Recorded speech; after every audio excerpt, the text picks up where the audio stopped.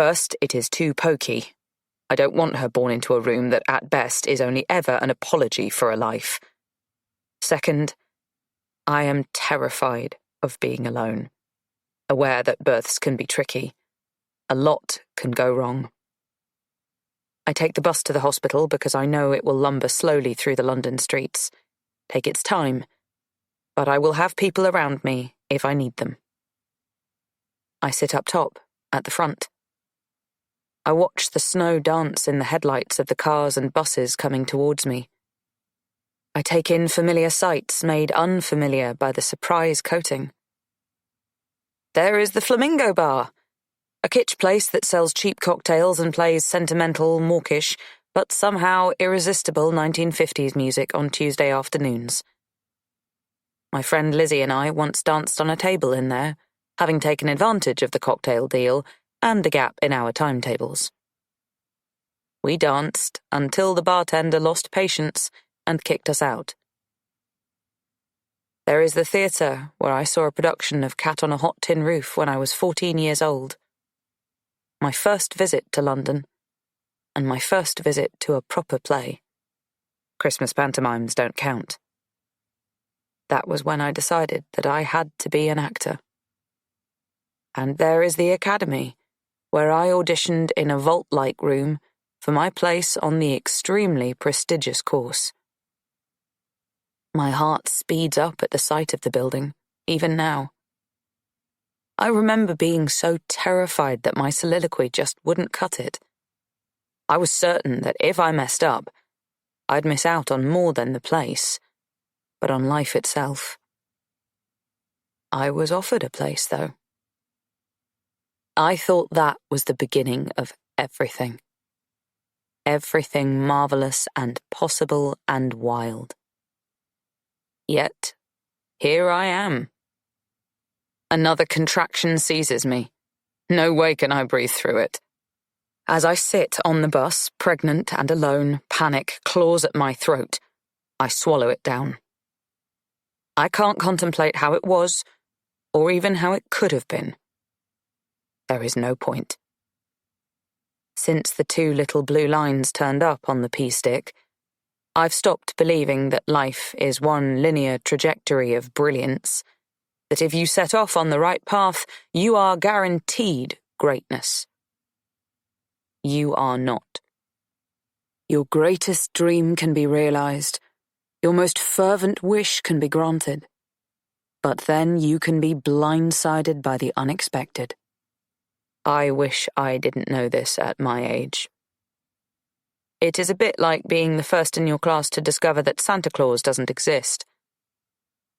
I am scared that this will set me, define me, make me cynical, weary. I wish I still lived in blissful, ignorant belief of unlimited possibilities and progress, like Lizzie and all my other friends at RADA.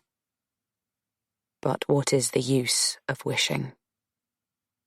It isn't any easier thinking about the future. The imminent birth of my baby girl terrifies me. What am I going to do with a baby? How am I going to be a mother? It's not what I planned. I suppose at some level I had a vague notion that I might be a mother one day. I don't know. I hadn't given it any real thought. What am I going to do? I can't look back. It's too painful. I can't look forward. It's too scary. I groan out loud. There are only a few people on the bus. 2 have earbuds in. The third respects the fact we live in London and refuses to meet my eye or acknowledge my despair in any way. I wonder, can I stay on this bus forever? Just driving around on an eternal loop. It's unfeasible, though, as the contractions are coming closer and closer and harder and harder. It's impossible to pretend I am just a kid on a bus, going for a ride in the snow, planning to dance on tabletops later. Impossible even for me, someone with enviable acting skills and a propensity to self-delusion. I will not be meeting up with friends in retro bars, or to lie in the park and carve angels into the freshly fallen snow. I will not throw snowballs or draw hearts on the windscreens of parked cars tonight. I have a baby to deliver. When I get off the bus, the driver says, "Mind how you go." He looks worried for me. I force myself to grin at him, hoping to reassure him that I am fine, because I want people to believe I am fine. I want to believe it myself. However, my calves have swollen so much, I haven't been able to fasten my boots since November, and I am wearing the only pair of shoes that still fit: summer trainers. They are not designed for heavy snow, and as I clamber off the bus, I almost slip over right under his gaze. A middle-aged woman offers me her arm and walks me into the hospital. I smile gratefully, but I'm not able to say much. I'm gritting my teeth, trying to keep my mouth clamped shut so I can hold in the screams. Still, it's nice to note, strangers are not always strange. Chapter 27. Come on, sweetheart, you're almost there. Just one more big push. It's almost over. I can't. Yes, you can. You're doing brilliantly, Theodora. I can't. I've been in labour for 16 hours, the last 8 in the hospital with this nurse or midwife, whatever she is. I'm not sure of everyone's proper title, and I don't dare ask. I feel stupid asking too many questions, so I limit myself to only asking for essential information. She seems like a kind woman. She is about my mother's age, which renders her at once reassuring and a little terrifying. Another contraction seizes me, making my body convulse. I scream. It is blood-curdling. I see the nurse flinch, even though she must have heard louder and worse. Surely I am not the loudest or worst. But maybe I am.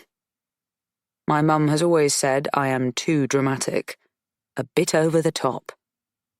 The sounds that come from me are violent and crazy. I am scaring myself and am ashamed that I can't be more measured and restrained, but here I am, legs splayed, blood, mucus, feces easing out of every orifice. I am stripped back.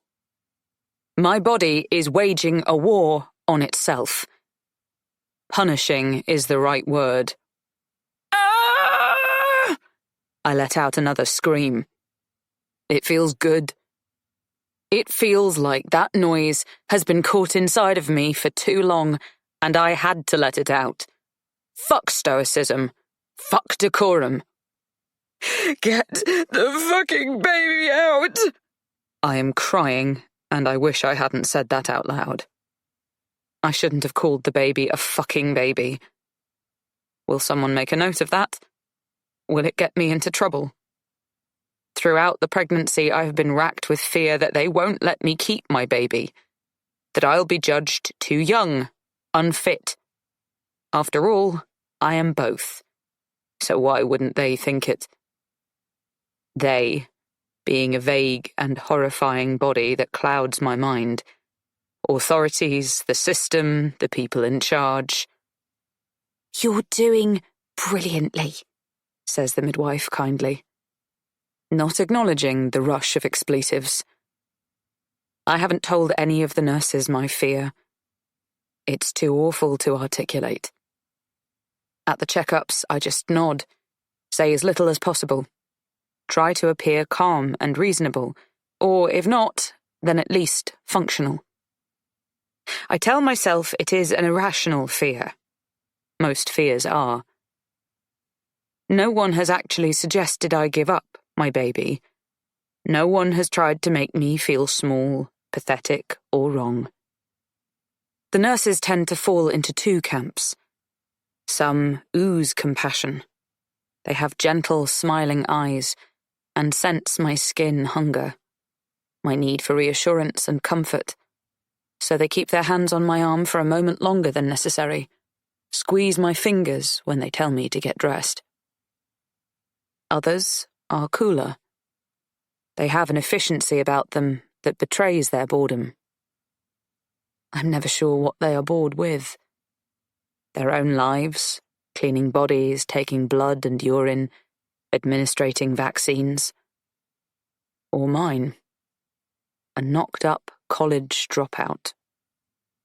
Oddly, sometimes I find it is a relief to be looked after by nurses who don't make small talk, but give instructions in crisp voices.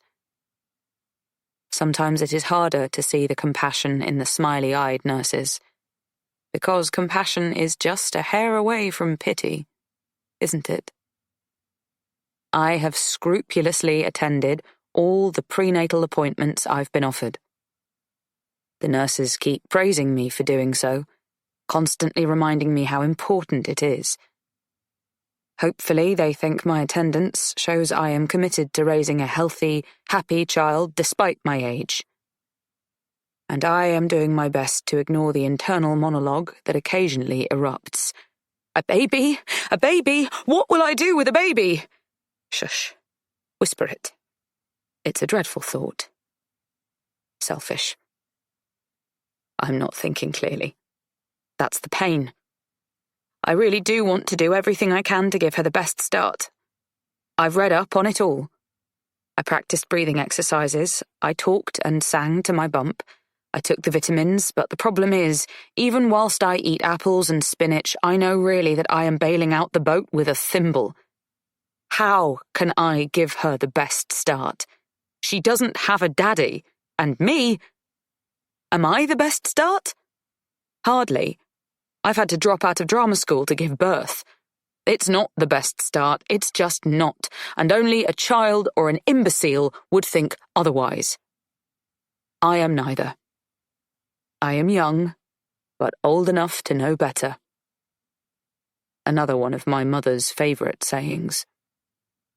I have liked going to the antenatal appointments, not only for the reassurance that the baby is okay, but because the nurses see me.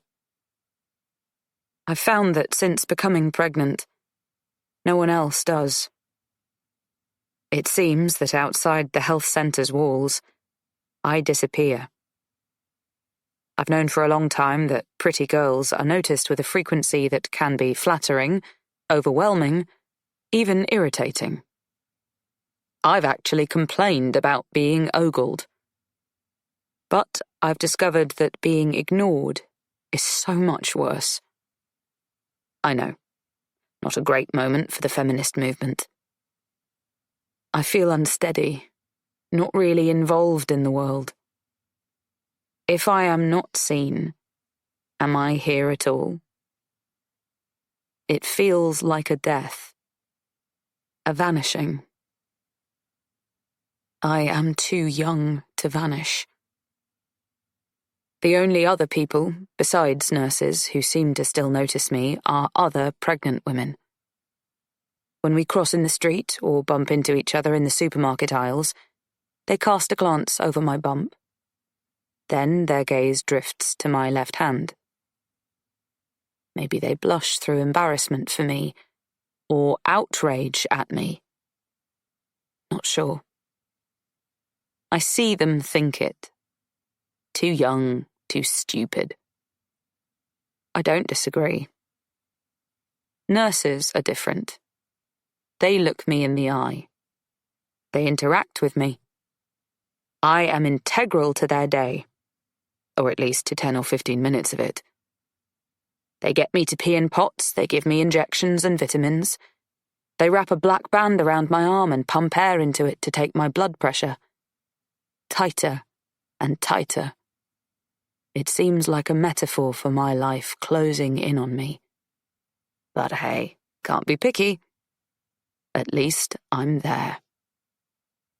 They rub freezing gel on my bump, and then laugh with me when the ultrasound machine hums out a heartbeat. Once, a nurse blew my fringe out of my eyes, because her hands were busy elsewhere. You should get that cut before the baby arrives. There'll be no time afterwards. She said this with a grin. She wasn't telling me off. She was having fun with me. Noticing me. I didn't have the money to get a haircut, so I did it myself with a pair of IKEA scissors that were designed to take off bacon rind or maybe chop herbs. When I went for my next checkup, I expected her to say something like, "Nice hair," because I had done a decent job. She didn't, though. I guess that was too much to hope for. It was silly of me to be disappointed. You're crowning. One more big push, Theodora. Nearly there, sweetheart. The nurse delivers this news with a grin that doesn't quite wipe away her all-pervasive expression of concentration. She glances at me briefly, but then straight back to the messy end. From the books, I know that crowning means that the baby should be out soon. No more wrench in two contractions. I will stop sweating and crying and bleeding and cursing. My stomach has been hard to look at. A veiny mound that appears alien to me. With the baby out, my body will be my own again. It won't frighten or surprise me. Yet the news that she will soon be out of me and in the world doesn't make me feel brave or relieved. One more big push seems idiotic. Better the baby stays in there. What am I supposed to do with a baby? But I don't get time to think about it because my body takes over. Ah! I push down with redoubled force and strength, a wild, animalistic urge. It's filthy and cruel, the pain immense, unthinkable. And then she is here. Real. There is a space in my stomach and my arms itch, craving her. She has arrived. They hand her to me. She is a mess. A slick film coats her, blood and a sticky veil of mucus. Such a mess, and yet so perfect. There she is. Life. All of it. I can't take my eyes off her. I drink her in. She curls into me as though she doesn't know yet that we've separated, that she is on the outside, and I count her tiny, tiny fingers and toes. She seems to sense that I am her harbour, and I swear I will be. Always. I promise you, baby. I promise. I started labour in a flimsy paper gown. I only brought one nightdress with me. Normally I sleep in pyjamas, but the book said you needed nursing nighties for hospital. I could only afford one. A hideous navy thing. The book said a dark colour was a good idea because of the blood. It is shapeless but comfortable, and front-fastening for easy access to my breasts. When I arrived at the hospital, there wasn't a right moment to change into it. The nurse said I should keep it for home, and gave me the paper gown, which I ripped off about 4 hours in. I am as naked as the baby. I don't care. Nudity never bothers me. My veiny boobs and my floppy, recently evacuated stomach are unrecognizable. My body, her vessel and her launch pad. The nurses buzz around me, cleaning things, stitching me. Then they take her away to assess her APGAR scores. I want to shout out, to object. However, I am grateful that the words catch in my throat because I have to behave normally. Rational mums want their babies to have APGAR scores. I just want to hold her tight. Nothing more. I very much doubt I am a rational mum. but I must appear as such. I wait impatiently, the few minutes stretching like hours. Is she okay? I ask, irritated that they are assessing her, judging her, and yet valuing their opinion, yearning for them to tell me she has passed this first test. She's perfect, says one nurse as she hands her back to me. And beautiful, says the other.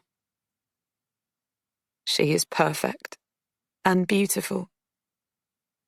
I love her so much, I think I might explode. Explode with the responsibility and joy of her. I just can't believe she is mine, and that she grew inside of me. Have you thought of a name? No. I glance at the midwife and see that she is watching me closely. I have a few. I just can't decide. I thought I'd know. She is so small for a name. Just a dot. Maybe I should call her Dottie. I offer the name up, waiting for approval. A thumbs up or a thumbs down. Dottie is not on my list. I had been thinking about Cordelia, Francesca, Amelia. They all seem too much for this little thing to handle. What do you think? There's plenty of time to pick a name, replies the midwife, not conveying much confidence in my choice. I feel silly. Does she think I am impetuous? My mother's name is Radmila. It is my middle name too. I briefly wonder whether I should give it to Dottie as a middle name, but I give up on the idea before it is even completely formed. Doing so seems presumptuous, as my mother has no idea that I am pregnant. I would never want her to think that I chose the name to ingratiate myself with her. That wouldn't be the reason. It would be to offer Dottie a sense of continuity, of history. But I couldn't bear it if my mother thought I'd named my child as some sort of apology. My daughter will not be an apology. You won't drop her. I'm not sure if the nurse is giving an instruction or asking a question. Her tone isn't confident enough to be an assertion. I tighten my grip. Dottie snuffles and roots into my breast. I put my nipple in her mouth. It just seems like the thing to do. You're a natural. I hear approval. Or, if that's a stretch, then at least relief. Is there anyone you'd like us to call? I shake my head. You're sure? I feel the nurse's scrutiny. Just minutes before, I thought they were supporting me. Now I wonder. A young, pregnant, unmarried girl is vulnerable. A priority. A baby just minutes old is more than that. She is everything. She is their priority now. They have swapped teams. I want to explain that I am on Dottie's team. I am captain and cheerleader and coach and anything else she needs. I'll do it all. Maybe I should let the nurse call my mother. For 9 months I've been trying to find the right way to tell her I was pregnant. Maybe a nurse telling her I am a mother is the answer. At least that way she can't yell at me. Not straight away. But I doubt the NHS stretches to international calls, and I know she will insist I return to Serbia to live with her. She'll knit for Dottie, pink bonnets and cardigans, feed her baklava and superstitions. One too sweet, the other too sour. My life will be over. There has to be another way. I don't bother answering the nurse. Confirming my complete and utter isolation isn't going to help anyone. I can't be bothered with what is missing and lacking. I must focus on what I have, right in front of me. I just stare at her. My baby. Dottie. She is perfect. We will be all right. Chapter 28. I only spend another 8 hours in the hospital after delivering Dottie. 16 hours in total there. And then I leave with a new person. An extra person. It is extraordinary. Unbelievable. By the time we, leave the hospital, the snow has hardened to an inhospitable ice where footfall has been scarce, and where cars have relentlessly ploughed on, it has melted to an ugly slush. I scan the pick-up set-down parking bay for the cab the nurses booked for me. I watch as a middle-aged woman pulls up and then, with a painful mix of frustration and love, eases out an elderly, confused man from the passenger seat. Her father, I suppose. Then my attention is pulled to a man in his late 30s who is dropping off his wife and young son. The son is wearing sports kit. His head is bleeding. The mother has blood on her coat from cradling him, I guess. Get him inside. I'll park the car and come and find you. The father barks the instruction, and yet his voice is infused with concern. Dottie will never know her father. So I suppose she won't ever have to watch him become old and feeble, help him when he is cantankerous. That should comfort me, but it doesn't. She is being denied a fundamental relationship, and I can't pretend otherwise. I tell myself that this is not my fault, but I don't know if that is true. Whether it's my fault or not, it's certainly my problem. All her problems are mine, and mine entirely. I already know that. If she ever gets injured on a sports field, who will rush us to a hospital? I need to learn to drive. Although, even as I have this thought, I realize it is unlikely to happen. I don't have the money. Dottie makes a sound, a sort of snuffle or mew like a kitten, reminding me of her presence. Already, I realize I'm aware of her on 2 levels.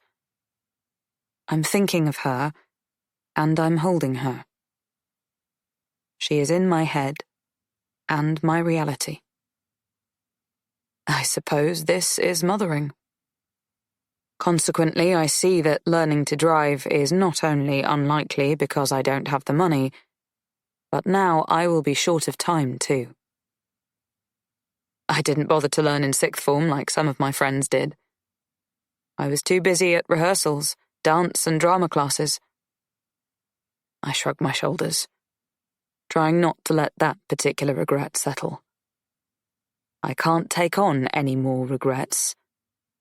I will snap. I watch these family units with a stiff envy. It causes an ache in my lower back. Or maybe that is just the weight of Dottie. I can't let the envy take hold and solidify either. It won't help. I kiss Dottie's head. You have me, I murmur. I'm glad the nurses called a cab for me. Initially, I was worried about the cost of the fare and argued that I could take a bus. But they said the cabs have baby seats installed, and it is the only safe way to leave hospital. Of course, I should have thought about that in advance. I haven't bought a car seat because I don't drive. I thought that was one expense I could avoid at least. Looks like I was wrong about that. I already have the feeling that there will be plenty I'm wrong about. Nothing I can avoid. A cab blinks its lights at me. Relief sloshes through my body. I am grateful for the specialist taxi company, whose service extends to the driver showing me how to put Dotty in the seat. His hands are confident and assured. Click, click, click. A little tug at the belt to check that she is secure. There is a school photograph of 3 kids under the age of 10, blue-tacked to his dashboard. He clocks my face, confused and overwhelmed at the mechanics of the car seat fasteners, at everything. It's just a knack.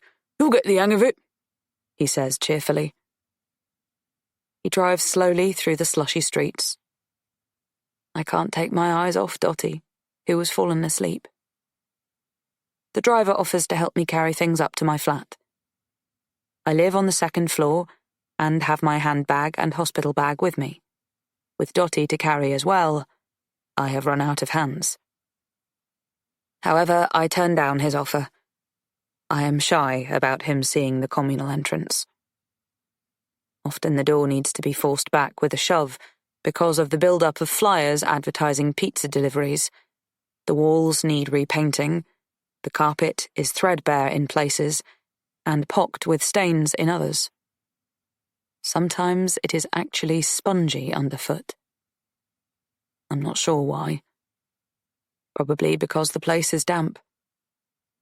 The hallway always smells of fried onions. I think it is the family in number 3. I'll be fine, thank you, I say, throwing my handbag into my hospital bag, putting that over my shoulder and then carefully scooping Dotty out of the car seat. She smells awful. I inadvertently pull back from her, wrinkle my nose. The driver laughs. You get used to that too, he says confidently. I am sweating by the time I climb to the 2nd floor, and Dotty is crying. Crying doesn't cover it. She is screaming. An urgent, hiccuping hysteria that suggests I've let her down. She needs her nappy changing, I need my sanitary towel changing. The moment I open the door to my flat, I drop the bags and collapse onto the only armchair I own. I scrabble to pull out my breast and urgently push my nipple into her mouth. She clasps her tiny rosebud mouth around it, sucks hard. The crying stops immediately. Silence, except for the gentle sucking sound. She doesn't seem to care about her nappy, happy to sit in shit, which is not an unuseful skill.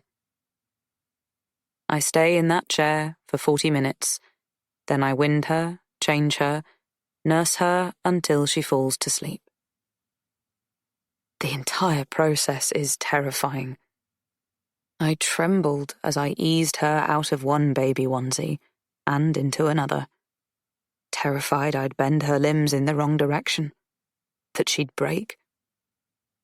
I am slick with sweat, and my head is pounding. I forced myself to breathe slowly, as I have been taught to do in the wings of a theatre before a performance. I talked to her throughout. I have enough control over my voice box to at least sound calm. I owe her that. By the time I manage to get to the bathroom, my blood is everywhere. I take off my skirt, tights, and pants and leave them on the bathroom floor. I find clean knickers and fresh sanitary products. I put on the nursing nightie that I took into hospital and 2 jumpers on top of that. I crawl into bed and close my eyes. Exhausted. Chapter 29. As I was leaving the hospital, someone told me that the health visitor would be calling by the next day. Tomorrow? Is that a problem? No. I am not confident enough to present problems. Are there new mums who dare to? The thought of a health visitor scares me. An inspection. A judgment. Luckily, late in my pregnancy, I was surprised to discover that the concept of nesting is not a myth, and I cleaned my little flat from top to bottom. I scrubbed floors, windowsills, and tiles. I tackled in and behind the old fridge and the oven. Everything about my life is cheap. When I sit on the bed, the mattress groans because it is so thin. Lots of things are old and worn, but they are at least clean. However, Dottie and I have been in the flat for 24 hours now, and nothing looks clean or tidy by the time the health visitor presses the buzzer. As she walks up the stairs, I pull my greasy hair into a ponytail. I can smell my own scalp. I haven't found time to shower, which I regret but can't do anything about. The health worker turns out to be motherly and kind. Thank God. She takes Dottie from me, weighs her while I stand by, helpless. After 24 hours of holding her more or less constantly, I don't know what to do with myself. My arms feel useless, pointless. I offer to put the kettle on. Oh, don't bother yourself, dear. I pick up a nappy sack and throw it in the bin, but the smell lingers. Oh, don't worry about the flat. Sit down. Rest whenever you can, that's my advice. She says this with a laugh. I begin to hope that she isn't here to judge me, but perhaps to help. She asks questions and nods and smiles in a way that suggests I am getting the answers right. I am grateful to Dottie for falling asleep, for not screaming. Still, I can hear my own breath, too fast and shallow. The health visitor's eyes graze the room. You seem well kitted out. It is kind of her to see what I have, not what I lack. I've done my best to make sure I have all the essential things a baby might need. A changing mat, a baby bath, and a bassinet. I do not have a full-sized cot yet, or a high chair. I plan to get those as she gets bigger. I don't have a pram, either. They are too expensive, and anyway, there is no room to keep one in the communal hall downstairs. And how would I get it up and down 2 flights of stairs? I do have a baby papoose. It cost 50 quid. 2 slow shifts in the coffee shop for a sling, but it was cheaper than a pram by a long stretch. I found everything else in the cancer research charity shop. I got lucky there. I was picking out baby clothes a couple of months back, and a woman who volunteered there said she had a few bits and pieces that might be useful. After that, she secreted away all the decent baby stuff that was donated. She found me a bottle sterilizing kit, a baby gym, a breast pump, which she assured me was immaculate, lots of clothes, some books and toys. Some of the stuff looks brand new. Well, Dottie is doing brilliantly, declares the health visitor. Before I can feel relieved, she adds, I'll pop in again in a few days' time, and then every week, just until you find your feet. I nod, although I'm unsure as to whether I want this intrusion, but it doesn't seem like a matter of choice. I am in a system.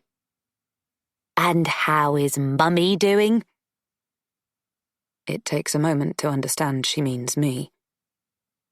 I nod. Fine. I'm surprised to feel a knot in my throat. I suppose it is nice to be asked. Over the next month, I become more used to her visits. I stop worrying about tidying up for her arrival. Actually, I don't so much stop worrying about the state of the flat. It is more that I stop caring, or maybe even stop seeing the mess. All I can see is Dottie, I am on a carousel of screaming, nappy changes, feeding, burping, sleeping, screaming, changing, feeding, burping, sleeping, screaming, changing, feeding, burping, sleeping. It just goes round and around. She doesn't like to sleep anywhere other than in my arms, and so I doze in the armchair when she does. Pinned. Some days it is an achievement if I manage to get to the loo. The health visitor's visits begin to merge. Today she is talking to me about vaccinations and going to the health clinic for those when she suddenly comments, "Dottie is a beauty, isn't she? Like her mummy." My hair is greasy. I am wearing sweatpants, but I guess there is always my bone structure. I know she is trying to be kind, but I don't know how to react. I stare back blankly. She continues, "You're lucky. Girls your age snap right back." I'm not sure if she means my vagina or my figure. Does either thing matter anymore anyway? I don't want to ask which she means. I don't want to be caught out having trivial thoughts about trivial things like my body shape. It could be a trap. Or at least a test. Am I sensible enough to be a mother, or am I self-involved and frivolous? I keep this thought in my head. It sounds ludicrous. Paranoid. A red flag. If they think I am paranoid, they might start to be concerned about postnatal depression. I mustn't draw attention. The health visitor seems nice, but she is always probing. How am I feeling? Am I coping? Do I feel happy, content? It is possible to think people are on your side, that they are being nice, but then find that they might not be. I remember my tutor at RADA. I was her favourite student, always bagging the best roles, always being praised for my intuitive acting, my original interpretations, my fierce imagination. It annoyed the other students that I was so clearly favoured. And then, suddenly, I wasn't. She called me into her office. The formality was unusual. "Come in, sit down, close the door." Her tone suggested it wasn't good news. "I want to talk to you about your plans." My plans? "Well, it seems your circumstances have changed." I wrapped my hands defensively around my belly. "In what way do you mean?" She paused, and her eyes dropped to my stomach. I was 5 months pregnant at that point, and no matter how I dressed to disguise it, it was becoming obvious. I knew I couldn't hide it forever. I was not denying it, but I was ignoring it. Or rather, I was hoping that everyone else would ignore it. I didn't want to have to let it go. All the possibility, my dreams, my hopes. I knew that the moment I acknowledged my situation, that was exactly what had to happen. "Can we do anything?" My insides were scrunched up so tight I thought I was going to implode. "We're here to help, but to do that we need to understand your thinking in order to put in place some sort of plan. We should talk about timings, whether you're going to take some time off." I didn't reply. "Or childcare afterwards. If, that is, childcare will be necessary." She was fishing. "You might have plans in place. Your mother?" I bit my lip. It was barely perceptible, and shook my head a fraction. My tutor's brow furrowed. The window was open. The noises of the street drifted in, and her hopes for me drifted out. I showed promise, but then so did many, many, many other young female actors. Showing promise was only relevant if it was flanked by 100% commitment and stringent, single-minded focus. I watched as her face hardened, as her mind whirled. There is insurance to consider. Some of the classes must be taking their toll now. The dance, the ballet. You can talk to me, Theodora. Do you have a tissue? She rummaged in her desk drawer, pulled out a packet of tissues. I took one, handed back the pack. She shook her head. You can keep them. Thank you. I left that day. I never went back. I don't imagine I ever will. I picked up more shifts at the coffee shop. I was on my feet all day. My back ached. The skin across my belly stretched so taut that I thought it might burst. The health visitor brings me back to the room. What is she saying? I have to tune in. I must listen and stay in the now. She's a good little feeder, isn't she? I nod. And that's been straightforward for you? No problems? I don't confess to how much I like it. Dottie's hungry, urgent tugging at my breast. I let her stay on my boob for as long as she likes, sucking at first furiously, then contentedly, then sometimes losing interest, sometimes falling asleep. I am worried that it might sound weird or just lazy if I tell her this. But as there is never anyone to see us, I don't always feel the need to unlatch her, put my breast away, and pop her into her crib.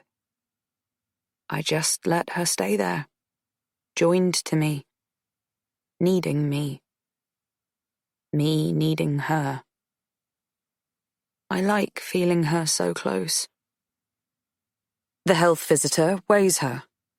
Oh, very good. She writes down the weight gain, nodding with approval.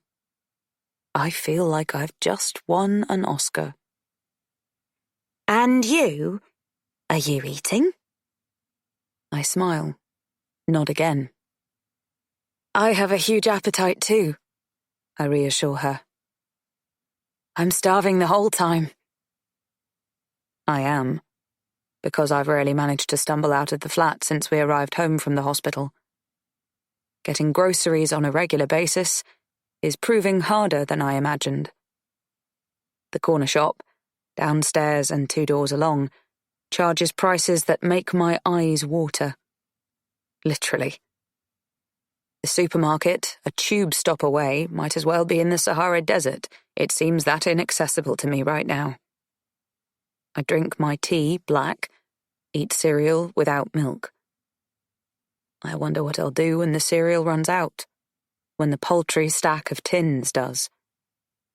Before Dottie was born, I built a pile of nappies so high it was a tower. I remember thinking I'd overdone it, that we'd never use them up. I'm down to my last 4. Is there anyone dropping food by? Helping out? Oh yes, I reply, smiling. lots of people. I lie because I don't want to appear friendless or hopeless. A person without friends is suspicious. I am glad that she doesn't ask who exactly. I change Dottie's nappy, and she seems appreciative. She kicks her legs and gurgles. I swoop down on her and kiss her over and over again. Her face, head, tiny body and chubby thighs, her arms, her wrists and hands. Her skin is like butter left out in the sun, so soft. She loves me kissing her this way and laughs. I could kiss her all day, every day. I could really. And that doesn't cost anything. But after a bit, my lips seem dry and scratchy, and she seems bored. I have to think of something else to do with her. Chapter 30. The man next door, who is in his 30s, basically ancient and a sad fuck because he plays video games all night, bangs on the wall because she is screaming and has been for 4 hours straight. Or 2 weeks straight. I'm not sure.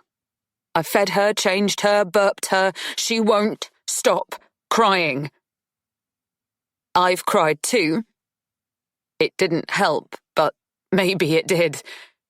When he bangs on the wall, I hammer right back, hard. Really hard, so my hand hurts. I yell, "Fucker! Sad fucker, you sad fucking fucker! I'm on my own here! I'm doing my fucking best, you fucker!" Almost certainly that excessive amount of anger is not really directed at him, and I feel guilty as soon as the moment of rage passes. So I cry some more.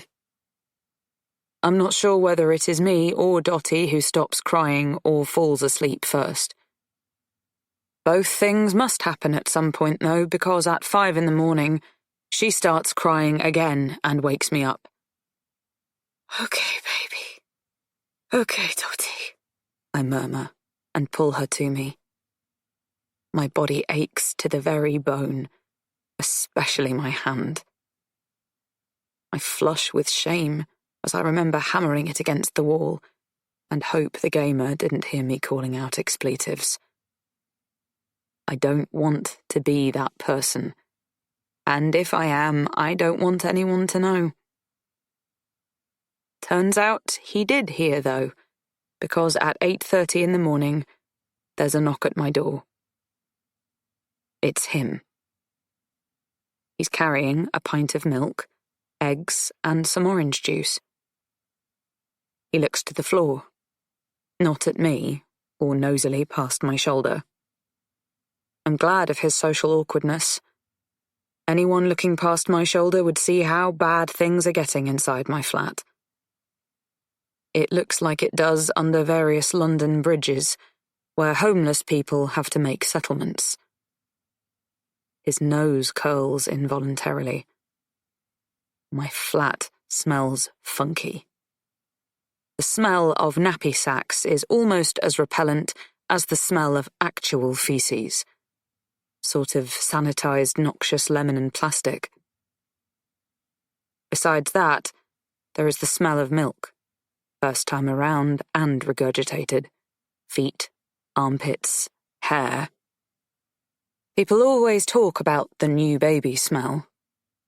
I guess they don't mean a new baby trapped inside a 2-room flat, a few meters square, with a mother too exhausted and alone to find time to shower regularly. If I had a bath, we could have got in there together. I don't. So when I want to get clean, I have to lie her on a towel on the cold lino floor of the bathroom, while I shower as fast as I can. She screams throughout the process, missing my arms. It is exhausting and heartbreaking. So I don't bother, unless I know the health visitor is stopping by. "Sorry," he says. I nod. I am too. About a lot of things. I don't know where to start. I eye the groceries greedily. Could they really be for me?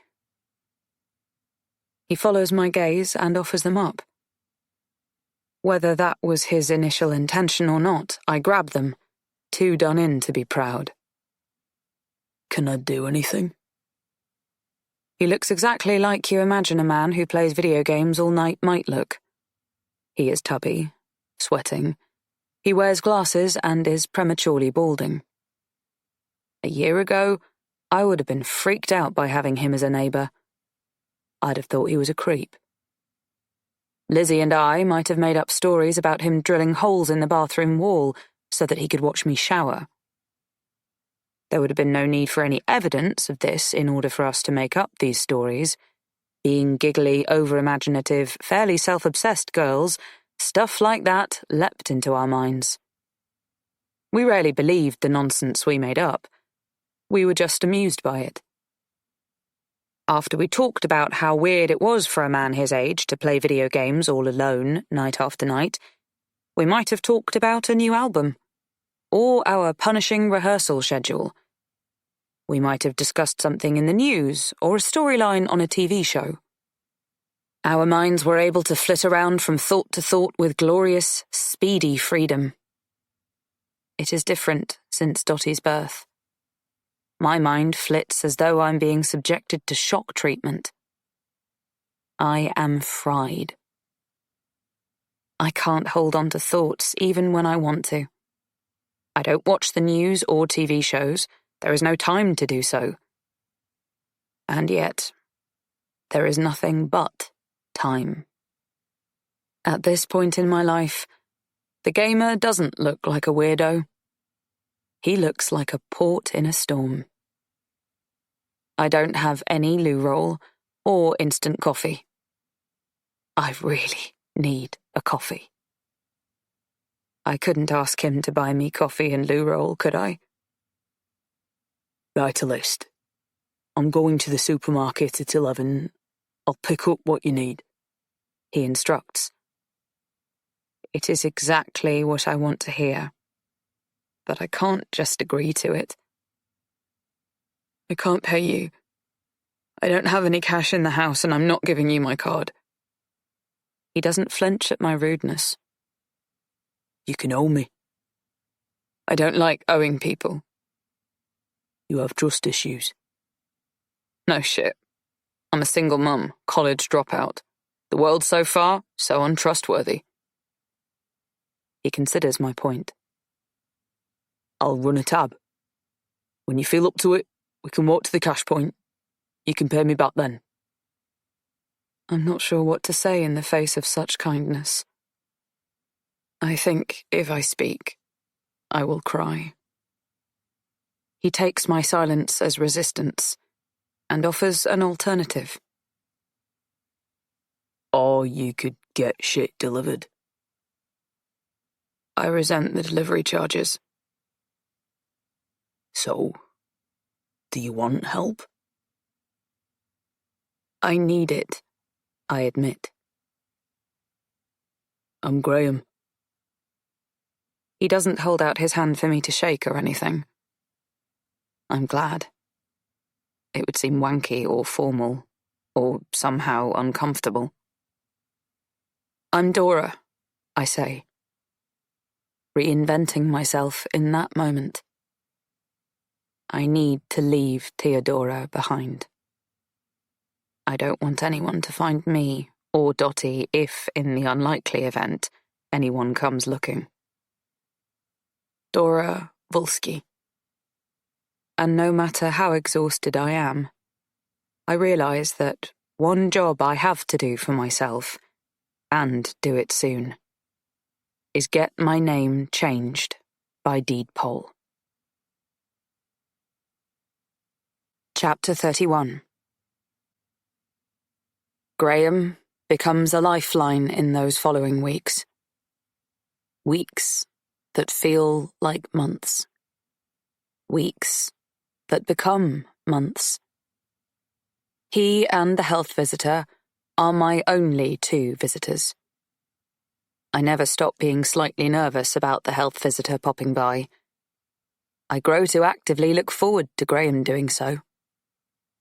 When Dottie was first born, I texted Lizzie and my other friends from RADA to tell them the news.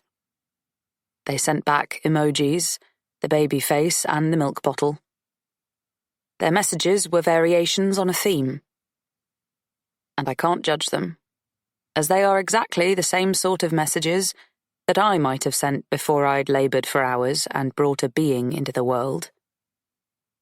Cute! OMG, so hard to believe you are a mummy! Do you wear matching outfits? It's so Surrey Cruise and Katie Holmes. You should! They promised to visit. They didn't. At first they sent excuses. They had rehearsals, dates. Then the excuses dried up. I had thought they would all visit at least once. You know, out of curiosity. Jesus, it is hard to accept I am not even an object of curiosity anymore. So, without friends or family to depend on, I bounce from one stranger to the next, depending on their random acts of kindness. The woman in the charity shop, the taxi driver, Graham. As I do so, I am aware that it is a precarious position to be in. It isn't much. I wonder, will it be enough? As unlikely as it might have once seemed to me, Graham becomes as close as I have to a best friend. We start going to the supermarket together. Dotty strapped to my body. He helps me lug the shopping home. Sometimes we have a coffee in his flat. It doesn't smell much better than mine. It is stale with discarded pizza boxes and the dank waft of musty weed. When we are out on the streets, we gratefully gasp at the fresh air, although really, I find his questionable hygiene reassuring. I don't have to try too hard with Graham. I don't have to pretend. He doesn't ever offer to change Dotty's nappy, as he says that is totally gross. But he plays with her. When she moves on to bottles, he starts to feed her. And sometimes he just holds her when my arms or back or calves ache with striding up and down the corridor, jiggling her, begging her to sleep. As she's got bigger, we've travelled further on the tube. Sometimes to libraries for parent and toddler reading groups, often to markets or charity shops, where we hunt out bargains together. Graham was the one who spotted the bugaboo pram and pushchair in the British Heart Foundation shop. It was selling at just a fraction of its retail price. He also dropped in on the people living in the 3 ground floor flats and told them that we would be storing the pram in the hallway. He didn't ask for permission, as I most certainly would have done, so no one said we couldn't. As soon as Dotty started sleeping through, I began doing a night shift at the local pub, and Graham babysat for me. The money I earn barely covers my rent, but with benefits as well, I manage. It is okay. Not a life I expected to be living, but okay. It is a life. Today, Graham tells me that his company are moving their office to Nottingham. He has a choice of moving there too, or taking redundancy. He likes his job and tells me, "I'm a bit fed up of London anyway. I live in a shithole." It is true, although depressing to hear articulated, because his flat is bigger than mine and smarter inside. "It's too expensive, and getting another job isn't a given." "Will you be all right if I go?" he asks. "I'm getting out and about more now. Don't worry about me." I smile at him. An enormous beam. I learnt it in an acting class when I was about 14. I remember the instructor singing an old song. The words bounce into my head. "Smile, though your heart is aching." "You could move too. Flats are cheaper in Nottingham. We could rent together, like as mates." I don't know what to say. Suddenly our months of friendship vanish, and I feel like I did the day he offered to buy me groceries. Overwhelmed. Like that time, I fall silent as I try to gather my thoughts. He jumps in and adds, "Or not." It isn't clear if he means we can rent together but not as mates, or not rent together. It doesn't matter.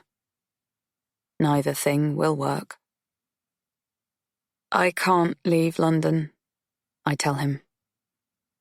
Why not? What's keeping you here? I shrug. I can't explain it.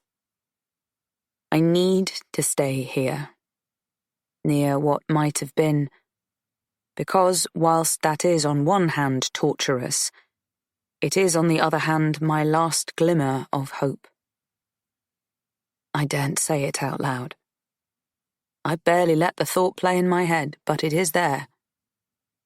Maybe one day, when Dottie is a little older, I might be able to find a way back into acting. Admittedly, I won't be formally trained, but that doesn't have to stand in the way. If I move to Nottingham, it is a declaration that it is all over. I don't think I could get out of bed in the mornings if I admit it is all over. Don't worry about me. I'm fine. I lie. I don't know if I'm imagining it, self-esteem issues and all that. But he looks relieved to be off the hook. Graham moves quite quickly after that. Not much to pack up, he points out. Dottie and I stand at the end of the street and wave to him. We're still standing there, long after his rented transit van has disappeared from view. Chapter 32. I miss Graham. His visits, his company, but also practically his help, specifically with babysitting. That sounds selfish. However, I'm so exhausted and worried about money that I can't find the energy to be more nuanced. I have to give up my shifts in the pub, because there isn't anyone I trust as much as I trusted Graham to watch Dottie. I register at babysitting agencies because I know that at least those people are vetted, but I can't find any work that pays enough to justify babysitting costs. Waitressing, office temping, positions in retail all earn less than childminders, certainly once I deduct tax and factor in the cost of travel. I look for work where I can take her along with me. There isn't any. It would be easier if she were a dog. They are welcome in all sorts of trendy offices. I need money. I am desperate. Hungry. And I don't mean hungry with ambition, as I was when I arrived in London. I am literally hungry for food. We are hungry. When she just wanted to feed from me, it was easier. Only I had to eat, and I could manage. Not necessarily getting the most balanced diet, back to handfuls of cereal, sometimes pasta with tinned tomatoes on top, but enough to get by on. Now, she needs food first. I am a mother, and so it excites me to see her push mushy food into her little rosebud mouth. She needs to eat things with vitamins and minerals. My baby is growing. I've cut the feet off her onesies because she can't stretch out her legs when she's wearing them. My hip bones and ribs reappear. Initially, I'm quite pleased about this. I'm a woman living in the Western world. I'm programmed to think weight loss is a bonus. But my flesh continues to melt away, and soon my thinness is worrying rather than attractive. We go to food banks, but I feel uncomfortable, as the volunteers always ask questions. Maybe they are just making conversation. Maybe they are nosy, but I find it threatening. How old is she? Brawny little thing. Is your mother around to help? Is anyone? Same questions over and over again. The implication is that I need help, that we aren't managing. I suppose we are not, but I can't allow anyone to notice as much. Before we set off for the food bank, I carefully check over Dottie. I examine her. I make sure she has a clean nappy and a clean face, laundered clothes. She is perfect, so why do they keep asking questions about who is helping? Maybe it isn't her. Maybe I am the giveaway. I can't risk being noticed by social services. I live in fear that they will take her off me. Being a mother is the greatest privilege life can offer, but at the same time, also terrifying. When she was born, I became aware of my inefficiency when it came to describing what I felt for her. A powerful, all-consuming rush, like the strongest tide. A love I did not know I was capable of.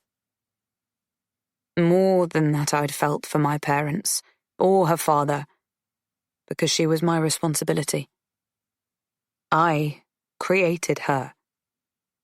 She didn't ask to be born. I owe her everything. But I can give her nothing, or next to it. I am constantly failing her. Dottie's life is literally in my hands. If I drop her, she will break. Bones will smash. If I drop her emotionally, she will break in a different way. We don't all get to choose NCT groups and Montessori preschools. Some mothers' choices stay with food or nappies, heating or baby shoes. She keeps growing out of things.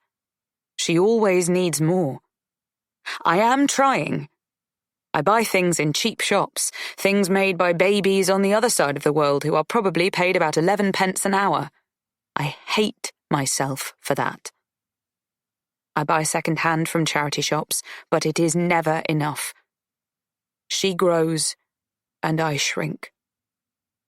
I am sitting in the flat, eking out a meal of beans on toast, when I recall a girl I used to share occasional shifts with at the pub.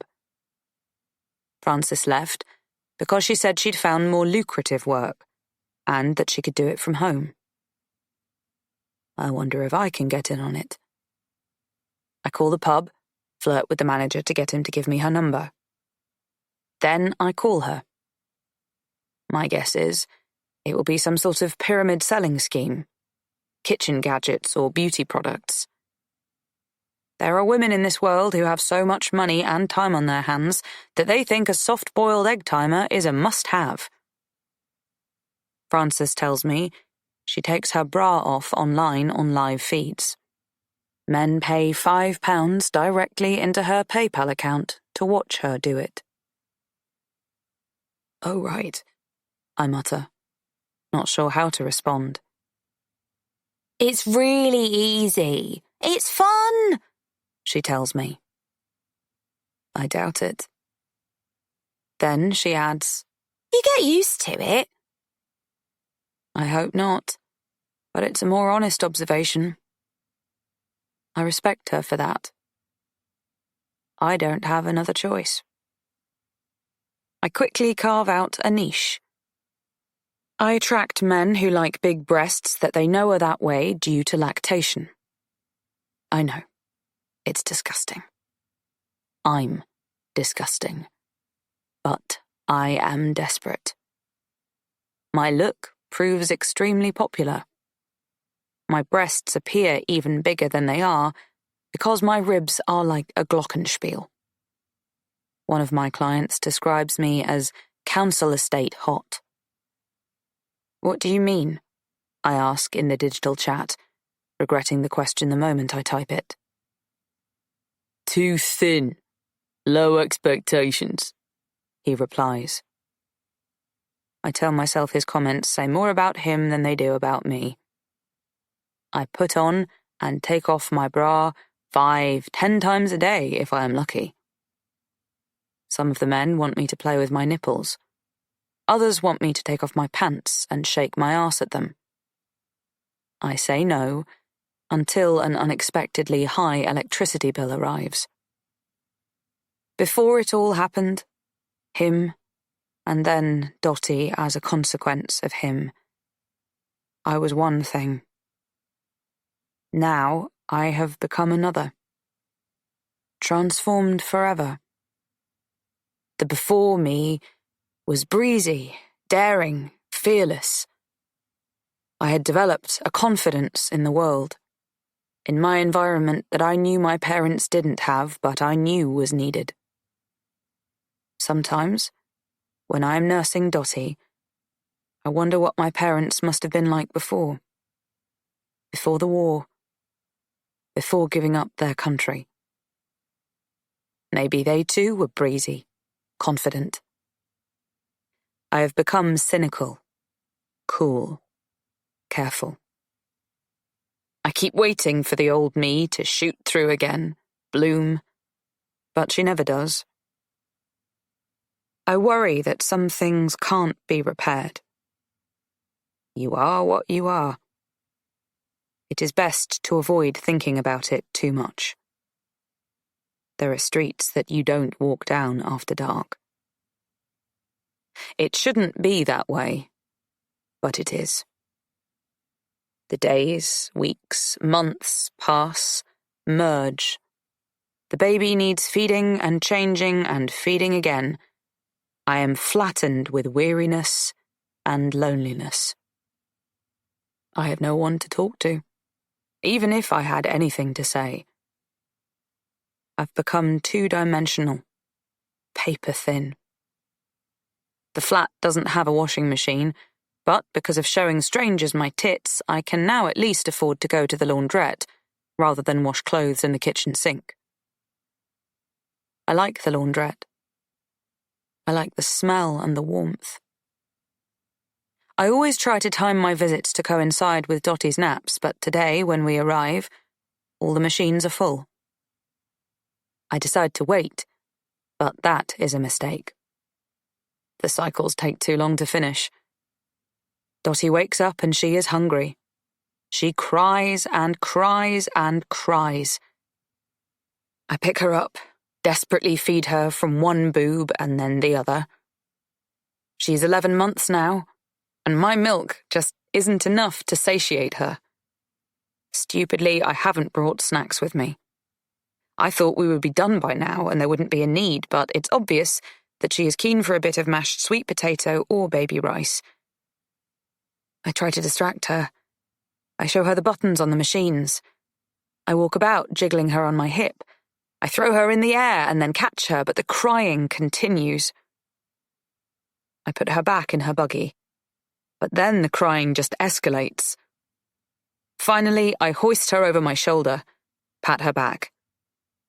Her outraged, frustrated, constant wail settles into exhausted hiccuping before it eventually stops. I feel everyone in the laundrette release a collective sigh of relief. My sigh is more pitiful. I guess my daughter is learning that sometimes the food just won't be there, no matter how much she cries for it. I don't know how it happens. The warmth, the rhythmic whirl of the washers and dryers, watching the clothes spin around and around. I fall asleep too. My grasp slackens. She slides down my body. Luckily, that jolts me awake. I catch her when she is an inch from the floor, save her from hitting the cold tiles.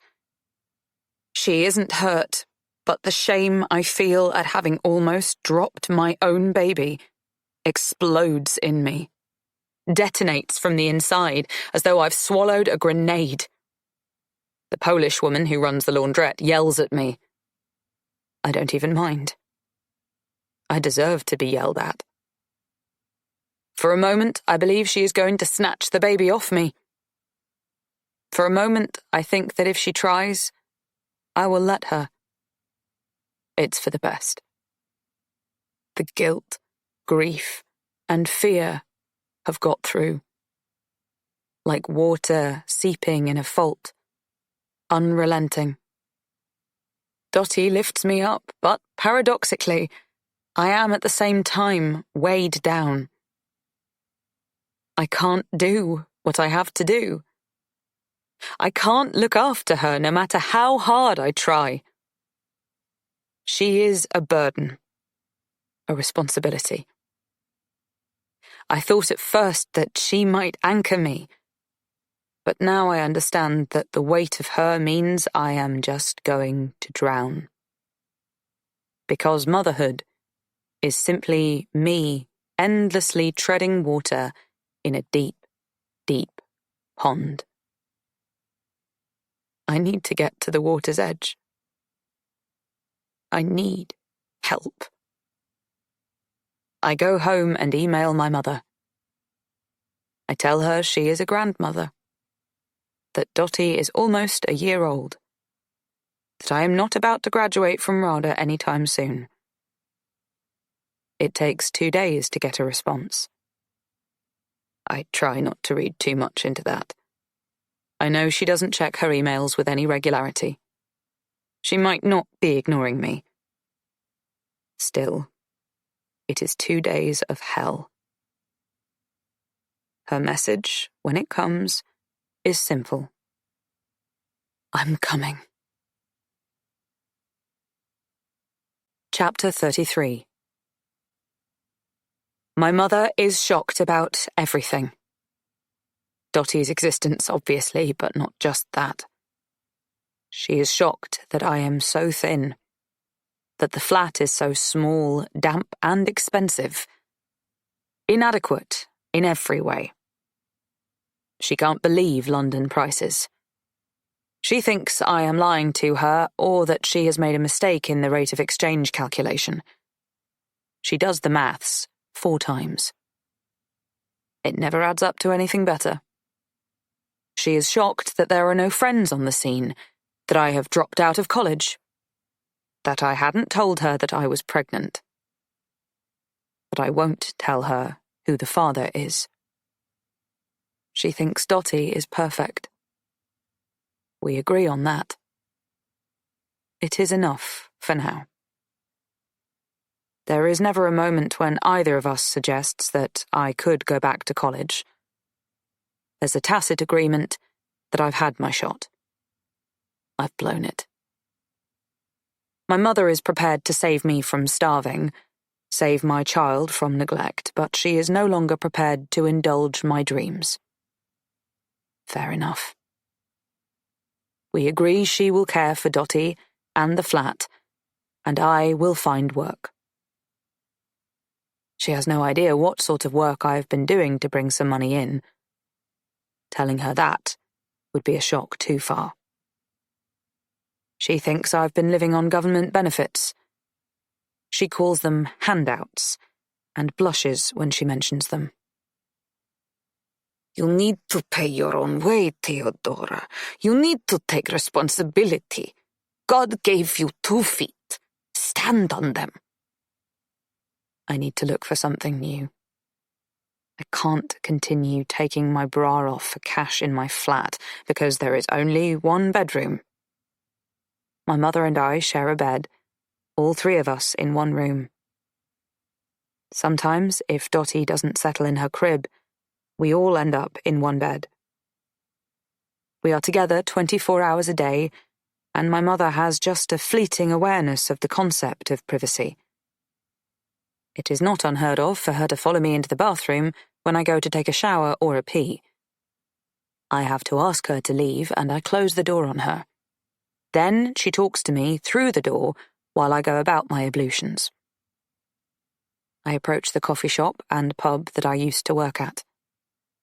The coffee shop reports that there's nothing going, but the manager at the pub offers me a few shifts on minimum wage.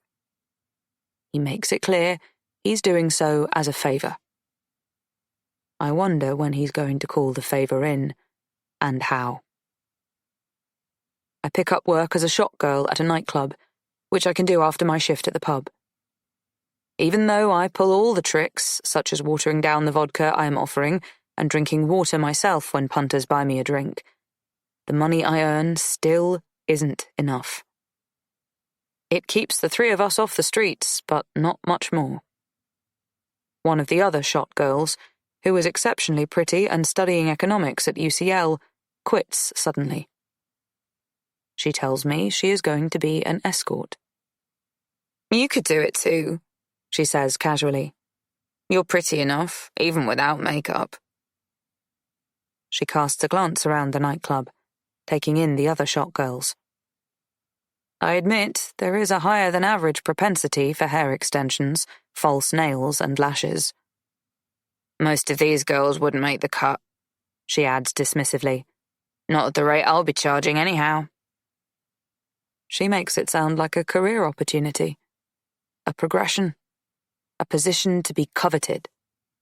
And in a way, it is just that.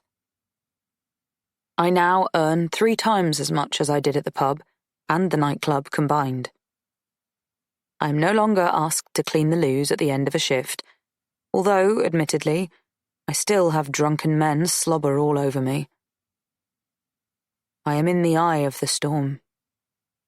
I know this, but I don't know what else I can do, except ride the waves, see where I wash up. Chapter 34. Radmila. I am pleased Theodora is doing the right thing.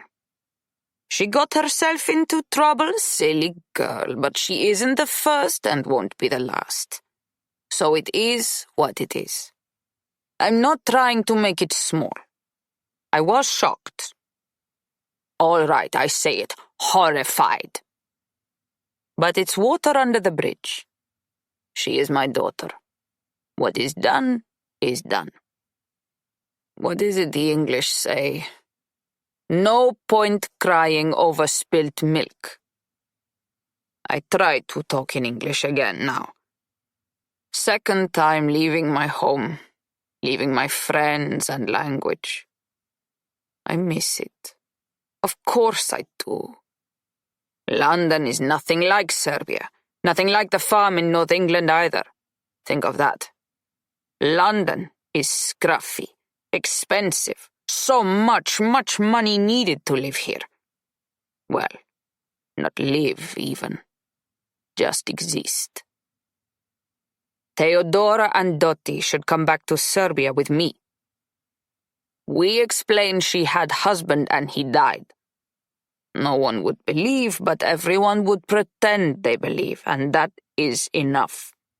But Theodora, stubborn, says opportunities are here. Future here. What opportunities? I yell. I look deliberately around the pokey flat. Smells of last tenant no matter how much I scrub. They had dogs. I smell their dogs and their sweat on the furniture, in the air. Theodora works, but in a pub. No one ever get rich working in a pub. We can't manage. I say this many times. She listens eventually. A good girl, really. Gets a promotion. Now a manager. This means long hours. Often she at the pub until 3 or 4 in the morning. I ask, what do you do all these hours? We have lock-ins, Mum. For the regulars. I have to do the inventory. I stay behind and do the cleaning. You take the salary for the manager and cleaner too? I ask. She nods. Not too proud to work hard, my girl. Good girl. Hard work never killed anyone, I tell her, when the alarm goes off early mornings, when she returns home late, and she listens to me. Nods. Knows I'm right. I worry about her walking home alone at night from the underground station. I don't suggest a cab, though. I know we can't afford it. She knows it too. I just tell her to take flat shoes to change into as she leaves the bar. She's a fast runner if it came to it. Dear God, I pray it never does. The extra money she earns is a big help. Very lovely. She spends it all on Dottie, not herself. Some girls would buy dresses and shoes for themselves, but not Theodora. She buys lots of new clothes for Dottie, though. Really new, not just ones bought from the charity shops. At first, it is enough for her to buy Dottie clothes from supermarkets. Then she buy from Gap. Then she start to buy 100% organic cotton onesies from independent retailers. She says this phrase to me, the pride in her voice obvious. I think the onesies same in Tesco, but it makes her happy, and she works hard. So this is her choice. Dottie deserves the best, she say to me, like I said the opposite, which I didn't. I wouldn't. We find somewhere better to rent. A place with 2 bedrooms, no smells. I tell Theodora that it make more sense that Dottie sleeps in my room because Theodora keeps such funny hours and there is a risk she wake the baby when she comes home after a very late shift. I had to say this because once I hear her come home late when Dottie's still asleep in her room. I watch from the door and I see her ease Dottie out of her cot to cuddle her. It's sweet but selfish. A baby shouldn't be woken.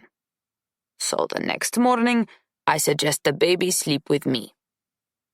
But she's a good sleeper, Theodora protests. I didn't wake her. Not this time, no. And even if I had, she would quickly go back over. It's not good for a baby to be disturbed. You want the best for your baby, don't you? Of course. Well, it is unfair disrupting a baby's sleeping pattern.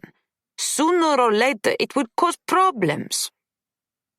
Theodora can't argue with my logic. The next day, she helps me carry Dottie's cot into my room. I know she thinks I am interfering and controlling, but she doesn't say it, and that's for the best. I'm not interfering and controlling. I'm looking out for her. For both of them. Because look how things turned out for her when she had no guidance. She needs me. Dottie needs me. I don't ask many questions. No point. When I do ask, Theodora evade me, and so I tell myself she is an adult. She has her own life to live. She knows what she is doing. But that is a mistake. I see now. I should have asked more questions. These pictures. Her bottom, her breasts. My own daughter. I never thought I would ever see such a thing. I don't understand what I am seeing on her laptop. I was looking for her work address. I thought I should take Dottie to her. She didn't answer her phone. Dottie is sick. I wasn't snooping. I was searching for her address. But I find this. The angle. Someone must have taken a photo of her. For her. She's very beautiful. That is a fact. Even like this. Her skin is a lovely tone, and it's tight. I remember being young and having skin like that. We look a bit alike. She is more beautiful, though. At first, I think she must be sending these to a boyfriend. I've read about that. Girls do that now. Foolish, but the world is. One boyfriend I could have understood, but then I noticed she is emailing the photos to a woman. I don't understand this. Is she a lesbian? No. The woman sent her the photos, but they are of my daughter. It's confusing me. Dottie is limp next to me. I take her temperature one more time. It's higher than last time. I strip her to vest and nappy, but then worry because her feet are ice. I put on socks. I take them off. She mews. She does not cry. It's worse than wailing, this silence. Then I notice the spots on her neck, cascading down her back. No time to find Theodora's work address. No time to understand these pictures. I snap close the laptop and I take my granddaughter to hospital. It's echoey and busy. Disconcerting. I rush through glass sliding doors, talk to women in blue uniforms who look comfortable and serious. They dash me along corridors. They insist on holding Dottie. I feel breathless with panic for my granddaughter and also grubby. The thought of my daughter's flesh, pixelated, exposed. Dottie is with the doctor now, and I am worried sick about her. I tell myself at least now, there is someone looking after her, finding out what is wrong. They told me to wait here. Wait. So I am in this room with the buggy and the laptop. I don't want to be here with these photos. I want to be with Dottie. Innocent, precious, sick Dottie. You can get a cup of tea from the vending machine, says the nurse. I glance about the room, uncomprehending. I can see a vending machine. There are rainbows painted on the wall, cheerful, colorful. But the image of my daughter's nipples, her thighs, her buttocks keeps assaulting my mind. I must look like I am in shock. I am. My head buzzes, and my limbs feel loose, unreliable. The nurse smiles sympathetically, tries to be reassuring.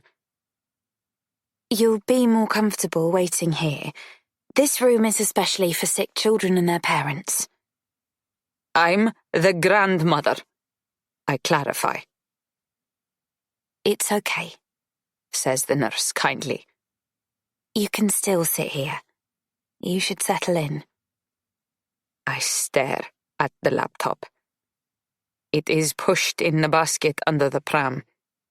It's nestled up against the spare nappies and bottles I brought with me. Irrationally, I imagine the nurse can see the pictures as though they are being projected out of the computer onto the wall, superimposed, splattering across the pretty rainbow. My daughter's shame squashes me. I feel breathless. I think of Dottie. She's all that matters right now. I mention I'm the grandmother in case this is a problem for legal things. If you need to treat Dottie. We'll cross that bridge if we come to it. In the meantime, if you could get hold of one of her parents. My daughter. Her mother. Both relationships so fiercely elemental, and in this moment, remote. That bottom pushed up. Those breasts pushed together.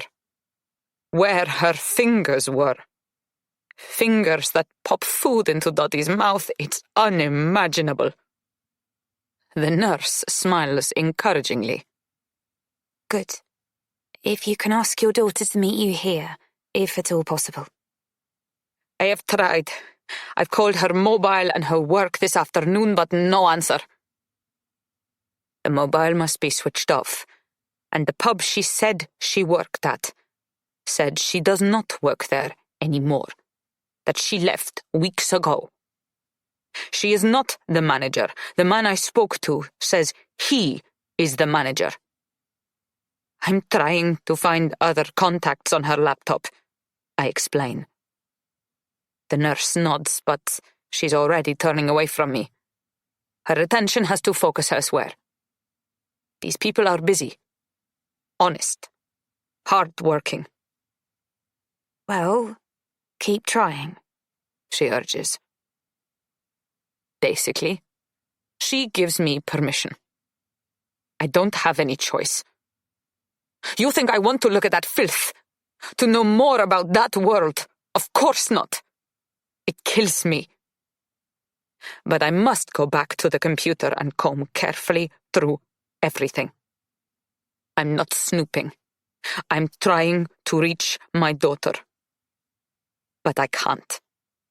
Because by the end of my search, when Dottie is finally returned to my arms, I conclude I don't know who my daughter is.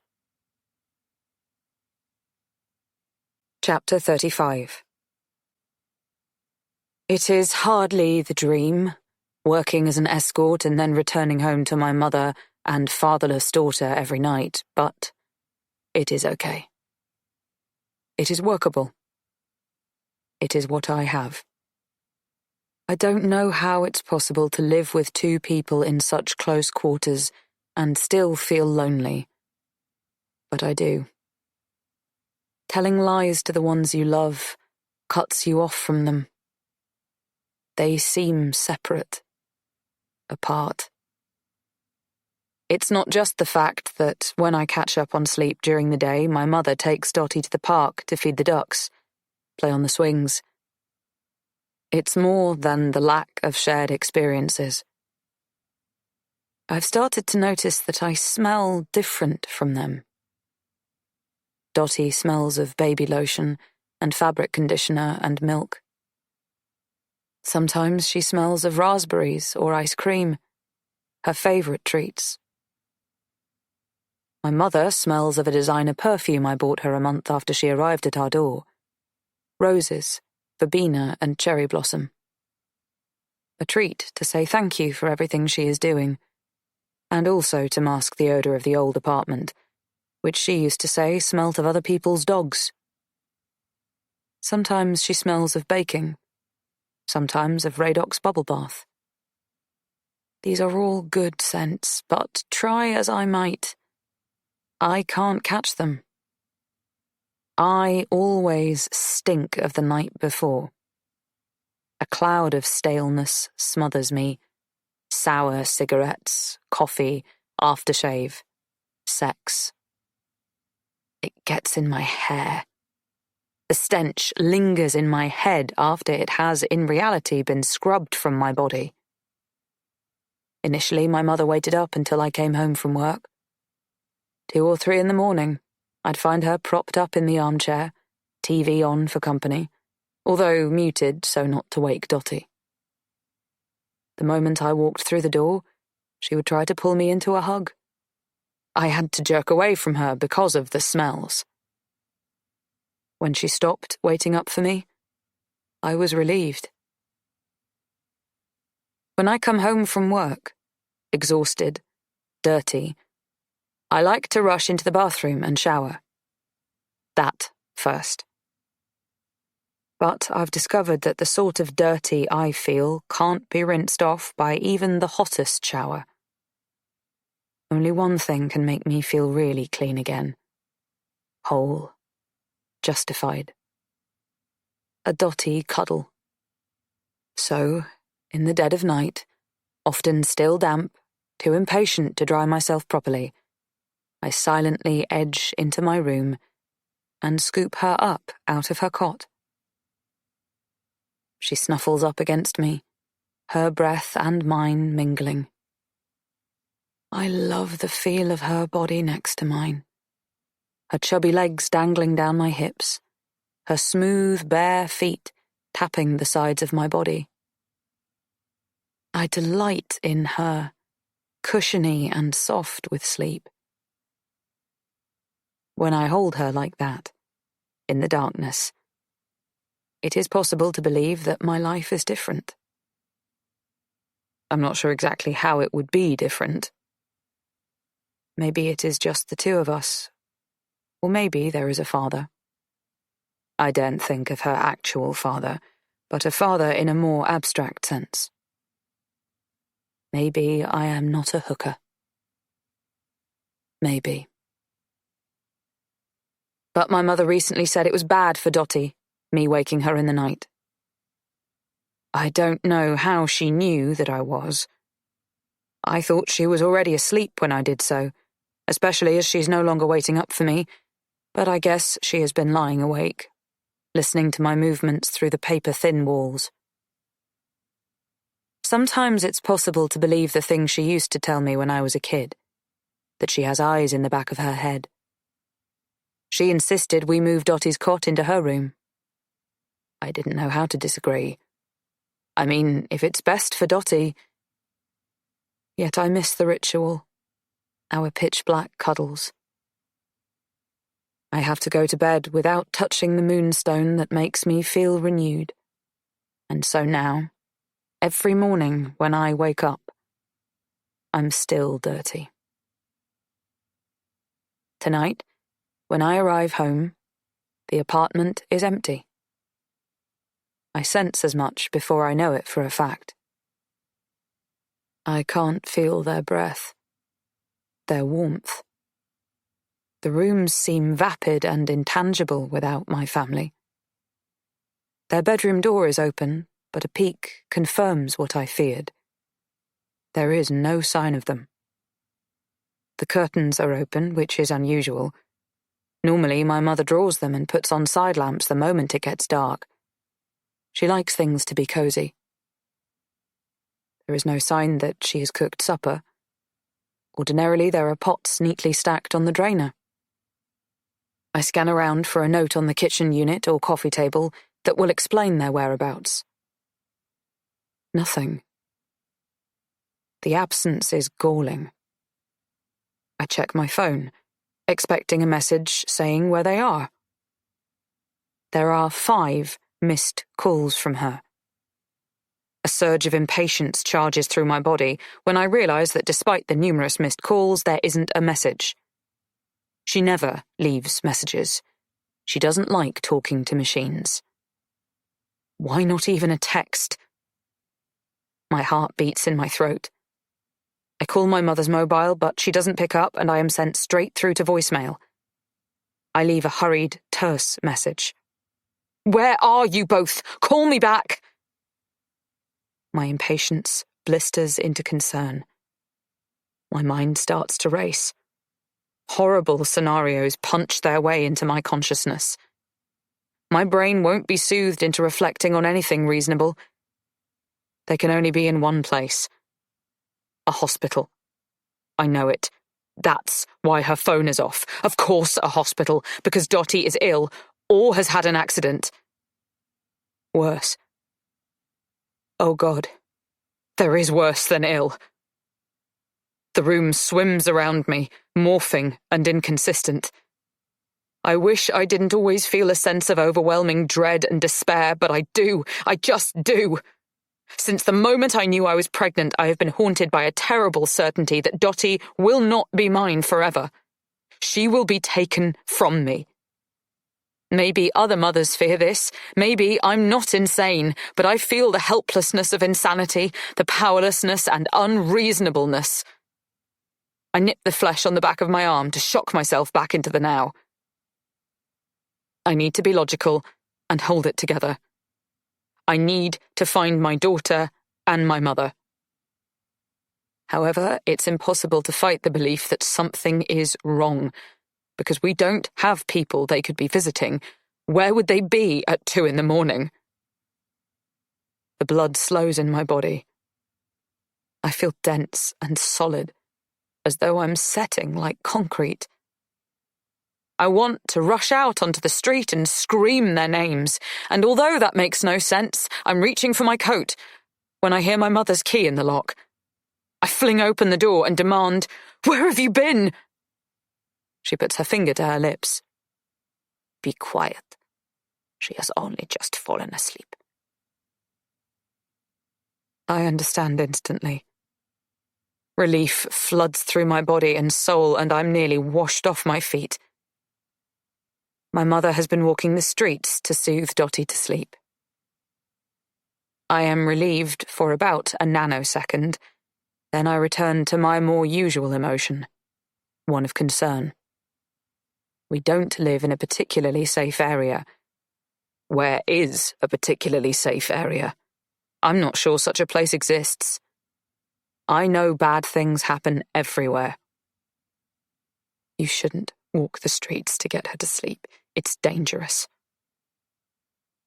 My mother doesn't reply. She pushes past me, takes Dottie into her room, and lowers her gently into her cot. I notice Dottie is still wearing day clothes, not pajamas. If my mother had been trying to get her to sleep, she would have been wearing pajamas. What's going on? I ask. You tell me. Her eyes drop the length of my body, scouring me. I am wearing a black cocktail dress. It is short and strapless. I can see her disapproval in her brow. Normally, my mother doesn't see me in my uniform. When she used to wait up for me, I was always careful to change into trainers and jeans before I got home. Since I no longer expect to see her at night, I've become sloppy about that habit. I pretend not to be aware of her questioning gaze. Do you want a cup of tea? She had a fever. Dottie did. Yes. High. Very high. When did that start? Did you give her Calpol? Why didn't you call me? I did give her Calpol. I waited. Her temperature went higher. She was crying. In pain. Then, by tea time, she was not crying, but floppy. I did call you. I feel sick. I am usually home most of the day. Even if I take a nap, I'm here if they need me. However, today's job was in Oxford. I left just before lunch. I went by coach because it is cheaper than the train, although slower. I remind myself that Dottie is safe and asleep in her bed. Whatever the problem was, it has passed. It is all okay. Then there was a rash. I think of meningitis. Jesus, Mum. I imagine her fear, her panic. Yes, so I need to take her to hospital. But how? I didn't know where it is, which bus to take. You should have taken a cab. I did in the end. I took the money from the saving jar in the bottom of your wardrobe. The jar where I keep my cash tips. It doesn't surprise me that my mother has found the secret stash, and it doesn't matter that she has. I'm not hiding the money from her, but from burglars. Still, she might wonder where that amount came from. It's more than is likely tipped in a pub. I called you again to check this okay, to tell you to meet me at hospital. You didn't answer. We're not allowed our phones on when we are working. I called the pub. They said you left months ago. They don't know where you work now. I feel the air in the room slow and still. My mother edging closer to my secret, to my shame. I try to be breezy and bluff. Oh, you must have called Libertines. I moved to a different bar. I told you, didn't I? No, you never said. Oh, I thought I had. I need to get her away from this. The fever? It wasn't meningitis. It can't have been if you're home. No, thank God.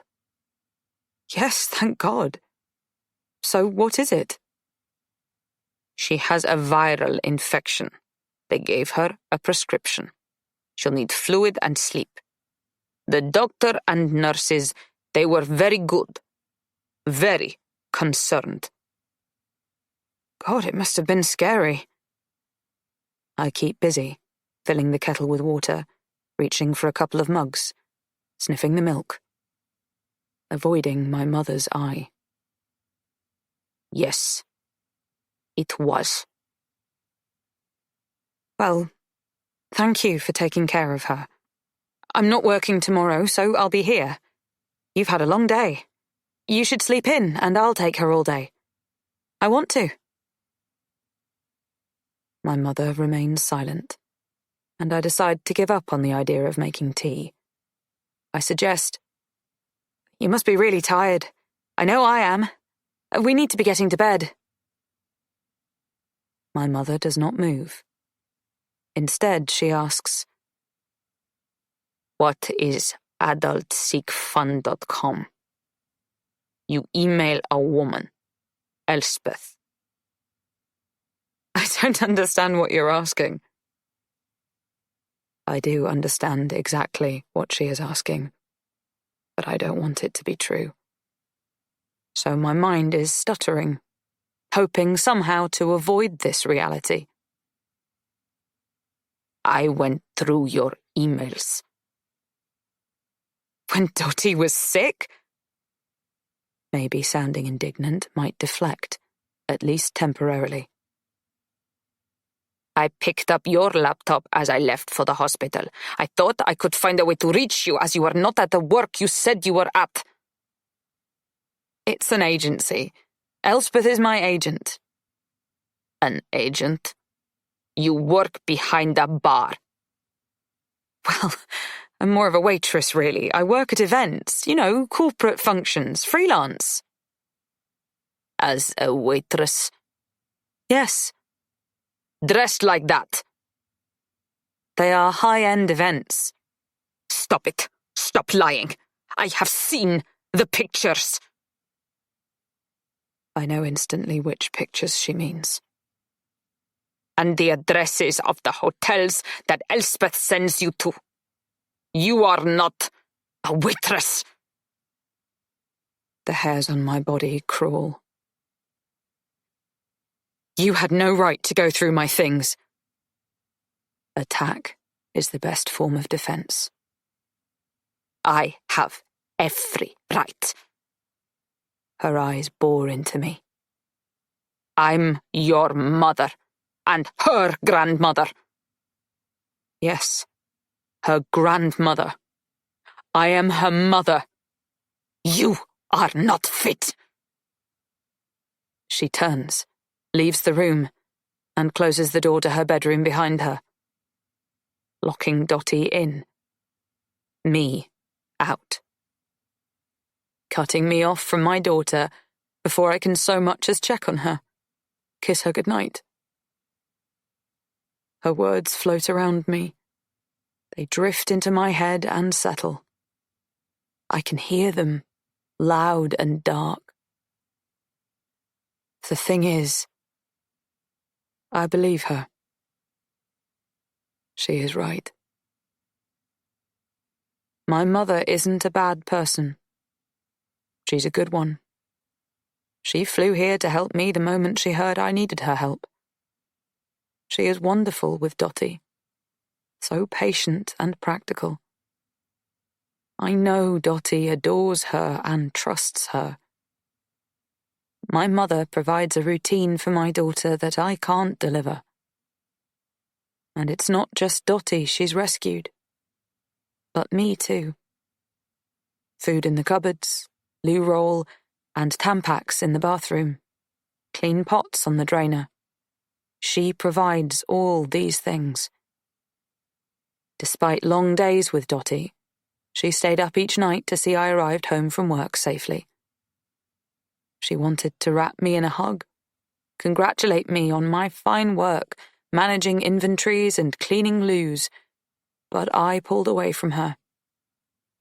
I had to because I thought I smelt of sex. When she said that I am unfit, I saw her naked anguish. It was haunting. Truth is a bit like depression. It creeps up on you. You don't notice it. You can keep denying it. But once it lands, it's indisputable. Weighty and fucking scary. I am sitting on the ledge, teetering. My world is precarious, dangerous. If I fall into the abyss, I'll drag both of them down with me. Being an escort who sometimes drops to her knees for an extra 20 quid isn't a place for aging mothers and baby daughters. They have to go elsewhere. I know it, and my mother, because she is my mother, knows it too. The next morning I wake up early, planning to make breakfast and amends. I want to try to stave off the inevitable, but my mother is already up and dressed. By beating me to the early rise, she has already scored points in the intangible, silent battle. Her air is one of grim, fatal determination. She is wearing her usual get-up, relaxed trousers and a roll-neck jumper, but rather than appearing familiar and comfortable to me, she seems resolute and stiff. She is hand-washing some of Dottie's clothes. This flat has a washing machine, but she likes to wash the delicate things by hand. I'm glad she's staring at the wall. I don't have to meet her eyes. Dottie seems quite well. Not 100%, but bright enough. She is muttering in her own, fairly incomprehensible baby speak. She stretches her podgy hand out to wave at me. When I sweep her up off the floor for a cuddle, she momentarily struggles because she wants to stay on the rug playing with her soft rabbit. Then she relaxes into my body. I feel the weight of her melt into my hip. She turns her bright eyes to me, and I see her love shine my way. She tangles her fingers into my hair, and I want the world to stop. Just to stay in this moment, her on my hip, merging into me, entwined with me. She seems much better today, I comment to my mother, hoping our shared love for Dottie can drag us onto common ground and away from the explosive revelations of last night. My mother does not comment, unprepared to chat. I try again. Little kids do that, don't they? They bounce back. It gets harder as you get older to bounce back, my mother responds darkly. I'm not sure she is talking about illness when she adds, everything will get harder as she gets older. Dottie pokes her fingers into my mouth and I play bite them, grateful that she's stopped me answering. What would I say? It will get harder. A lump of regret, exhaustion, and fear swells in my throat. I can't swallow. I can't breathe. I won't be able to keep my job a secret from her. No one believes hookers are role models. I'm taking her home, my mother says. Her words lethal and unfathomable.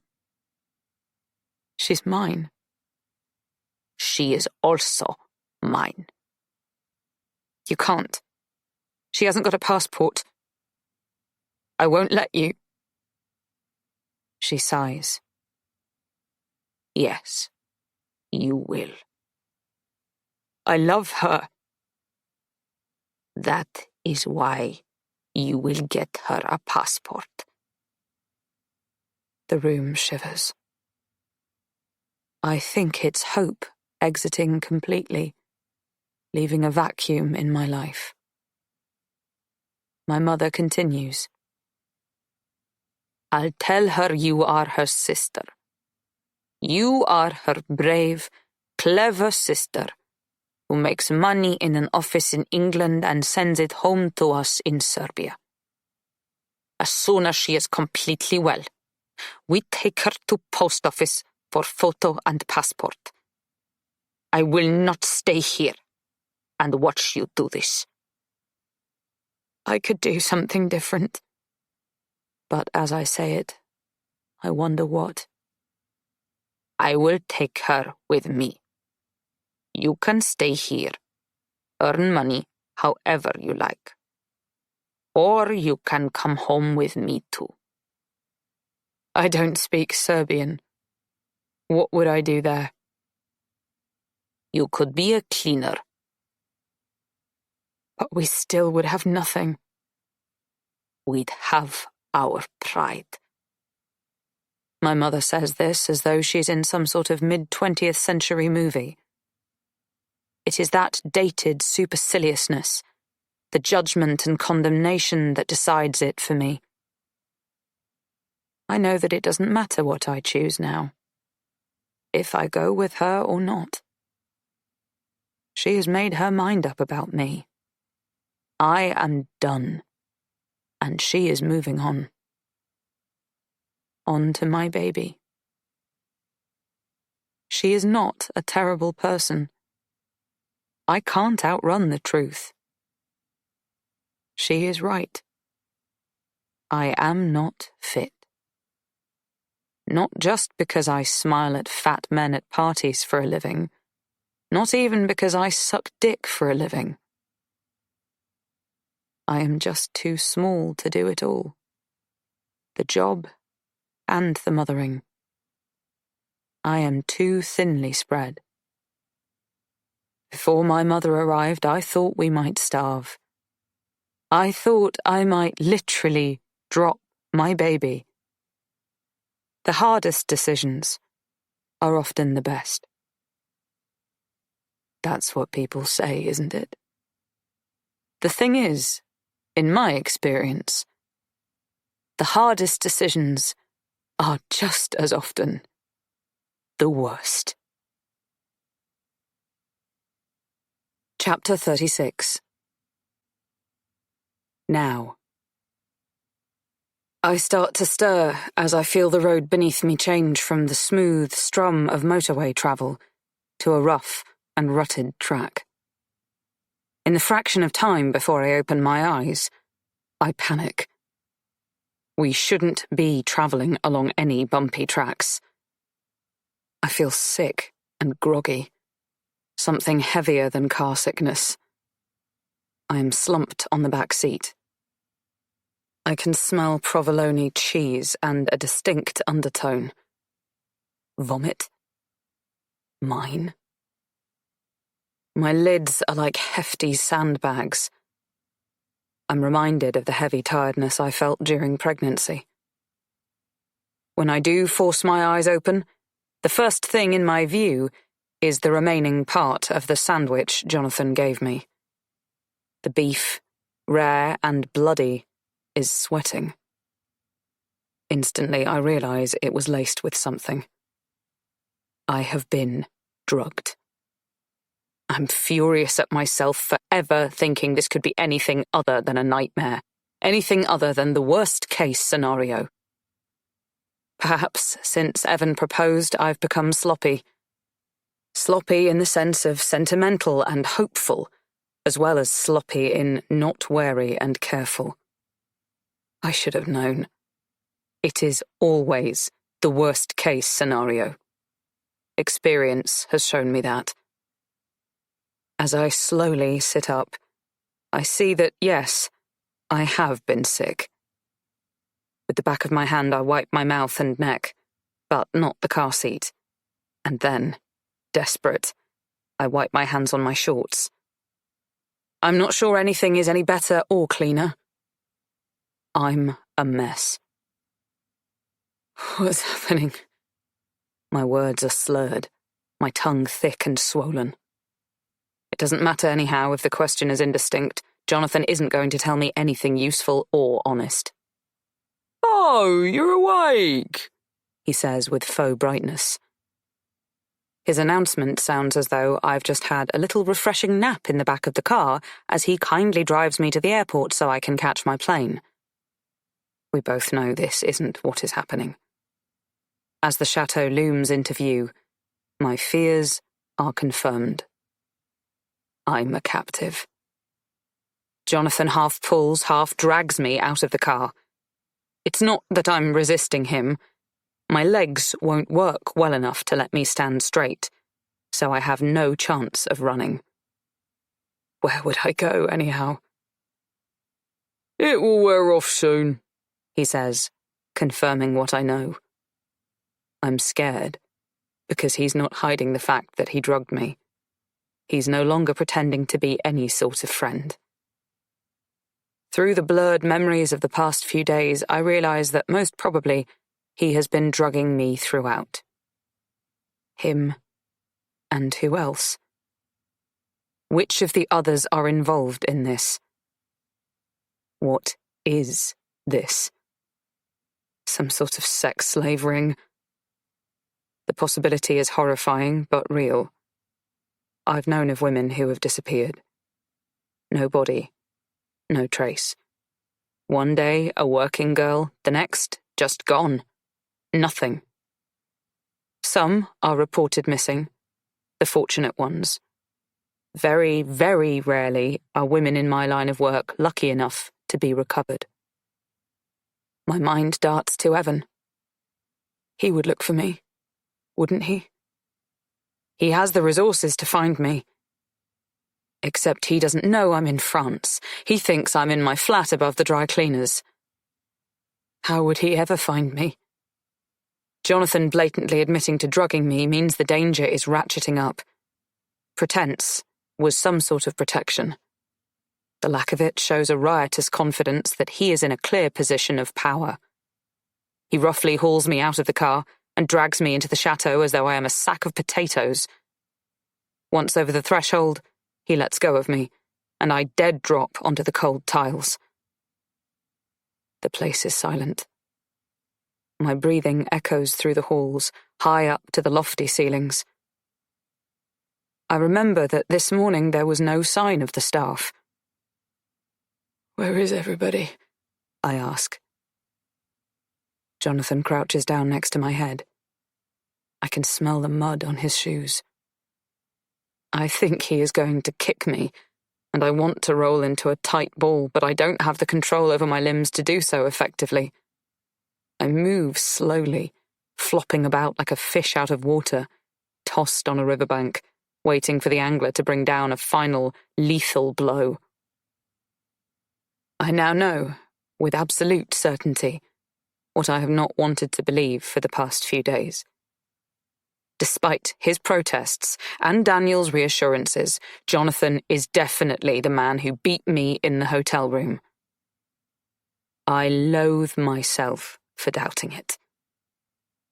Why did I want to believe Daniel and not trust my own judgment? Just to save him embarrassment? Or was it because thinking that Jonathan was my attacker was too dark, too insidious? Either way, I have to face the fact now. Flashbacks to the hotel room slam into my consciousness. The gag, the cuffs, the punches raining down on my ribs, my spine. You disgust me. Stop what you are doing. Stop it now. Or next time will be worse. Next time will be the last time. There are black patches at the periphery of my vision, looming in and out, making it difficult to focus. My body wants to shut down, pass out. I can't let that happen. I need to fight this. Jonathan gently moves a lock of my hair that has fallen over my eye. I flinch, quiver like a wet animal. His gentleness is as grotesque as his cruelty. It's as clear a threat as if he were holding a clenched fist above me. He trails a finger down my cheek, my throat, between my breasts. I inch away from him. That just makes him smile, because we both know I have nowhere to hide. Where is everybody? I ask again. Gone. Gone? Yes. I hired them until this morning, and now they are surplus to requirements. He's not making sense. You hired the staff? I don't understand. It wasn't Jonathan's party, it was Giles's. Surely Giles ought to have been the one who hired and fired. And why are they now surplus to requirements? The party was supposed to last until Friday. Yes, I hired everyone, and now I've sent them away, Jonathan snaps. My thoughts are taking too long to process. But who hired the staff is not important right now. It is just another oddity. The part that is important is the fact that they have been dispensed with. Other people could help. They could save me. My heart is thundering in my chest. Where are the others? Others? Jonathan asks, frowning. Melanie and Giles. I just told you I hired everyone, and now I've sent them away. He sighs and looks impatient, the way a teacher might if a pupil wasn't keeping up with an explanation on calculus. I stare at him, perplexed. Why, are you missing your sex buddy? He asks, with a nasty, taunting tone. It's such a pathetic question I don't bother to respond. I suppose that because there is a film of Giles having sex with me, Giles and Melanie will be mid-domestic row. It will be messy, but that doesn't account for what Jonathan says next. Can I make it any plainer? No one is here. They've all cleared out. What about Amanda? Your wife? Has she left without you? Jonathan laughs. Wife? He shakes his head and seems amused. What exactly is amusing him? I know he is holding all the cards and is enjoying playing his hands slowly. My mind is racing, trying to pull together everything I've been told, trying to understand what is not being revealed to me. Where have they gone? Back to England. You just don't get it, do ya? They've all gone. It's just you and me, Princess. No one can help you. Daniel wouldn't leave me, I bluster, but as I say the words, they seem hollow. A deep sense of aloneness and abandonment sinks into my bones. Yes, he would. You know he would. You don't trust anyone. You, more than most, are aware that no one is trustworthy. The icy words slice like blades because he is right. That is exactly what I believe. Daniel brought you here for me, and now he's left you for me. Why? Why would he do that? He owed me a favour. Actually, he owed me several thousand of them. Has a bit of a gambling problem, does our friend Daniel. Didn't you know that? No, I didn't. I suppose I know extraordinarily little about my clients, other than what they choose to tell me. The pieces start to plunge into place, each one like a door being slammed shut. I recall the car journey that initially brought me to the chateau. Daniel kept dabbing his face with a handkerchief, mopping the sweat that was bubbling like soup. He was incredibly nervous. At the time, I thought it was something to do with Sissy. That was idiotic of me. I see that now. Daniel did recommend me to Jonathan, and whilst he may or may not have known when he brought me here what Jonathan had done to me in the hotel, he should have believed that Jonathan was a threat once I told him what had happened. He could have protected me then, helped me, before it was too late. My thoughts tumble over one another. Maybe he did believe me. If he did, but still left me here, that is worse. With great effort, I push myself up so I'm sitting rather than lying on the cold floor. My eyes are at least now on a level with Jonathan's, a little further away from his heavy boots. I still feel groggy and disorientated, but I have to fight that. I must focus. I listen again to the silence of the house. Nothing. Not even a creaking floorboard to give me hope that someone has lingered. No comforting music coming from the pool that would suggest people bathing and frolicking. There is a breeze that indicates all the windows are open as usual, but the sprinklers are not making their habitual whoosh and splash outside.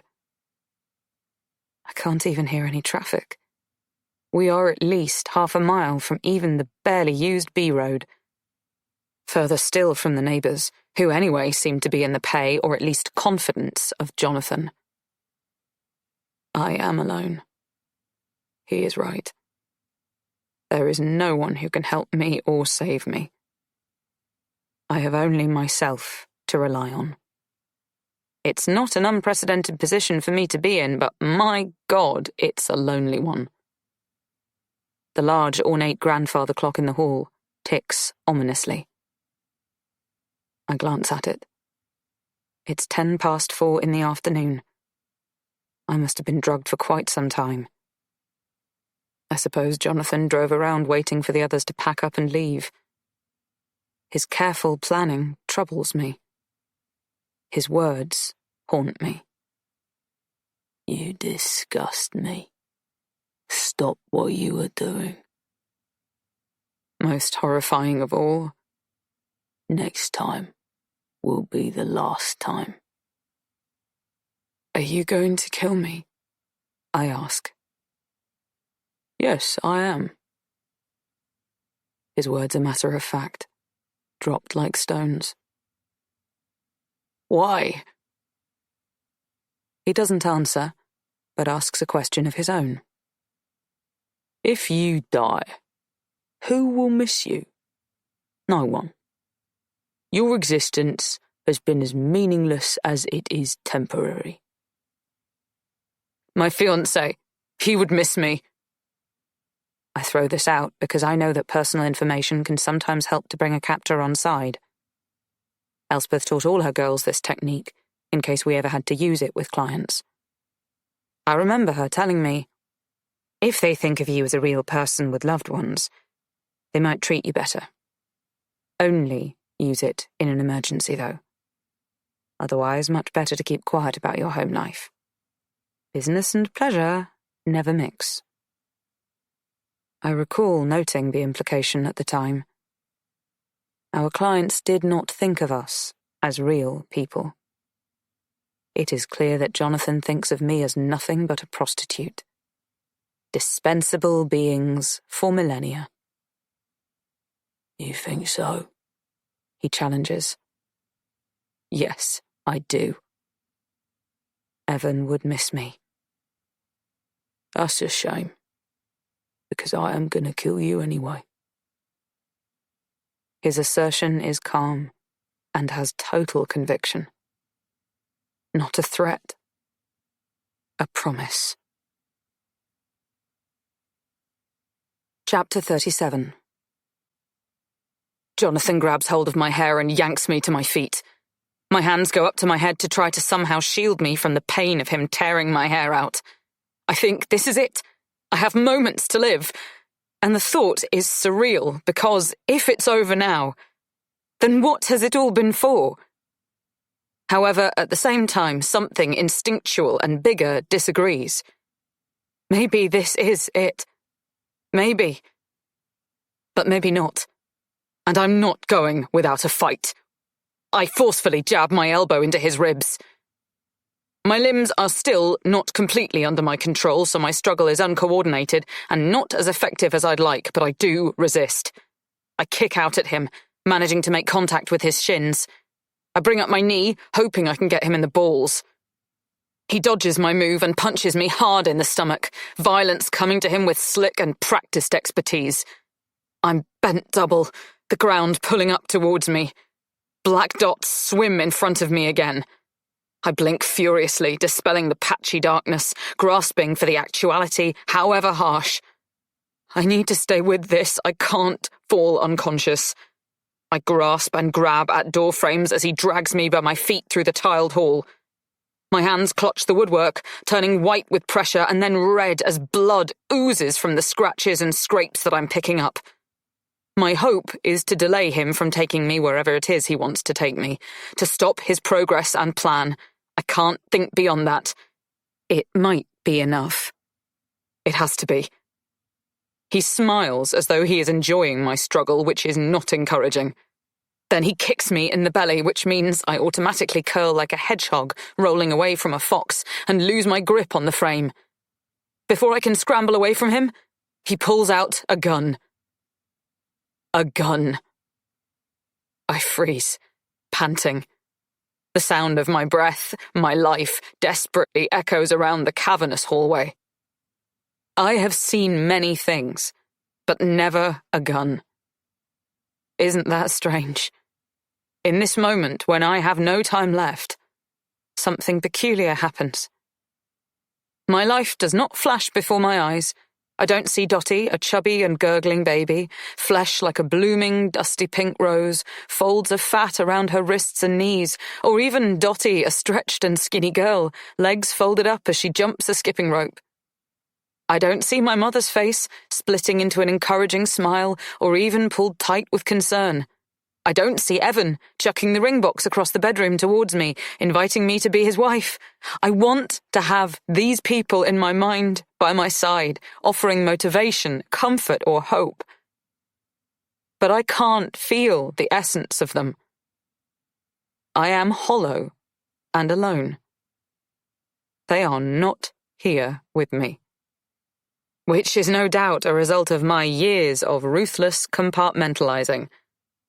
I've never wanted them near any of this. Instead, the moment stretches, morphs.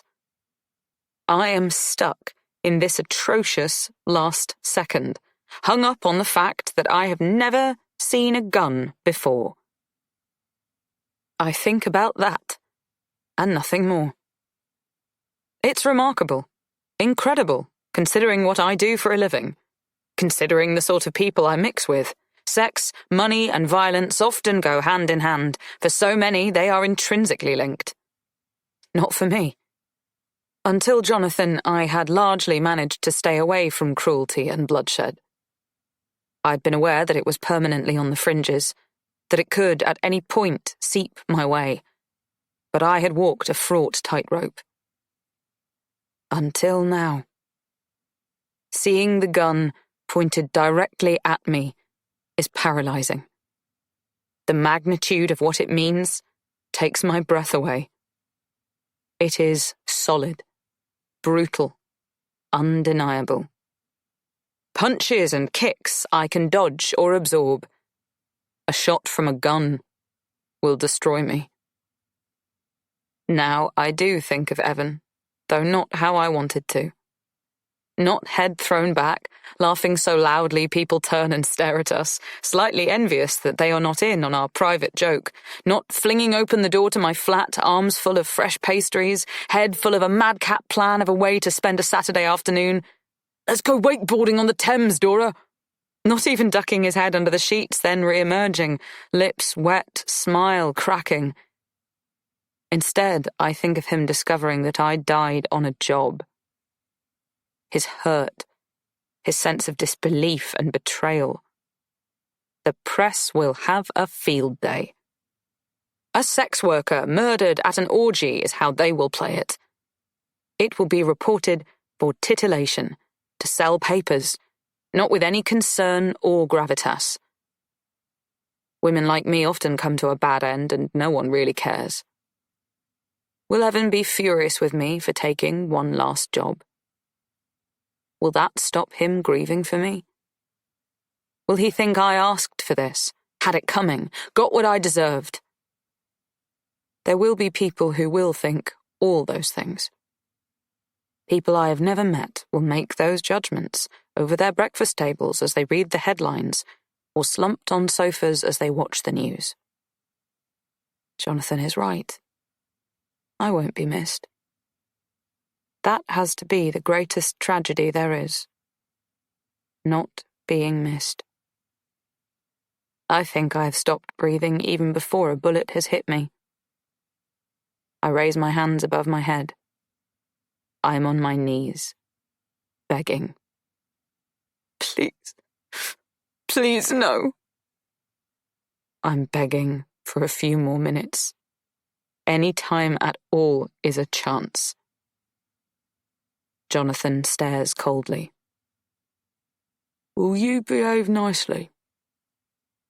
I don't care in this moment what that means exactly, what he will ask of me. I nod vigorously, spurt out reassurances. Yes, yes. The words barely audible through my panic. He pulls me to my feet and pushes me in front of him, the barrel of the gun pressed between my shoulder blades. Walk. I walk.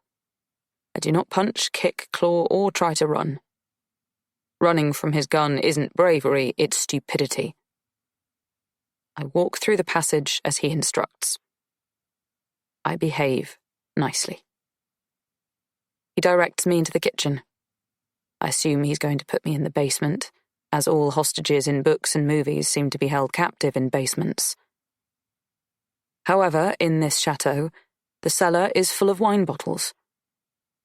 Jonathan must realize he'd be handing me an arsenal of weapons. A lot of damage can be done with broken glass. Instead, he places a wooden chair on the kitchen table, instructs me to climb up onto it. I stare dumbly at the table, hardly able to believe that just this morning I saw him, Amanda, and Cece gathered around it eating croissants with cherry preserve. It seems a lifetime ago. I glance around the kitchen. There are knives on the block, heavy, iron-bottomed pans hanging from a rack attached to the ceiling. I know these are all weapons that I can use, given the opportunity. But they are also weapons that can be used against me. Far too easily. Come on, he urges. let's have you where we can see you. You like to be looked at, don't you? I don't reply. I just clamber up and sit on the chair. He tells me to put my arms by my sides, and then he uses a thick rope to tie me securely to the chair back. He works neatly and quickly, binding me in the same manner that I wrap the electric cord around my hair-curling wand. Tidy. Secure. The rope was under the table. Again, this suggests that everything has been meticulously planned. Jonathan is a professional. This thought is confirmed when he walks into the pantry and emerges with a bowl full of eggs. I quiver.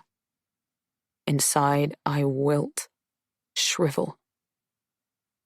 I must not let my shoulders collapse, bend in on themselves, drop altogether. I force myself to seem bigger than I am. Bigger than I feel. I understand you are allergic to eggs, he says menacingly. I neither confirm nor deny it. What's the point? He's already decided what he's going to do next. I thought that was a thing kids had, he adds, almost conversationally. It is mostly. You never grew out of it, eh? I get the feeling he will have done his homework, this professional killer. He will know that reaction to eggs usually manifests in skin inflammation or hives. Some people are bothered with nasal congestion, runny nose, and sneezing. A few suffer digestive symptoms such as cramps, nausea, and vomiting. I get all these symptoms. That would be inconvenience enough, but I wonder if Jonathan knows it's worse than that for me. I watch as he walks to the door that we just came through and throws 2 eggs on the threshold. He crushes a third in his hand and smears the gunky mess onto the door handle. I have my answer. He knows. He obviously listened when I repeatedly asked the chefs whether there was raw egg in the dishes I ate, while I patiently explained that my allergic reaction is so extreme that I don't even have to imbibe the eggs. For me, Simple contact will lead to anaphylaxis, a life-threatening emergency that requires an immediate epinephrine shot and a speedy trip to the hospital. Touching an egg, or even, on some unlucky days, inhaling it, may cause my airways to constrict, my throat to swell so it is difficult to breathe. My pulse can speed up and I might fall into medical shock, characterized by a severe drop in blood pressure and ultimately a loss of consciousness. Untreated, I'll die.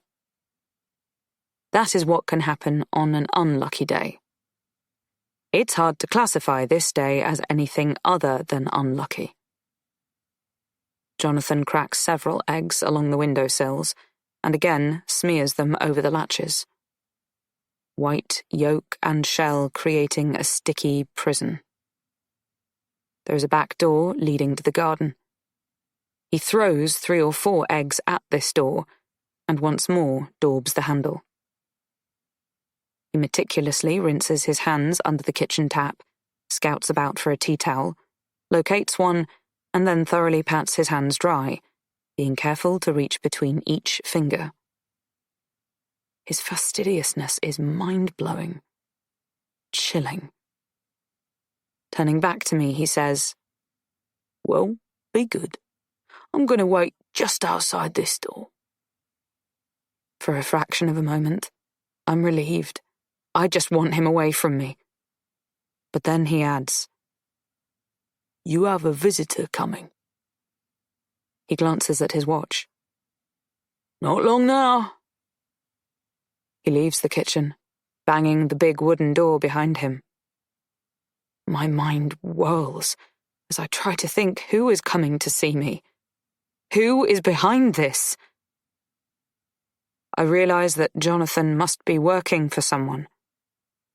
That makes sense. He could have killed me 5 times over by now if this were just about him and me. He hasn't. He's waiting. But the questions are, who is he waiting for? And why? I wriggle, but am bound fast. Miraculously, my bag is still across my body. I remember that inside it, I have the letter knife from the library. Knowing it is in there, but I can't get to it, increases my frustration and anxiety rather than helping it. I try to keep my breathing shallow. In times of panic, people are advised to take deep breaths, but deep breaths might trigger the allergic reaction. Deep breaths can kill me. Chapter 38. I do not trust what I am seeing. I can't believe it. And yet I can. I should have known. I should have guessed. There's a moment when you go for an eye test, when the optician rolls the big machine towards you, asks you to rest your chin, look through the lens, and stare at the letters on the screen. At first, everything is blurred, and you feel disorientated, vulnerable. Then the optician alters something, turns the dial up by a notch, and suddenly it is all crystal clear. He is standing in front of me in a well-cut dark suit that I know will have cost a fortune. His crisp white shirt is linen, like all the other wealthy men I've met this week have worn, but somehow his has not gone limp at the collar. He looks box fresh, not in any way crumpled or dishevelled. A stark contrast to me. I am bruised, beaten, covered in vomit and literally blood, sweat and tears. This is not how I wanted him to see me. Ever. This is not how I imagined a reunion. He pulls at his cuff, a habitual move. As if things could get any more surreal and unfathomable, suddenly Marmalade bounds into the kitchen. She looks as right as rain. She starts to sniff at the egg on the floor, and then she laps it up, yolk white, shell, all indiscriminately gobbled down. He doesn't do anything to stop her. I don't know where to start, so it might as well be with the dog. She's okay? I ask. She recovered? They said she died. Did they?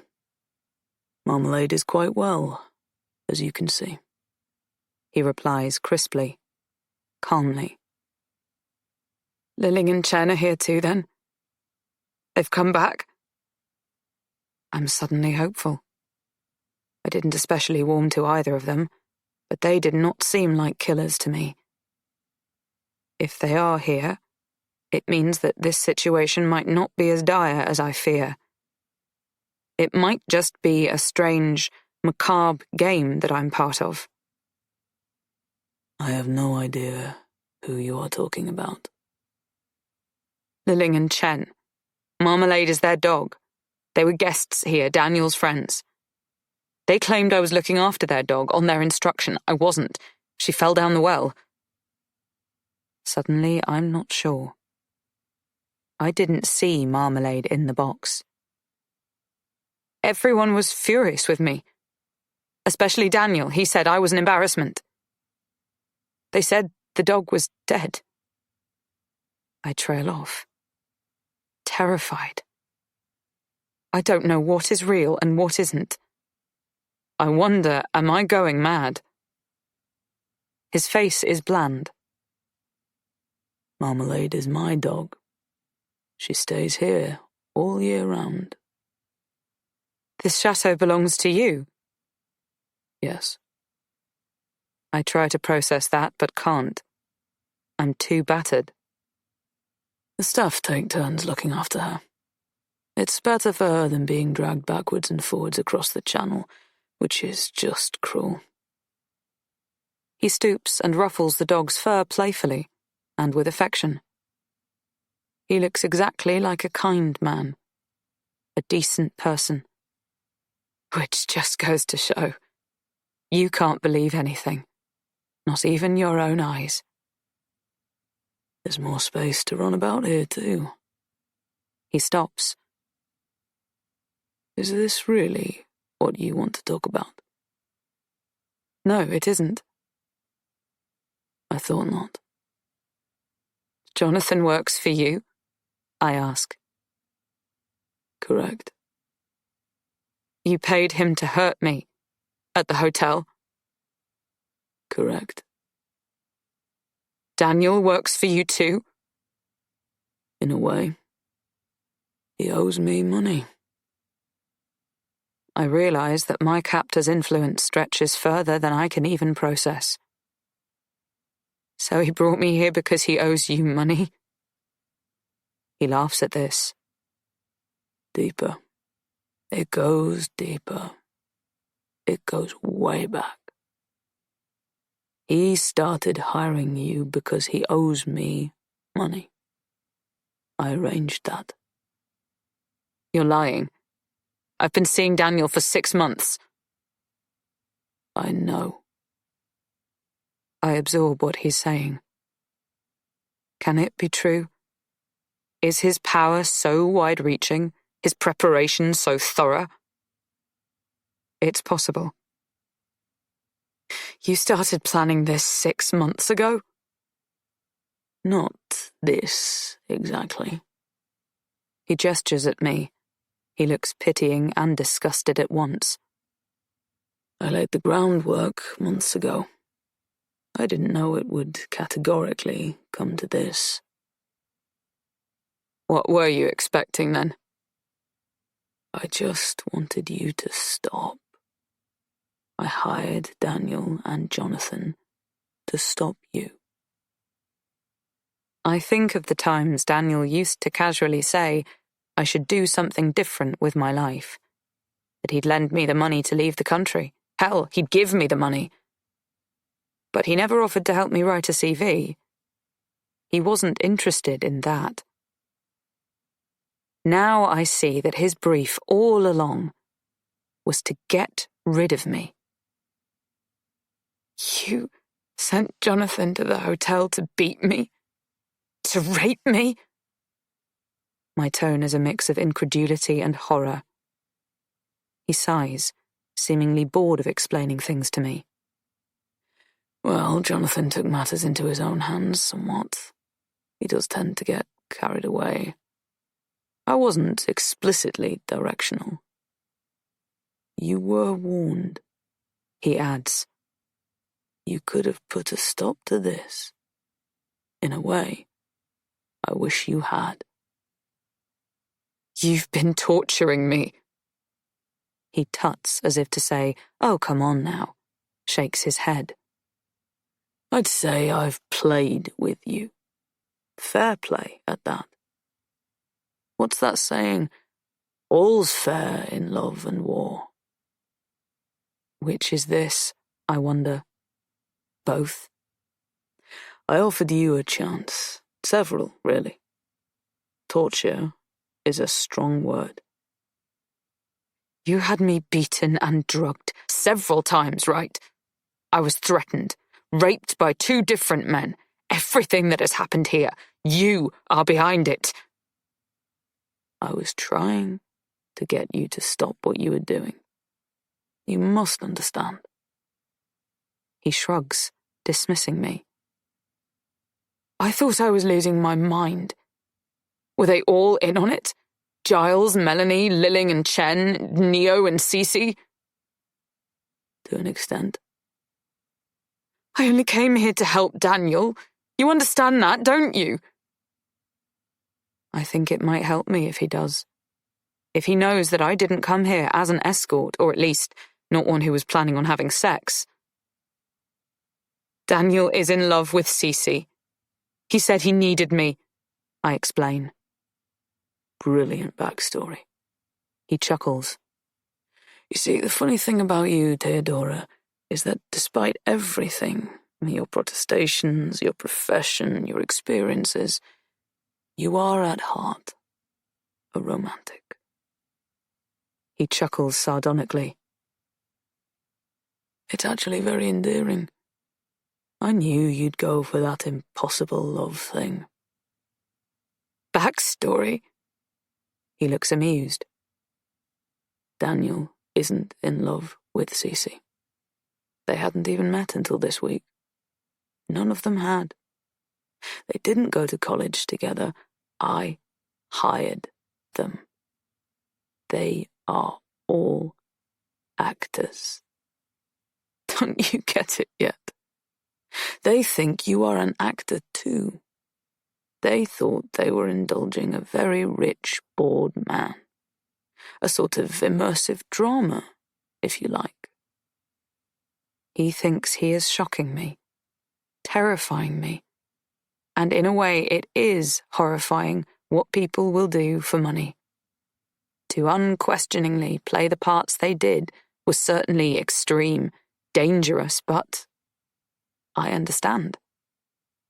After all, it's what I do. Chen and the women didn't cause any real harm. They were bullying, aggressive, weird. But if the fee was high enough, they would have comfortably told themselves they were simply following the character guidelines. That it was all a game. Giles, though? The video? How does he sleep at night? And Neo, I really thought he was okay. I sigh. It's sickening, but maybe they were told I had consented to everything, even the drugged sex. Perhaps they thought I was just acting drugged, and that I was into it. Did they even care? I think that Giles is most likely a chancer. Pathetic, exploitative, cruel. I witnessed him hook up with Lilling that first night. He clearly is the type who, driven by his want for sex, would have very few boundaries or morals. And Neo, well, he will have told himself he didn't actually do anything. He just stood by. I shudder. Still, for all that this is horrifying, extraordinary, I am relieved. I am not going mad.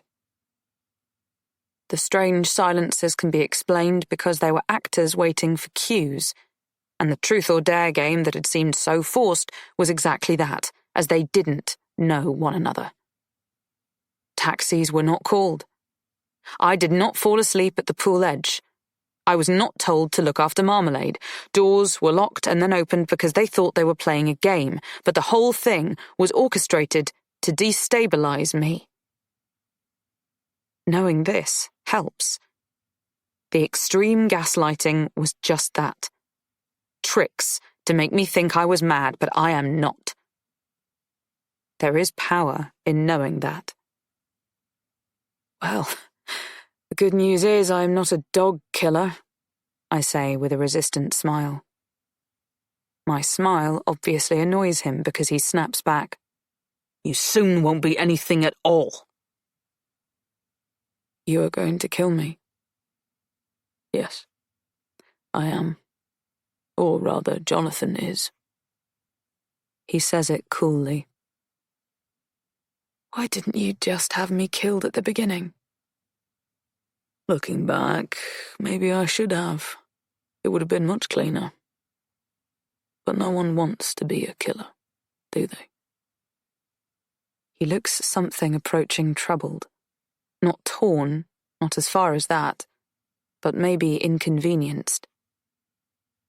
I thought you'd give up. You are very stubborn. I thought you'd go for the Canadian passport thing, but Jonathan texted me, said you couldn't be trusted, that you seemed determined to return to the UK, so I'm afraid we had to go to the drugged sandwich plan. He shakes his head, mystified. I'd have been just as happy setting you up in a new life, but it has come to this. You really have no one but yourself to blame. This isn't true. Why should I believe anything he says? He is probably just hoping I'll beg him to let me go because he wants the fun of turning me down. Another sick play. People don't just happen to carry drugged food in case their victim won't get on a plane. It's no truer than me killing Marmalade. This situation I am in, I do have someone to blame for it. Someone other than myself. He is to blame.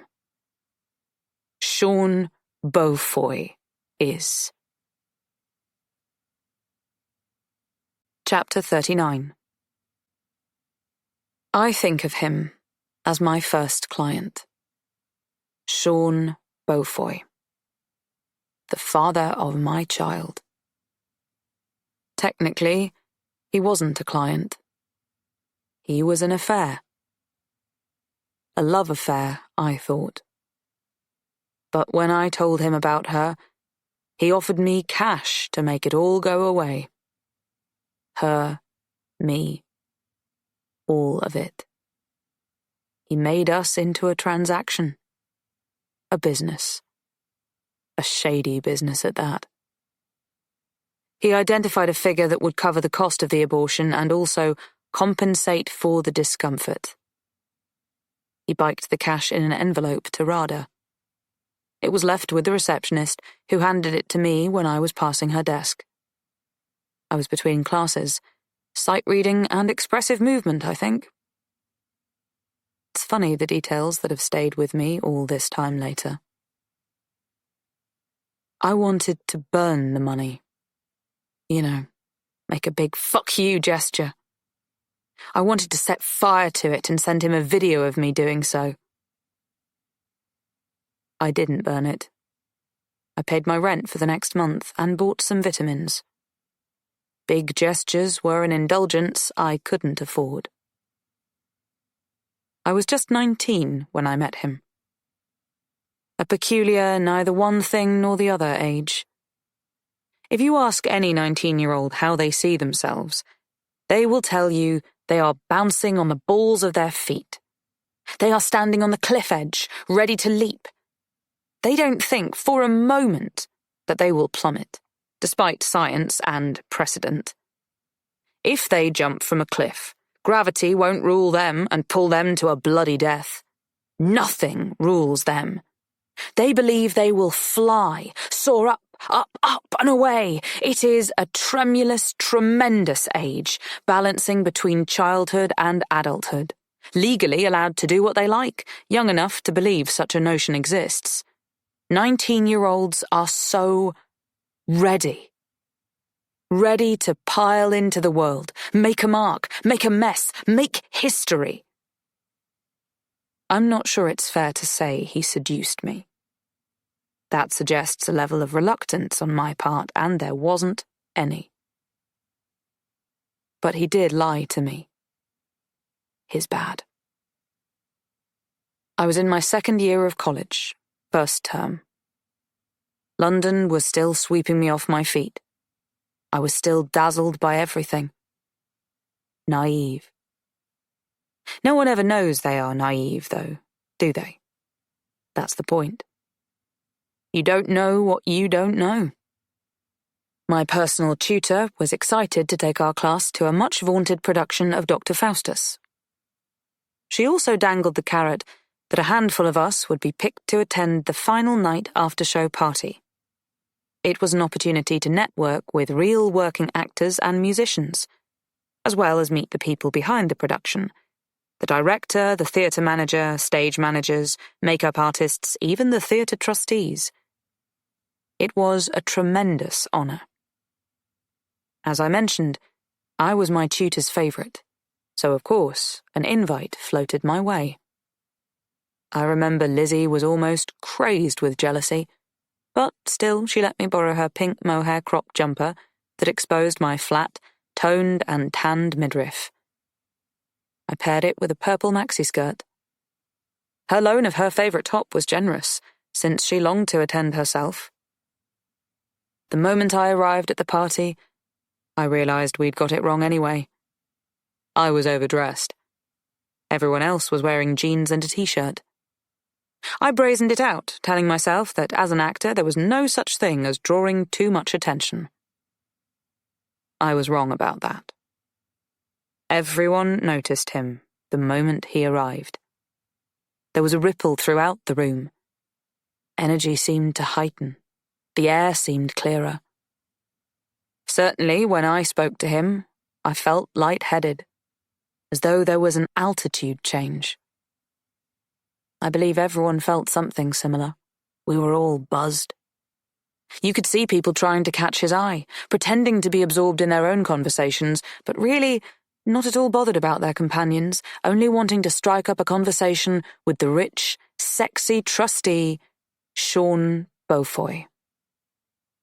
It was rumoured he had saved the theatre by making an obscenely large donation that covered refurbishments, essential maintenance, and some insurance thing that none of us cared enough about to understand.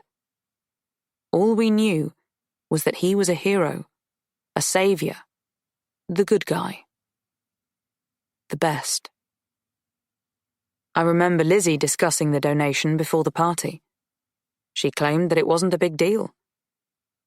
I thought she was just downplaying the man's generosity and reputation to somehow show she didn't care about missing out on the after-show party and the chance to meet him. Of course he can save the day. He can easily afford it. He's really old, she pointed out. And he was, at least in comparison to us. Older than we could imagine being. Older than I am now. Or, it seems, older than I will ever get to be. Sean Beaufoy is 25 years older than I am. I realise now that made him still young to be as rich and successful as he was at 44. I can't deny it. He's exceptional. At the party, he didn't head straight towards me, although I noticed him clock me almost the moment he walked through the door. Initially, he swapped pleasantries with the director and the lead actors. About half an hour in, he was suddenly by my side. He handed me a glass of crisp, chilled champagne. I don't know where he got it from. There were trays of basic red and white wine scattered about. No one else was drinking champagne. His first words to me were, You look like the sort of girl who enjoys a glass of champagne. I am. In fact, at the time, I'd drink anything anyone offered. 19-year-olds rarely have the chance or need to be picky or careful about what they imbibe. But I liked the idea that I looked like the sort of girl who might enjoy the finer things in life. It was a look I wanted to wear.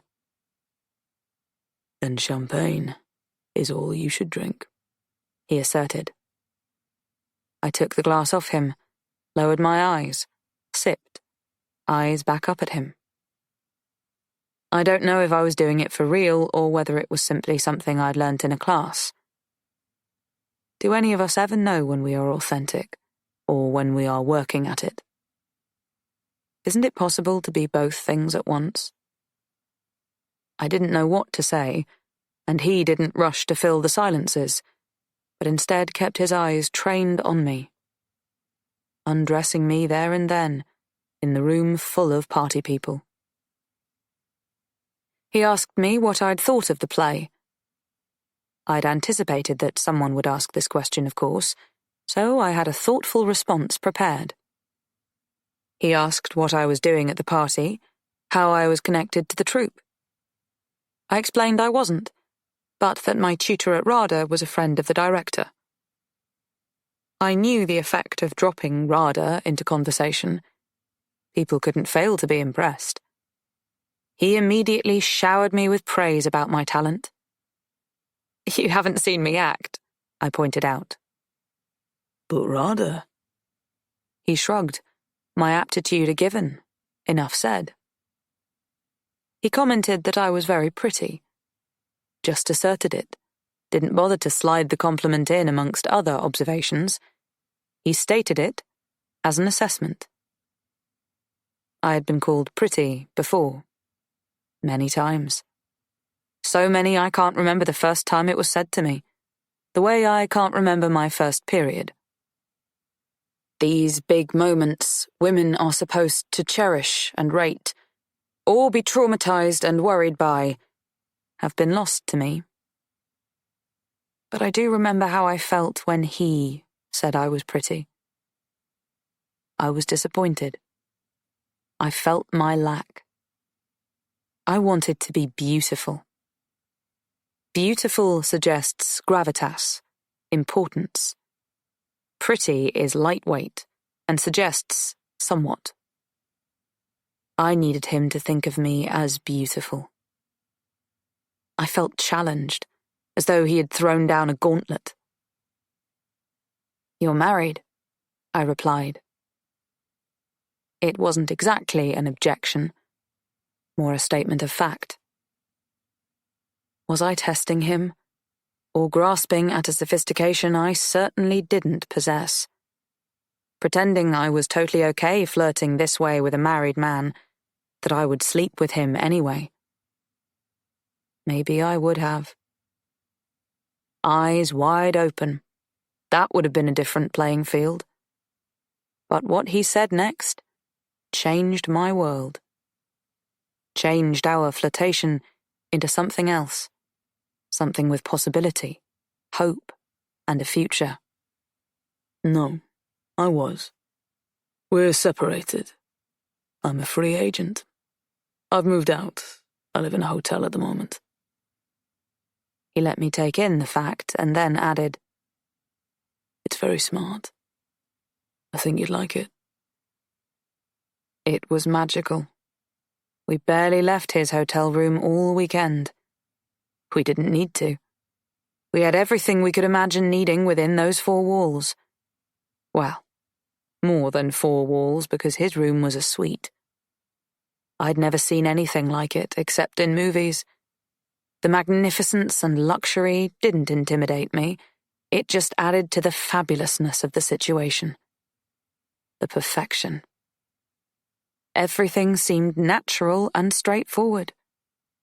Right. Of course, the first time we made love, it would be between crisp, white cotton sheets. Of course, the first meals we ate together were brought to us on silver trays by discreet staff members who were appropriately pleased when he palmed them notes for tips. Of course, we drank nothing other than champagne. The glamour and opulence all added to the illusion I wanted to be swept up in. There are some particular conditions in life when time and other forces of reality can just be forgotten. You can be suspended.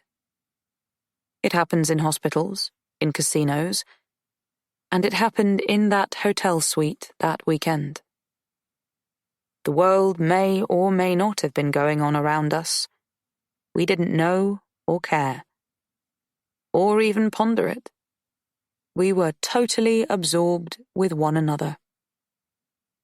I felt so comfortable and confident. The sex worked. Our bodies got each other. Naked, I walked around the hotel room in front of him, perched awkwardly on the end of the bed to eat room service food. The awkwardness coming from the height of the table, not my nakedness. I was in awe of him. I craved him, adored him in a way only 19-year-old girls can yearn for lovers. Unreasonably, unguardedly. He brushed 6 foot, had broad shoulders, and was muscular. He definitely devoted time to the gym. I liked that level of vanity. He was hirsute, and I liked threading my fingers into the thatch of hair on his chest, as though I was sewn to him. He had blue-black hair. It flopped over one eye in a way that had probably been fashionable when he was a teen, but it was a classic look that suited him, made him timeless, and closed the gap of years between us. His voice was low, measured. He dropped out his thoughts with determined restraint that meant I and everyone else stopped and listened to every word he had to say. He never had to fight for attention. The passion I felt for him was something I didn't know how to manage. I knew as much when I was right in the middle of it. It felt too extreme and mercurial for me, like frothing champagne bubbling up over the rim of a glass, down the stem, through my fingers, messy and gorgeous. Irresistible. We had sex. I see that now. At the time, I thought we were making love. I didn't have enough experience to discern the difference. My years of dance classes meant that energetic and flexible sex was my norm.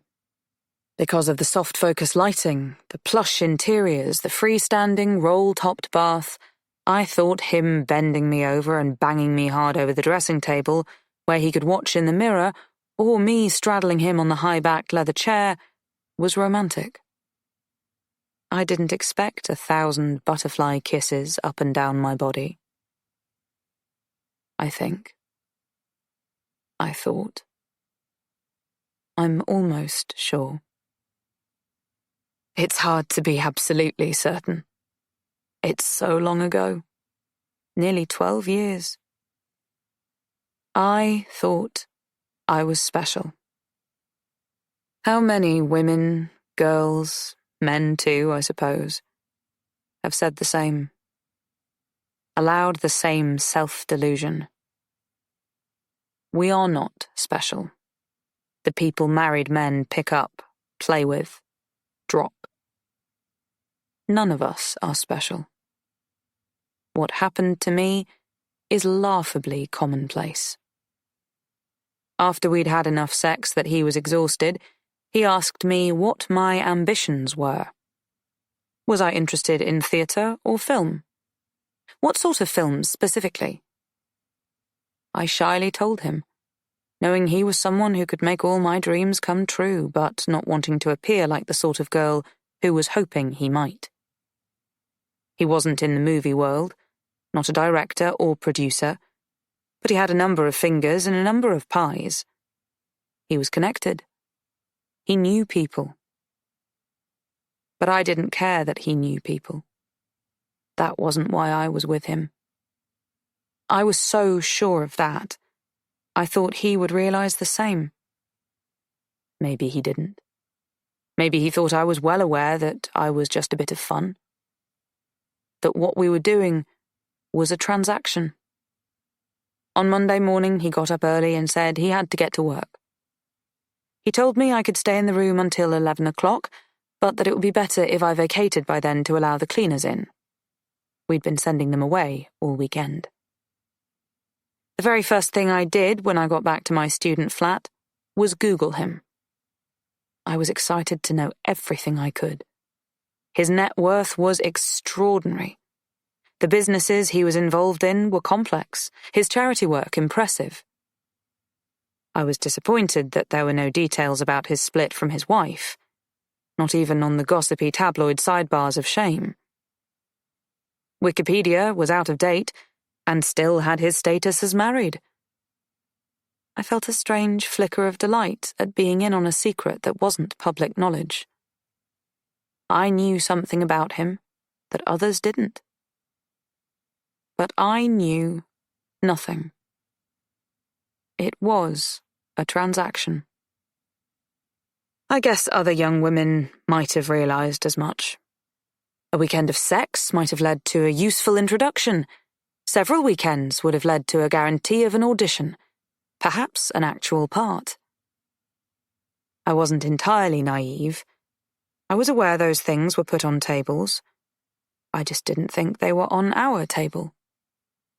I thought if I benefited from our connection, our relationship, it would be through an entirely organic, natural, and honest process. I believed what we had was authentic. I thought we'd start dating. Then, perhaps at a party we attended together as a couple, I might meet someone who wanted to audition me. Perhaps my lover might point out my in-depth understanding and command of Stanislavski's acting technique, or my incredible spirit and energy, my hunger and work ethic. Maybe, because we were in love, I'd glow in a particular way and somehow just get seen. I know. Idiocy. 19. Practically a child. I didn't hear from him for 6 days. It felt like 60. I checked my phone hundreds of times a day. I thought of all the reasons he might not have contacted me. He was busy at work. I must have given him my number incorrectly. He might be ill. When he did text the following Sunday morning, I was so relieved to hear from him, I didn't ask why he hadn't called all week. I told myself a week was not a long time to wait to hear from him after all. I'd hoped he'd say we could meet at a bar or a restaurant. I knew he had to know all the best places. He told me he'd had a full-on week, that he was exhausted. Would I be happy to come to his hotel? We can order room service. The third week, he texted me on Sunday afternoon, and that became the pattern. I'd obsess about him all week, but only hear from him on Sunday afternoon. Then I'd go to the hotel, and we'd spend the evening and night together. There was always room service and champagne, as he'd promised. On the fifth Sunday, at 11 p.m., just as I was dozing off after another round of sex, he woke me by shaking my shoulder. You can stop here tonight if you want, but I'm getting on my way. My wife is arriving from the airport. She'll be home within 40 minutes. Your wife? I mumbled, too groggy to instantly comprehend. I have to shower. Ex-wife, you mean? He looked confused. Reached for his watch, which was on the bedside table. Slipped it on. I thought you said you were separated. She's been visiting family in Australia, yes. No, that's not what you said. He looked at me as though I was insane. As he'd jumped out of bed, he'd thrown the covers back off my body, exposing me to the chill of the aircon. Simply exposing me. He stared at me, embarrassed. I wasn't sure who he was embarrassed for or at. Himself or me. It's complicated, he said with a sigh. Perhaps laboured breath was to be expected when pushing out such a tired excuse. Well, explain it to me. Although he already had, really. I scrambled out of the bed and stooped to pick up my lace panties. Aware of my nudity in front of him for the first time, I got dressed as quickly as possible. He turned on the tap in the shower and called from the bathroom. We were going through a tricky patch, but we've sorted it out. He sounded buoyant. This has been a lot of fun. If you want to leave a bunch of cards, I'll see your name gets around the industry. Girls with your talents are always popular. He laughed. I was a joke. My face screamed a blood-red roar of humiliation and disappointment as the door clicked behind me. It isn't groundbreaking. Being stung by the time you are 19 is par for the course, I believe. I think I could have walked away from it, called him a bastard to my friends, called him out some years later when the #MeToo campaign was putting heat and headlamps on such behaviour that had for too long been accepted as the norm. But things got complicated when I didn't have my period like I was supposed to. I'm usually clockwork. You're on the pill though, right? Asked Lizzie. She was wide-eyed and incredulous. She lived for drama both in and out of the classroom. No, it makes me feel heavy. I can't afford the extra pounds. We used condoms. Every time? Yes. Maybe. Probably not. I tried to think back through the blur of alcohol and lust. I sent him a text. Well, several. I don't know what I expected. Then the envelope arrived at reception with the cash and a typewritten note. This is enough to deal with your problem and a little extra to compensate for the discomfort. There was the telephone number of a private abortion clinic. Very thoughtful. I called the clinic. I even made an appointment, but then 2 things occurred to me. Firstly, the donation he had made to the theatre was thousands of times greater than the amount he'd put in the envelope that was delivered to me. He was able to put a price on us, and it wasn't a very high one. Secondly, having an abortion was his idea, not mine. His solution to an inconvenient consequence, a problem. I thought the little being inside of me was a person, a life. Priceless. In all the years since, I haven't once seen him in the flesh. And yet it doesn't surprise me that here he is, standing in front of me, calm and glorious. He has aged well. I can admit that. He's a little greyer than he was, and certainly a bit broader, but clearly he's benefited from a private chef, a personal trainer, a gym in his home. He must be 55 years old by now. He looks younger, and still extremely attractive. I hate it that I can see that. Despite everything. Even now I feel a lick of something towards him. My body betraying me. Why did you come after me, after all this time? I ask. You know why. Any parent would do the same. Chapter 40. 11 years ago. He has 2 phones. He thinks nothing of that. Nothing at all. It's just practical, like having multiple jackets to wear or mugs to drink tea from. He needs more than 1 phone.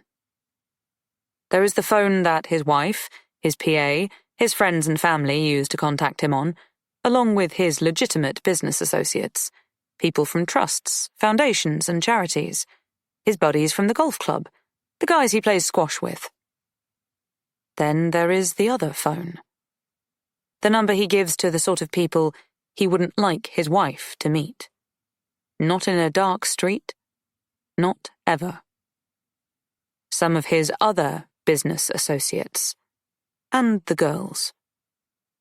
Unless there is a time-sensitive deal going down, he leaves his second phone in his office. He doesn't need his wife finding it, and of course she goes through his things. He doesn't resent her for doing so. He respects that she's not a pushover, that she tries to catch him out. Thing is, he's just cleverer than she is. So, whilst he admires her effort, she's unlikely to ever find a thing. There are no urgent deals going down now. No reason for him to check his phone, except that he's feeling a bit randy. He wishes there were a better way of saying it. Something more refined or more PC. He doesn't like the coarse, unsophisticated connotations of feeling randy, but that's what it is. He thinks of the various expressions they used at school to describe how he is feeling now. His balls are breaking, nuts cracking. He needs to get his rocks off. All so crude, but honest. He doesn't say any of those things out loud anymore. Not for a long time. But he still thinks them. He just needs to slide one in, a quickie, get his end away, dump his load. His wife is being uncooperative in that department at the moment. It has never been her thing. He married her because she came from a wealthy and respectable family. She lent him the propriety and credence that he was undoubtedly lacking. He brought wit, charm, and a feral, urgent, can-do attitude to the relationship. It was a fair enough exchange. He is tall, dark, handsome. She is slight, smiley, pretty. They look impressive together, even now when they are in their 40s. Only thing is, they used to look incredible together. But his point is, she has never really been that into sex. Not even when they did look incredible together. When he couldn't keep his eyes off her, let alone his hands. She made it clear from the beginning.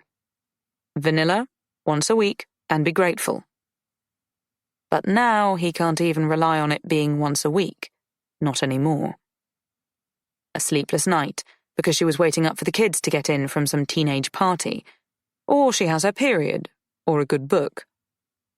Any of these flimsy excuses might trump his needs, his desires. She never sucks his cock anymore. Not even on his birthday. They're not even at it enough to be that cliché.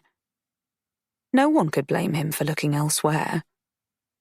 So he picks up his phone, thinking he might flick through the contacts, find someone easy and willing.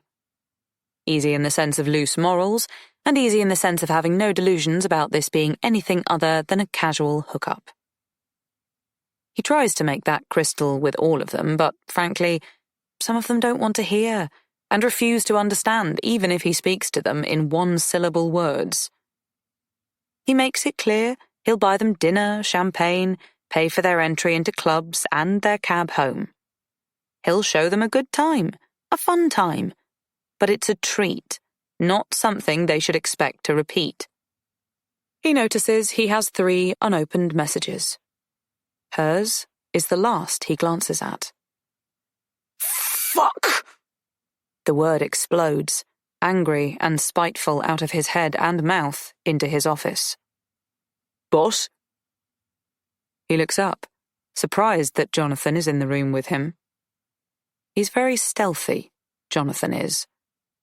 Sean tends to forget he's there at all. It's disconcerting.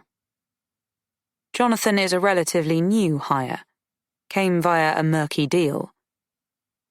He was working for the other guy, but recognized where his bread was buttered and started feeding Sean information that turned out to be valuable. Really, especially important, albeit a bit grubby and unsavory. Therefore, Sean is well aware of two pertinent facts about Jonathan. 1, he is useful, and 2, he is a mercenary. So not a man you can trust, but a man you can buy. That works for Sean, as it happens, because Sean has deep pockets. Even so, he doesn't like the way Jonathan is always sneaking about, like a shadow. Yet it's worth remembering that the man is discreet and resourceful. So far, Sean has not found a limit to what he is prepared to do. Sometimes that bothers him.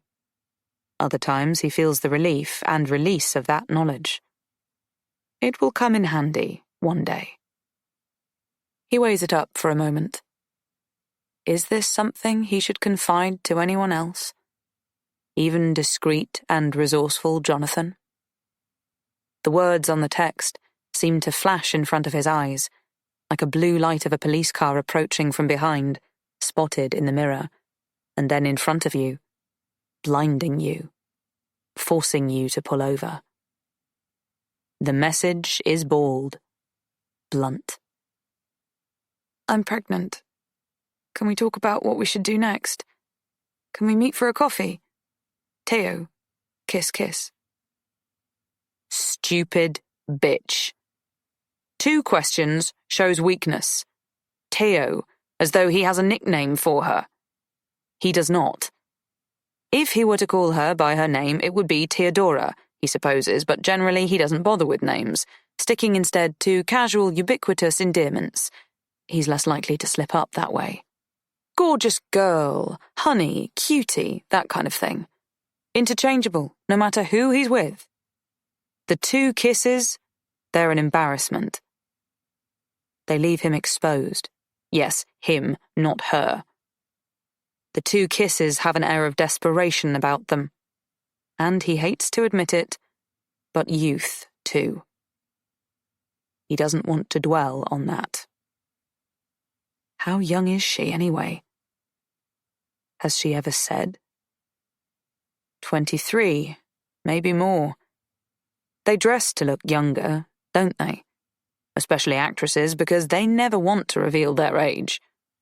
She could easily be 25 for all he knows.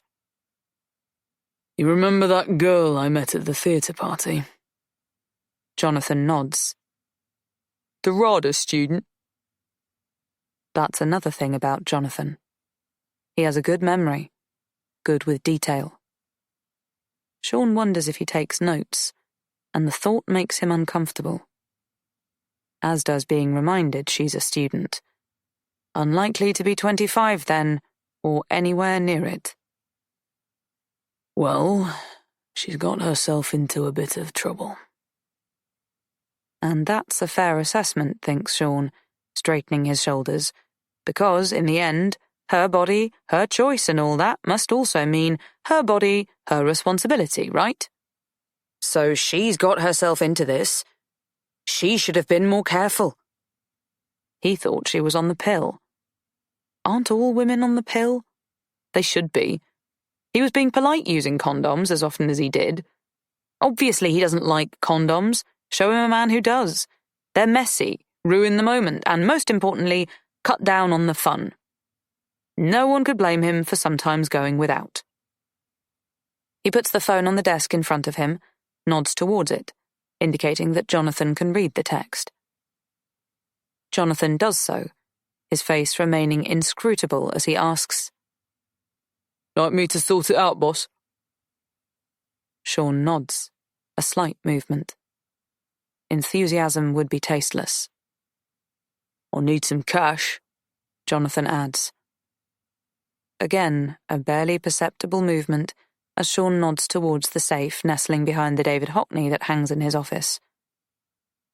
He's not sure what he thinks about Hockney's bright, colourful landscapes. They are certainly noticeable. They do the job of catching other people's eye. The more gauche might ask, Is that an original? Which he likes. He also likes watching those in the know check out the signature, the size, make an educated estimate as to what it might have cost. Jonathan has the code to the safe. It's not a risk, him having the code. It is, in fact, a test.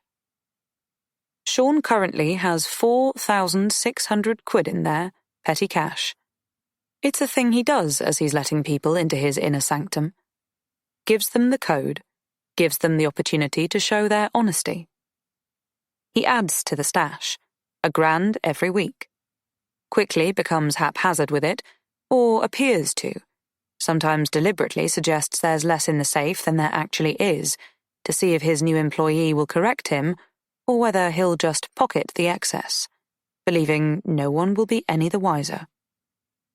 People can be shifty around money, and if they are untrustworthy with your money, imagine what they could do to your reputation, your honour, your confidence. Sean has found it an effective way to weed out those hooked on drugs or drink or in debt, whatever. Those too desperate to be dependable. How much do you think you'll need? £1,000? He asks.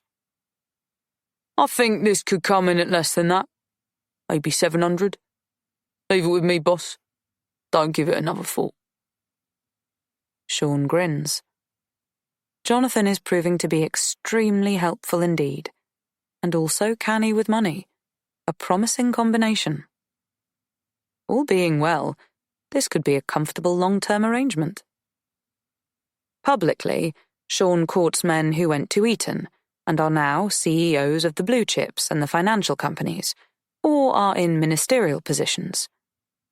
He likes to receive Christmas cards from the Lord Mayor of the City of London, a few bishops and archdeacons, the PM, and some of the royal cousins. He attends dinners with the men who govern the country. He didn't go to Eton, or Harrow, or Westminster.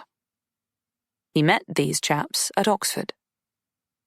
He admires them and despises them all at once. It's complicated. He is having to buy his way into the old boy network, and the old boys are aware of this. They admire him and despise him too. He is cleverer than many of them, richer than most of them, but his family isn't as old as any of theirs. Bullshit, of course. We all have ancestors. There's just a difference between what those ancestors did. Sean resents his ancestors. They must have been sleeping on the job, digging ditches when they ought to have been aspiring to ride in carriages. It's all been left to him. He's had to raise his family. He's doing well. His children are everything to him. They are his legacy. Look what he's done for them. Look at the opportunities he's afforded them. He's not so much given them a leg up as taken a gigantic leap. And it hasn't been easy. He's had to graft hard, damn hard, every hour of the day for as long as he can remember. Not just the academic work he had to do as a boy to get him to the spires of Oxford, or even in his businesses. There was other work, too. All the associated skills that he needed to pave the way. The little lessons he had to be constantly open to. The right way to speak, dress, joke, eat, gamble, marry. It has been a lot of work. Who could blame him for indulging in a spot of recreational sex from time to time? Every man deserves a bit of fun. So the idea that this messy girl might hijack all that work, destroy his reputation, is vile. Impossible. It cannot happen. His lineage matters. He can't have this sort of chaos. It's unthinkable. So yes, publicly he courts one sort of man. Privately, he also needs to court a different type. He needs Jonathan. Can I borrow your phone, boss? Sean nods again. Jonathan picks up the phone, pockets it. Truly, little has been said, yet everything is understood. Mentally, Sean shrugs. Who is to say which group of men governs really? Chapter 41. Now. I have always longed for things. I am ambitious. I want. I crave. It might seem odd. People don't expect sex workers to have ambition, but I do.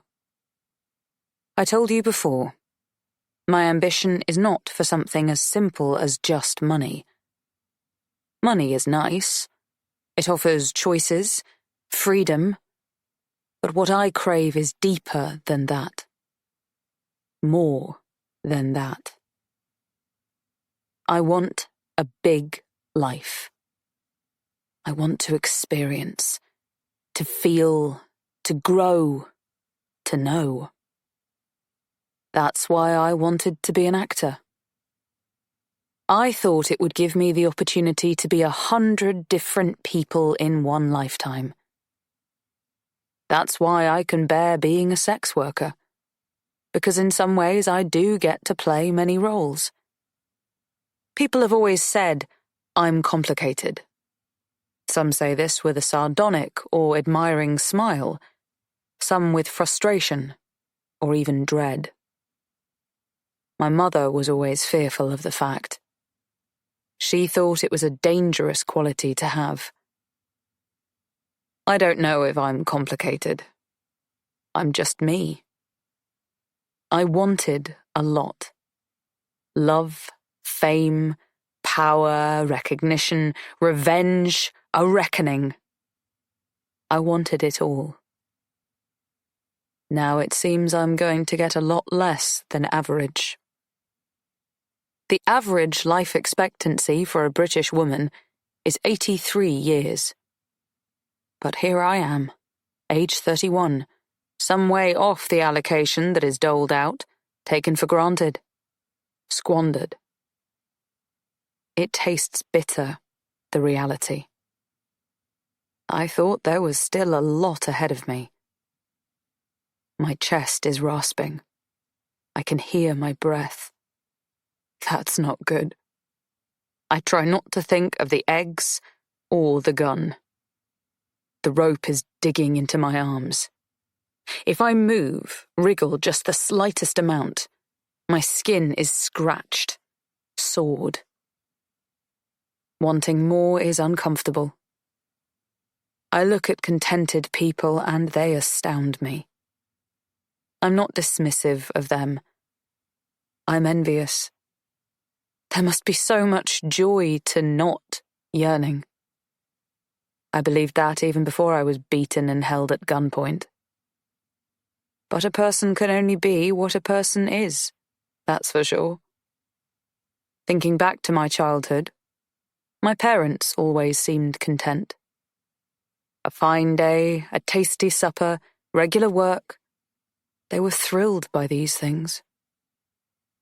I remember when I was 6 or 7 and I first realized I wasn't like them, or really anyone else I knew at the time. There was a bike shop I had to walk past to get to school. I never paid much attention to the window display as I couldn't even ride a bike at the time. That all changed one day in the run-up to Christmas, when the window was specifically dressed to attract the attention of as many children as possible. There were a number of bikes displayed, all different sizes and colours. Most were black or grey. 1 or 2 were pink or blue, gender appropriated. My friends and I started to pause at the shop window on our walk home from school. We'd press our noses up to the glass, ignoring our mothers, who urged us to hurry up. Then I spotted it.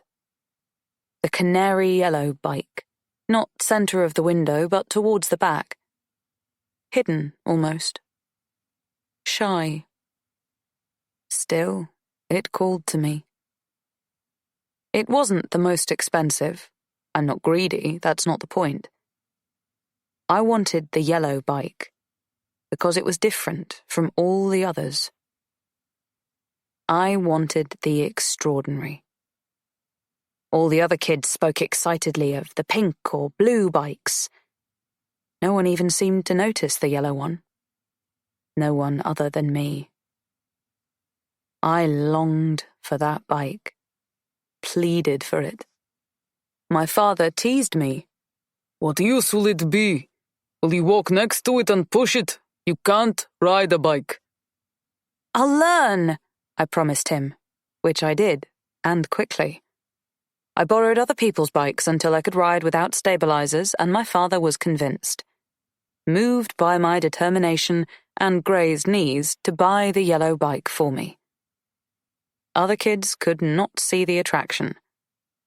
They teased me about the bike, said it was the color of we, asked me why I didn't ride a pink one. I was told I couldn't join the Pink Ladies Bike Club. This rejection was supposed to spell social death.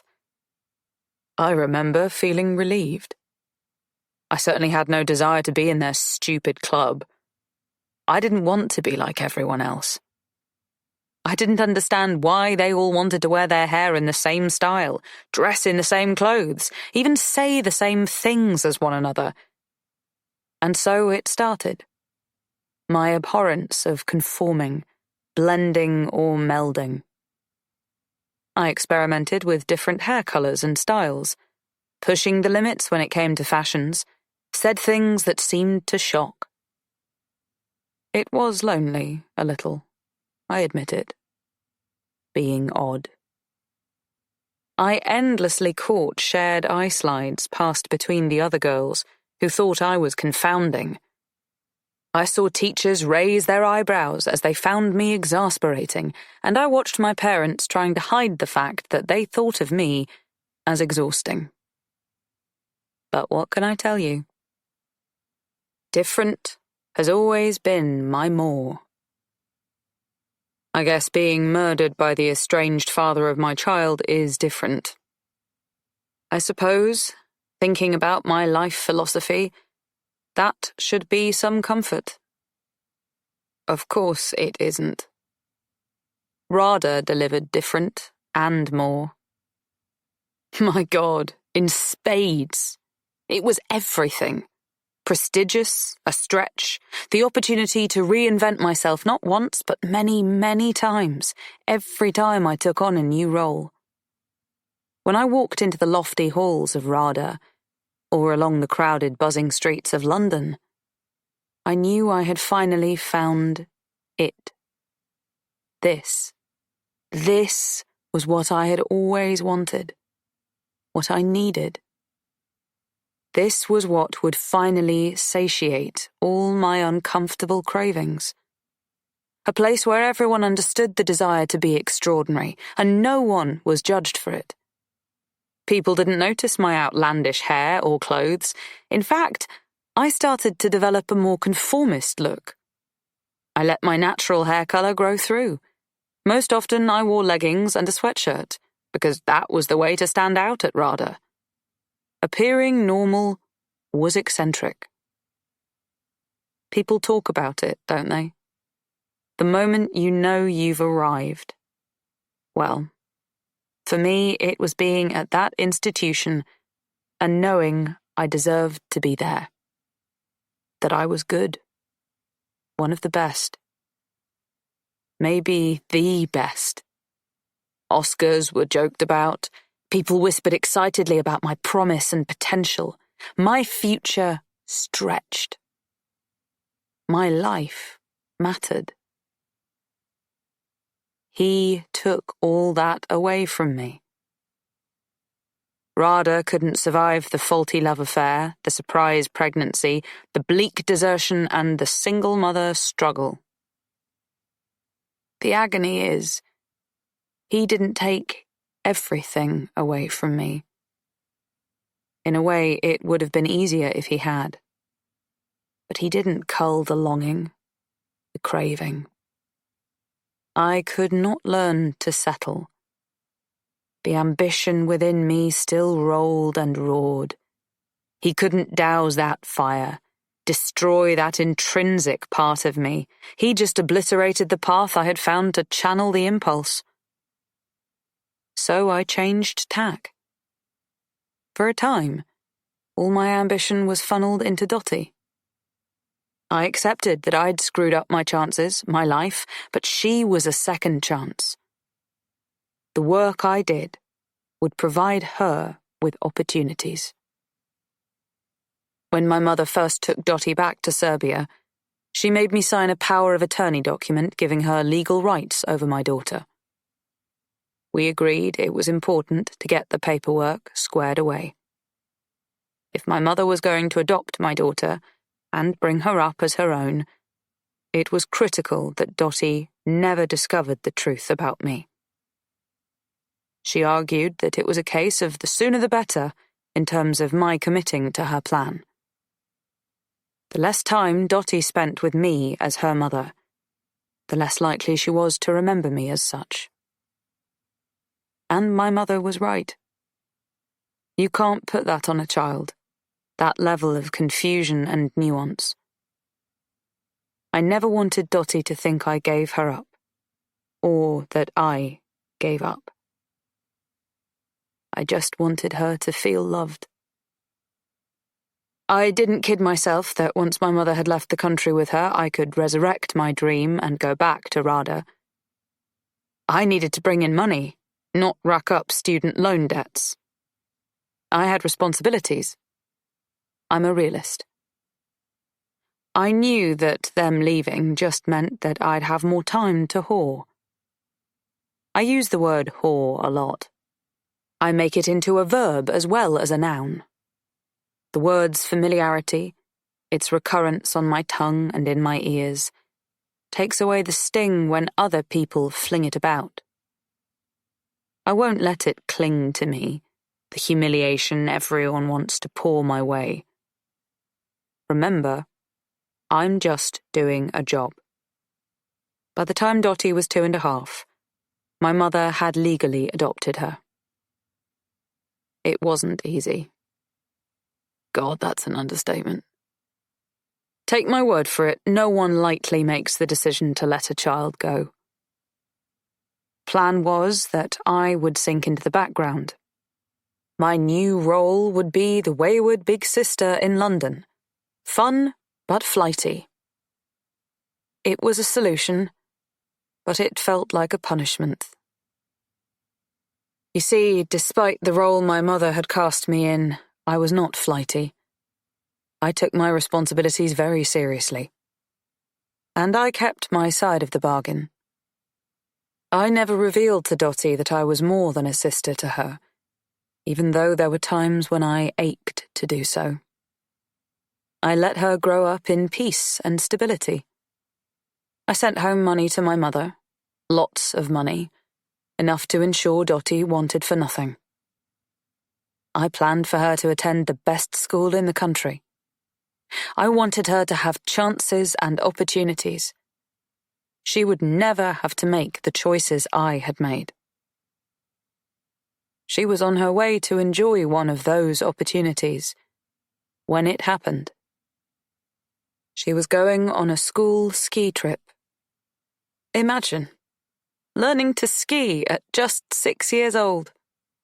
The school had its own chalet, and even the little ones got to stay there. Dottie had been so excited about the idea of going to ski school. Chatted about it to me on FaceTime. The coach departed from the school at 6 a.m. So damned early. Why did they have to meet so early? It was dark. Raining hard, I've been told. My mother shouldn't have been driving in the dark. She was always a nervous driver. She could have put Dottie in a taxi and told the teacher to meet her at the other end, or better yet, they could have both taken a taxi. They had enough money to take taxis everywhere if they wanted. I saw to that. I imagine her briefly toying with that idea but shunning it before it was even fully formed. She didn't like to squander the money I sent. too well aware that it was hard-earned, perhaps. I was always urging her to treat herself, indulge a little. No need to be flashy, Theodora, was her standard response. In my more reasonable moments, I realized that most likely she simply wanted to keep up with the other parents, who were all dropping off their girls personally. She didn't like Dottie standing out. She would have wanted to wave her off, shout last-minute instructions up to the coach, to clean her teeth, stay warm, wear sunblock on her nose. My mother had her faults. She was old-fashioned and stubborn. But she loved Dottie. She was devoted to her. She would not have knowingly put her in danger. Like me, she would have protected her with her last ounce of strength, her last breath. It would have been her final wish. I know that. Although knowing as much still hasn't quite stopped the fury I've felt. The fury, the regret, the grief. The other car came out of nowhere and was speeding. Maybe it was inevitable. Unavoidable. Or maybe someone younger, with quicker reflexes, could have sidestepped the head-on collision. A mother, rather than a grandmother, might have managed that. When it first happened, I sometimes got drunk on whiskey and grief and tearfully confided to other working girls what had happened. They all said the same thing. It was over quickly. At least they didn't suffer. But these women weren't there. How do they know if my mother and daughter suffered? I realized they said as much, hoping it would bring some comfort. Nothing has ever brought comfort. Nothing ever will. The rope is digging into my wrists. My breathing is shallow and labored. My bruises ache. My cuts sting. I wonder whether there is an afterlife. I wonder whether I will see my mother and daughter again soon. If there is a heaven, and I get in, I'm going to tell Dottie that she is my daughter. That's the first thing I will do. I make myself look at Sean, the devil incarnate. He looks bored, impatient. He has no idea that I am grieving for our child. He has no idea what he has lost. I envy him that. I'm jealous of that enormous inequality between us. That is the one that rips, that burns. That more than jealousy of his family, his career, his wealth, I am jealous of the fact that he is oblivious to the pain of losing a child. That, more than I'm jealous of the fact that he is the one holding the gun. It isn't fair. He should have to feel some of the loss too. But he hasn't got a clue. It wasn't my mother's fault she was driving my daughter to school in the dark and the rain. It was mine. I let her take her. I should have taken better care, held on to Dottie, held tightly, no matter what. I should have taken all the responsibility. That's what I think on my bad days. And on my very worst days, I think the fault was his. My choices, or lack of them, when peeled back, begin and end with him. Chapter 42. This place is a mess, Sean snaps. Jonathan, get in here. Jonathan scurries into the kitchen. He's been lurking outside the door waiting for instructions. I've felt his intrusion throughout my conversation with Sean. I don't doubt he's been listening. His presence has seeped into the silences too. In front of his boss, his demeanor changes somewhat. He's still a bulky, violent man, but he's no longer quite as showy. He has stepped back into the role of supporting actor, leaving Sean to play the leading man. His obsequious manner is even more repellent than his former arrogance. Yes, boss. Get her down. Get this place cleaned up. You know I hate mess. I remember that about him. The fastidious way he would fold up his clothes and lay them over the back of a chair before we had sex. At the time, I remember thinking it was charming. Now I see it as the mark of a psychopath. Why didn't he just throw his clothes around the room with wild abandon?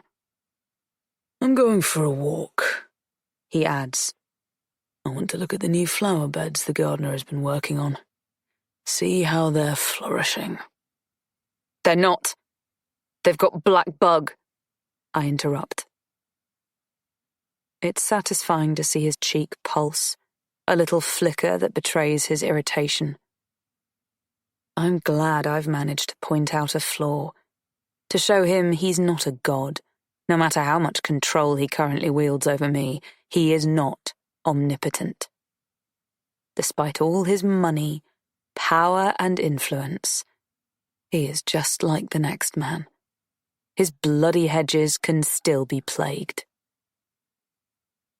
He stares at me coldly, but continues to speak to Jonathan. I'll come back to her. Put her in the salon, I'll be back in 15. We'll finish it then. Yes, boss. I can only assume the 15-minute stay of execution is to demonstrate his ultimate power, to prolong my torture. He can rush this through, or he can take his time. Jonathan cuts me free from the rope. I wiggle my fingers to get the blood to circulate again. I shrug my shoulders, which ache because my hands have been tied so tightly behind my back. He pulls me roughly from the chair. Through the kitchen window, I see Sean head towards the formal gardens. Once I'm certain I'm alone with Jonathan, I beg in a frightened whisper, "Just let me go. You could. I'd do whatever you wanted." I hate myself for stooping so low, but I haven't any choice. No chance. I've already had anything you can offer up, he replies with a sneer. He holds the top of my arm and marches me out of the kitchen. He no longer has the gun. He handed it to Sean when Sean first came into the kitchen. Sean didn't hand it back as he headed out to the garden, but instead slipped it into a holster inside his jacket. This tells me two things. Firstly, gun handling is not something new to Sean. Therefore, secondly, if I have a chance, it's now. Later might not be an option. 15 minutes, and it's likely to be all over for me. So I run. I bolt. My feet slap down hard on the tiled corridor, and I feel the shock and power of my panic reverberate through my body. I run faster than I ever have before. I run for my life. For a moment, Jonathan stands still, surprised by my resistance. I suppose he thought he'd beaten and scared the defiance out of me. A surge of challenge lights me from the inside. Fuck him. I'm down, but not out. Men like him have no idea. They think they can terrify women into submission. They think they can convince us we are mad or valueless. But they are wrong. I'm sane, and there's a point to me. They think we are weak and can be cowed, but we are strong and resilient. After I lost my mother and Dottie, there were months when I lay in bed at night and wished that I'd stopped breathing, that it would all just end. The dawn of each new day seemed cruel, taunting. I blamed myself. I had an itemized list of what-ifs and regrets that I ran through the way other people count sheep or say prayers at night. If only they had stayed in London. If only I hadn't become an escort, my mother would not have wanted to remove Dottie from my care. If only I could have found other work. If only I had been in the car instead of them. I wanted to die. But I didn't. I don't want to die now. I run so fast that I can feel my heart banging in my chest, thunderous, as though it wants to escape from my body as much as I want to escape from these men. My lungs feel inflated, then squeezed as I push myself. I'm grateful now for my self-discipline, which means I've always made myself pound the London streets for at least 5 kilometres every day, rain or shine. I glance right, but the enormous front door is shut. I imagine it will be locked. In a split second, I calculate that I can't risk heading in that direction and being cornered. Instead, I head up the stairs, my feet slapping out a desperate, hasty rhythm. For all my effort and determination, the truth is I'm in a bad way. The adrenaline careering through my body can only go so far in countering the beatings I've taken recently. I'm slower than my optimum. Jonathan proves to be surprisingly fast. He's gaining on me. He's only a few steps behind me now. I climb higher, taking 2 steps at a time. My hair streams out behind me, and I imagine I can feel him grasping at it. 1 step closer, an outstretched arm. He could grab it, yank me down the stairs. The thought is terrifying. I realize what I must do. It's not a choice. It's not a decision. It's an instinct. A reflex. I stop. I turn. And with both hands, I shove him as hard as I possibly can in the chest. The weight of my body and the weight of my grief combine to push him right over the banister. I watch his arms and legs claw at the air for a fraction of a moment, an upturned beetle suspended, and then... crack! He smacks to the floor and smashes, his frail shell shattering like the eggs he threw to imprison me. All the king's horses and all the king's men. I watch as a pool of blood seeps from his head. There is no question he is dead.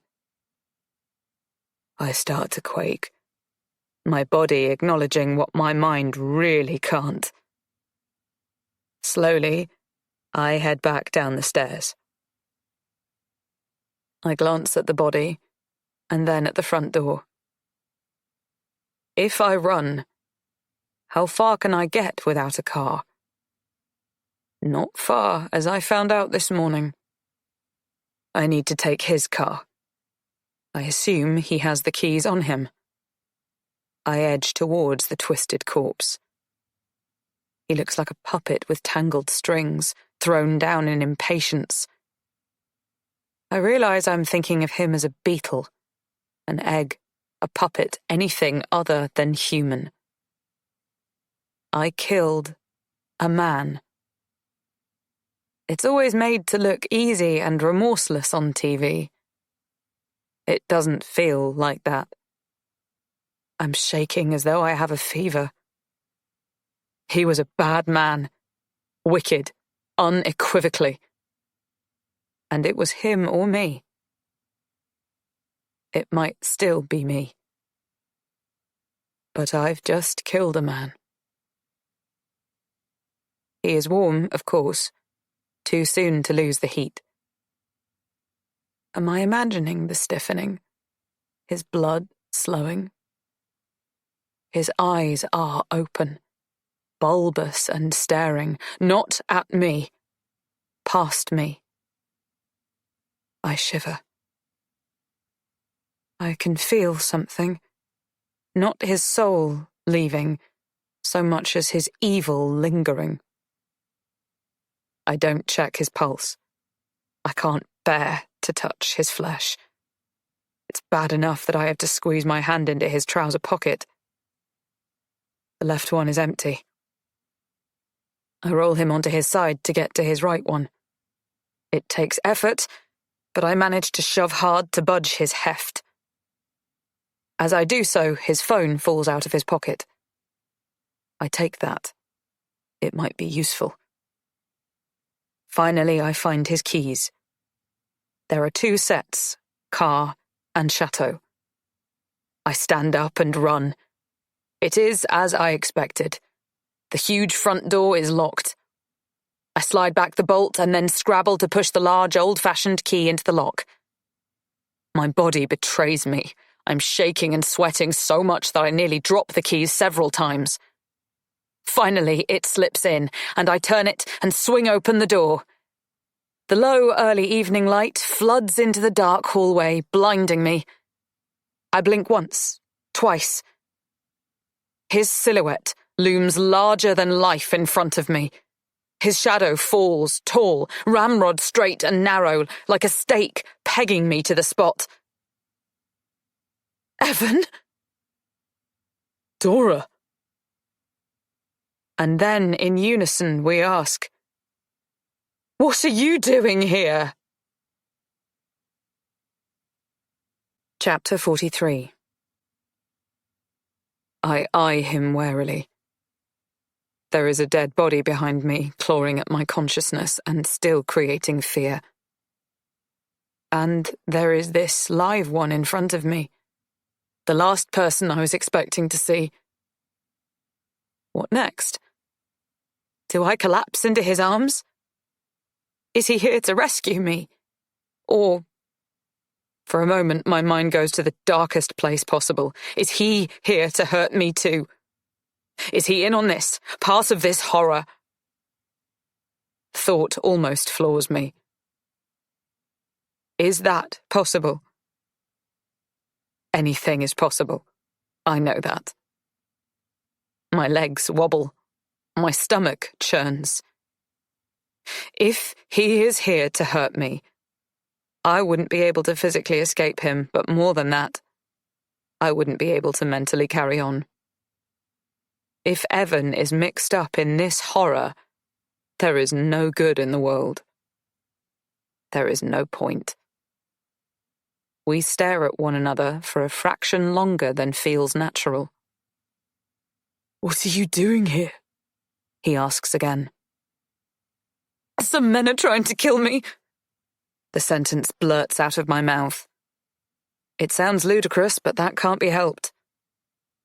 It's true. What? No! He looks horrified and disbelieving at once. The contradictory emotions playing out on his face concern me. Why be horrified if he doesn't believe someone is trying to kill me? Unless it is me he is horrified with. Does he think I'm mad? A fantasist? But his gaze trails the length of my bruised and scratched body. There can be little doubt that I've been hurt and abused. What happened to you? He asks. Compassion swims in his eyes, and I breathe again. It is okay. It is Evan. He loves me. I love him. Of course he is not in on this. What a despairing, unfair thought. I start to gabble an explanation, but I'm panicked and struggling to make sense, as I'm conscious that at any moment Sean could re-emerge. The owner of this chateau is trying to kill me. We have a history. It's complex. I haven't got time to explain it now. We have to get away. I start to pull at the sleeve of his jacket, trying to drag him towards Jonathan's car. He is dressed immaculately. He looks cool and unflappable, the absolute opposite to my disheveled, desperate state. We look worlds apart. We are.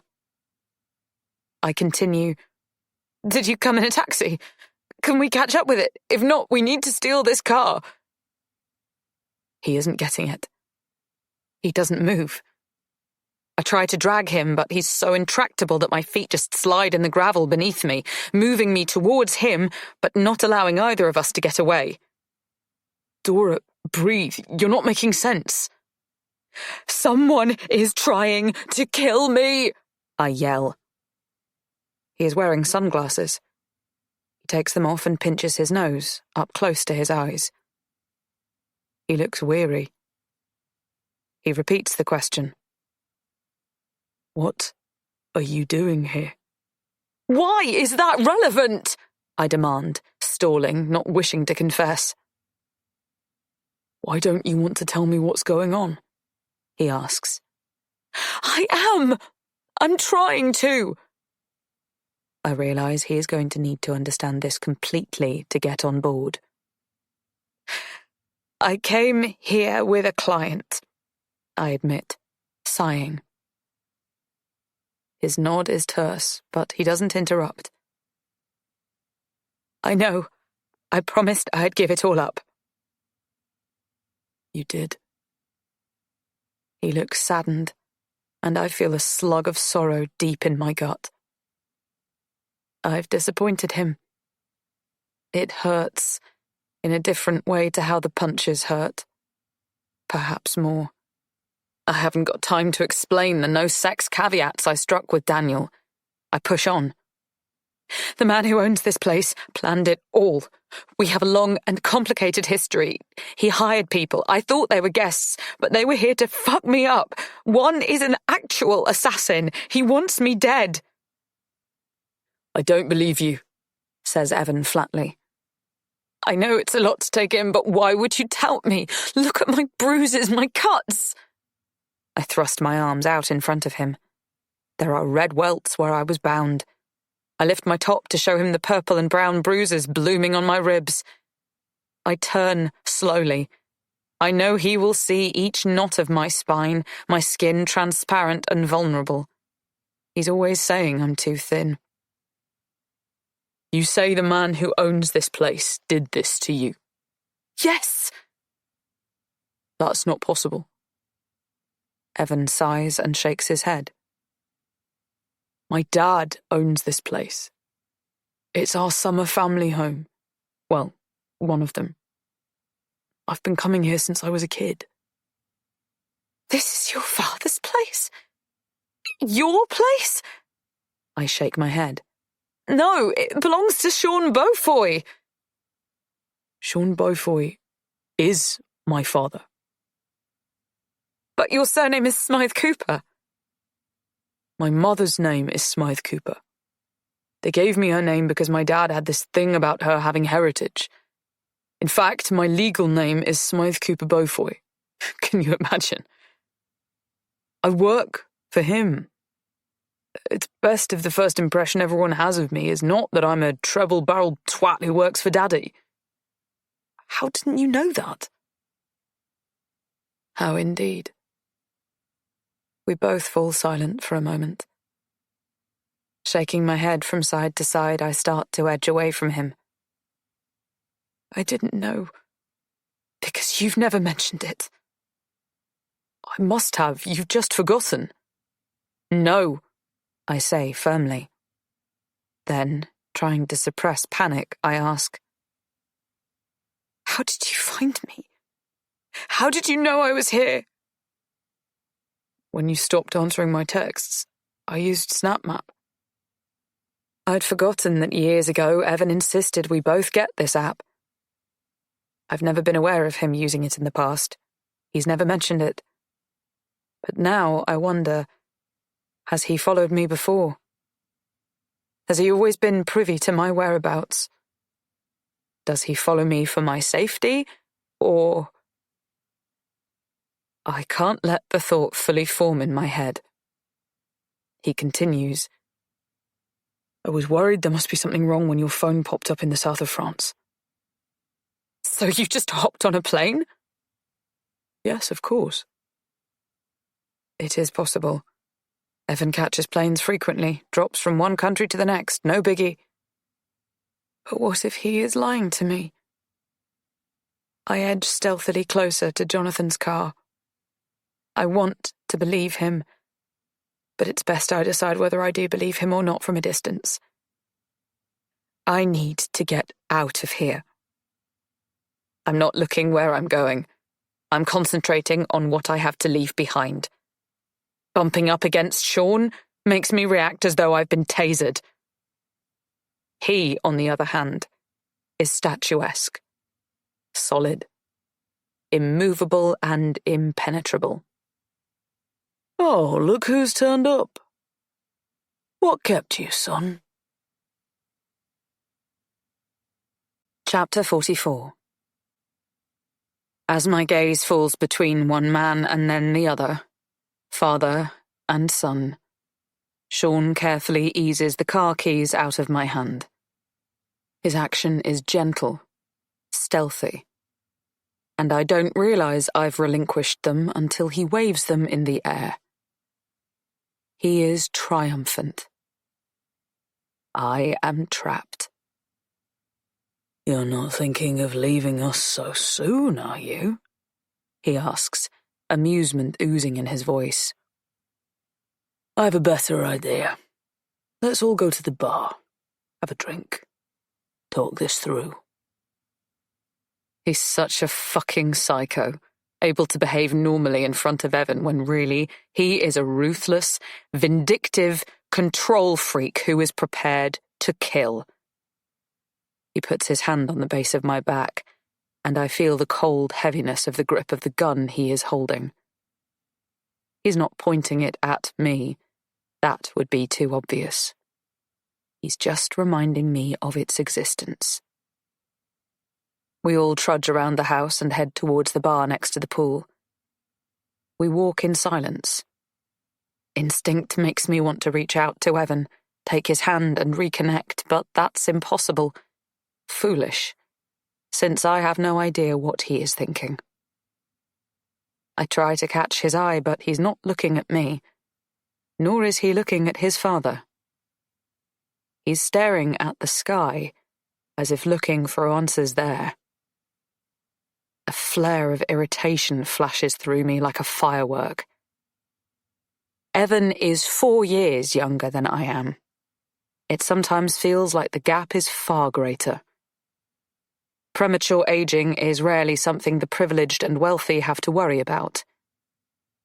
I'm often aware of his immaturity, his dependency on others to manage his life.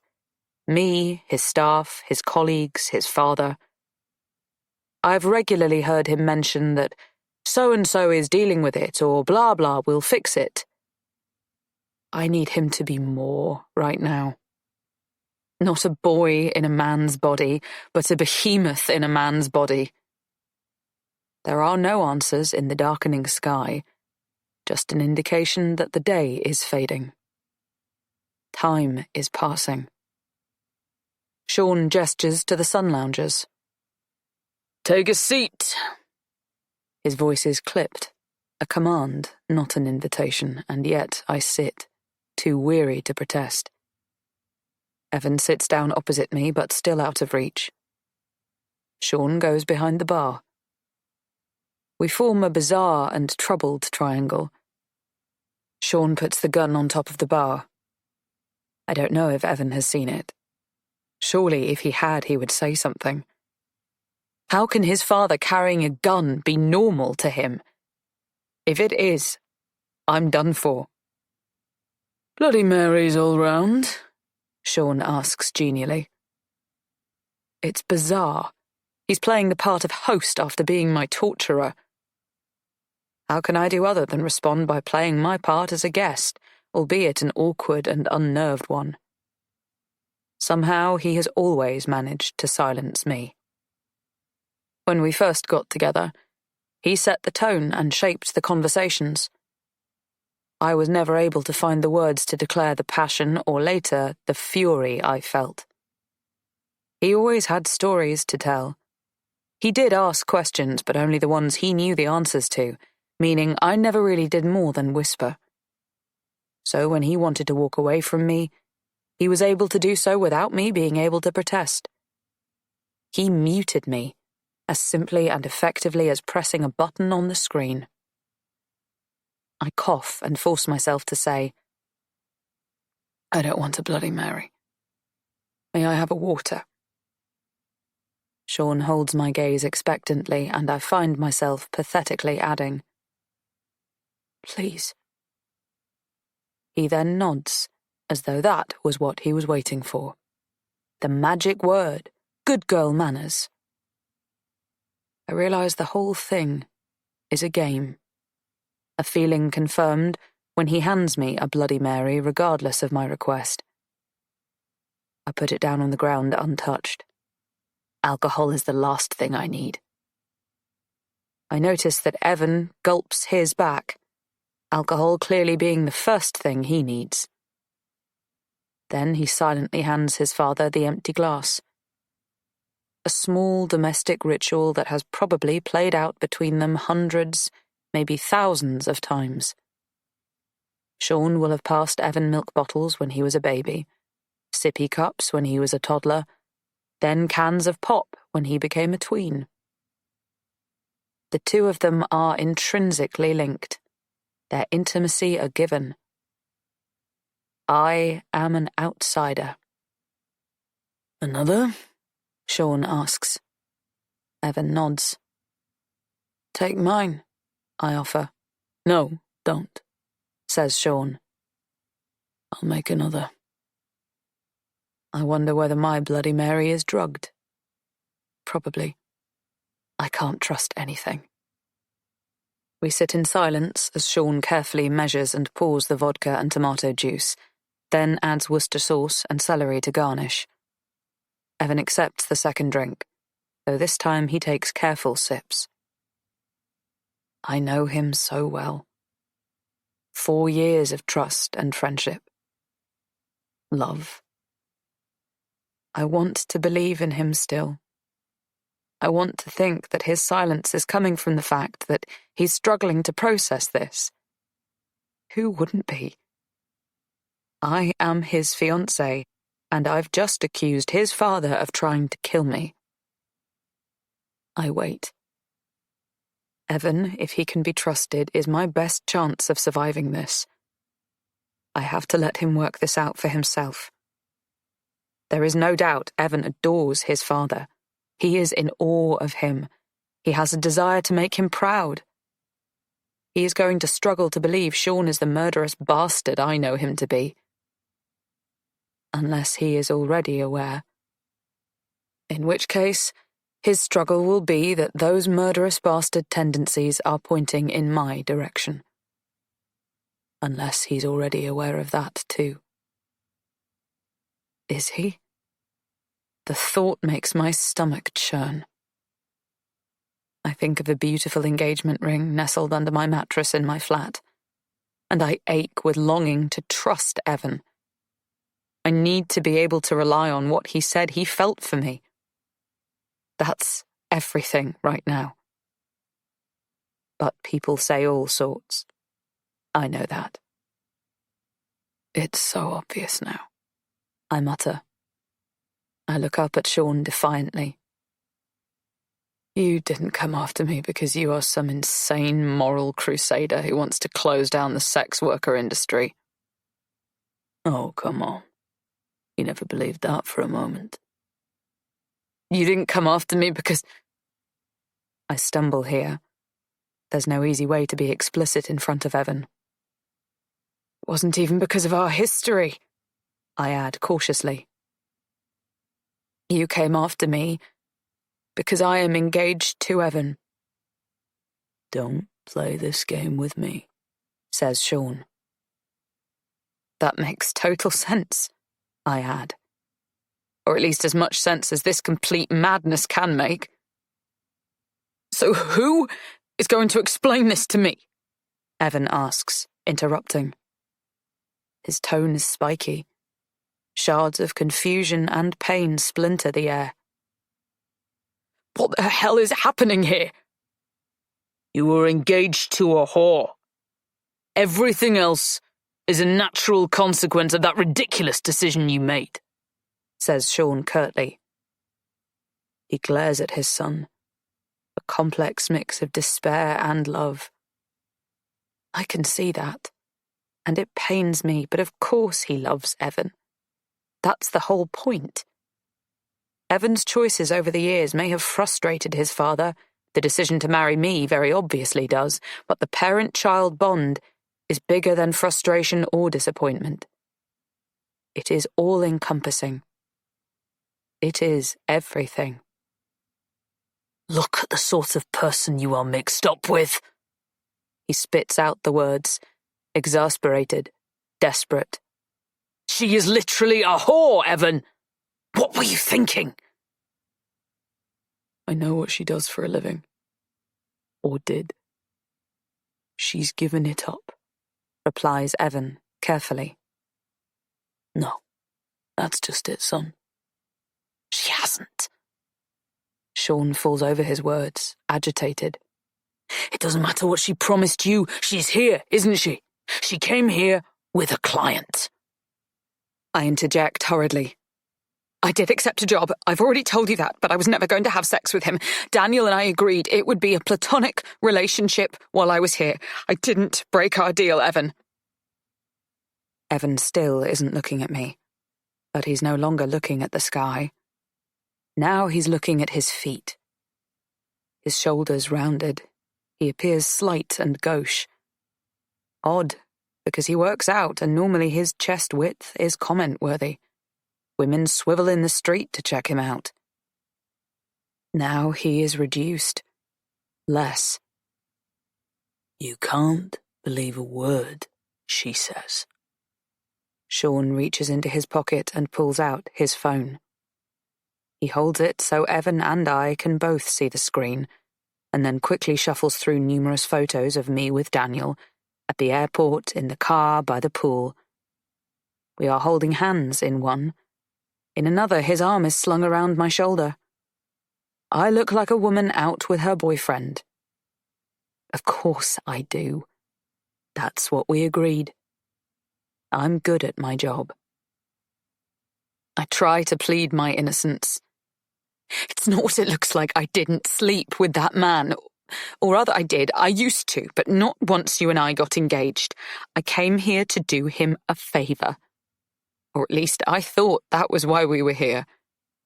I was pretending to be his girlfriend, but we didn't have sex. I didn't lie to you. I promise.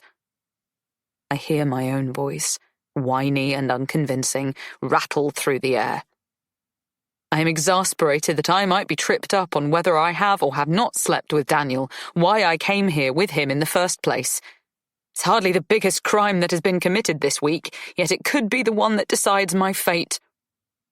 It isn't fair. Evan looks bemused. It's clear he still doesn't know what to think. Even if I explain everything his father has done to me and why, blow by blow, he still might not believe it. It's extreme and insane, and blood is thicker than water. But if he doesn't believe me, then I'm finished. So I have to try. That man who beat me up in the hotel, your father paid him to do that. He was trying to scare me off you, presumably. Then he blackmailed the man in the photos to lure me here. He was a client of mine, but I've since discovered that your father arranged that too, ages ago. Since I've been here, an entire gang of people have drugged me, abused me, subjected me to gaslighting. Oh, for fuck's sake. Sean rolls his eyes. Evan looks up at me, then at his father, and back to me again. He is confused. Dismay and chaos ooze from his every pore like sweat. He's unsure what to do next. Sean pushes on. Okay, if you and Daniel were platonic and you are no longer whoring, how do you explain this? He holds the phone aloft again. The video plays into the darkness. Giles thrusting into me, bent over the pool table. The grunts, sighs, and words that play out shatter any residual trust there may have been between Evan and me. His face is the colour of wet concrete, and hardening just as quickly. You like it, don't you, you dirty bitch? You like it when I fuck you hard? Yes, I do. Big boy, yes. My response is slurred and unenthusiastic. It is something I've said time and time again over the years. It doesn't surprise me that I manage to dredge up the rote phrases even when drugged. It doesn't surprise me, but it horrifies Evan. Okay, I've heard enough, he snaps, dropping his head into his hands. Still, Sean lets the video play on. More breathless gasping, more four-letter words sprinkle into our history. Eventually, he stops it. I don't remember that, I say quickly. She was too drunk. I was drugged. I would never have... Evan holds up his hand to silence me, but I can't be silenced. Not now. I wouldn't have done that of my own accord. I've stopped. I promise you, that was rape, I plead. Your father paid those people to do that to me. I have no memory of that incident. I pick the word incident to try to make it clinical, cool, and distant. It doesn't work. Evan looks broken, shattered. I've hurt him, and despite all the hell and pain I have been through recently, I think the look on his face right now cuts the deepest, hurts the most. He doesn't believe me. If he doesn't believe me on that first fact, how can I get the rest of the story to stick? It's no good. He doesn't trust me. I hoped he would. I was counting on it. His shoulders slump still further as he collapses lower into the sun lounger. He's unraveling in front of me, retreating back into being a boy, a child, and his childhood belongs to his father. I realize that saying anything else is pointless. It will look pathetic, unconvincing. A leopard never changes its spots, says Sean, sensing his victory over me. He returns to the bar, pours himself a whiskey, downs it. He fingers the gun, then mutters, "Where the fuck is Jonathan?" "Dead," I respond. "What?" I don't know which of them says this. Their tone of voice is indistinguishable. It's funny. Now I notice similarities between them. "I killed him," I shrug. "It was him or me." My voice is jagged, gravelly one moment, squeaky and thin the next. What does it matter what I confess to now? Evan hates me anyway. I'm not going to win this. I'm unlikely to get through the night. I should give up. "How did you kill him?" Sean asks. I pushed him over the banister. Evan makes a sound deep in his throat, a gurgling that makes me think he's about to throw up. "If you want me dead, it looks like you're going to have to do your own dirty work," I add, with fake bravado. Chapter 45. I expect Sean to reach for the gun immediately, but instead he mutters, "Fucking bitch." He looks repulsed. The idea of killing me himself is not as appealing as I might have imagined. Perhaps he has never actually had to get his hands soiled before. A man with his sort of wealth is unlikely to have to do his own dirty work. He pours himself yet another whiskey, suggesting a lack of control, a loosening of command. I feel his angry energy quiver through the evening. We sit in a bleak silence. For how long, I don't know. Time is dragging, or it may be whirling. I can't cling to anything as normal as estimating time passing. Not when the three of us are sitting here like this. Father, son, lover. Soon-to-be murderer, witness, victim. None of us could have ever imagined this end. We stay still for an agonizingly long length of time. I don't move or say anything at all, fearing anything I say might hasten my end. Sean and Evan are also silent and contemplative. I suppose Sean is thinking about the logistics, how he is going to finish me off and then hide the fact. Without Jonathan, he will have to deal with it all. Not only murder me, but dig my grave too. I find myself thinking through his problem as though it is mine. Perhaps he will stage something, a fight between me and Jonathan, or an accident. Then he won't have to get rid of a body, but just report something to the police. He is no doubt turning his monstrous mind to these practicalities. He'll be weighing up whether the police will believe him, or at least take a bribe. He has options. He's just figuring out which one he'll take. The whiskey won't be helping, though. It will be making it harder to focus. Or perhaps it will be making it easier to be fearless. And Evan? What can he be thinking? I keep my eyes on him, but his face is neutral.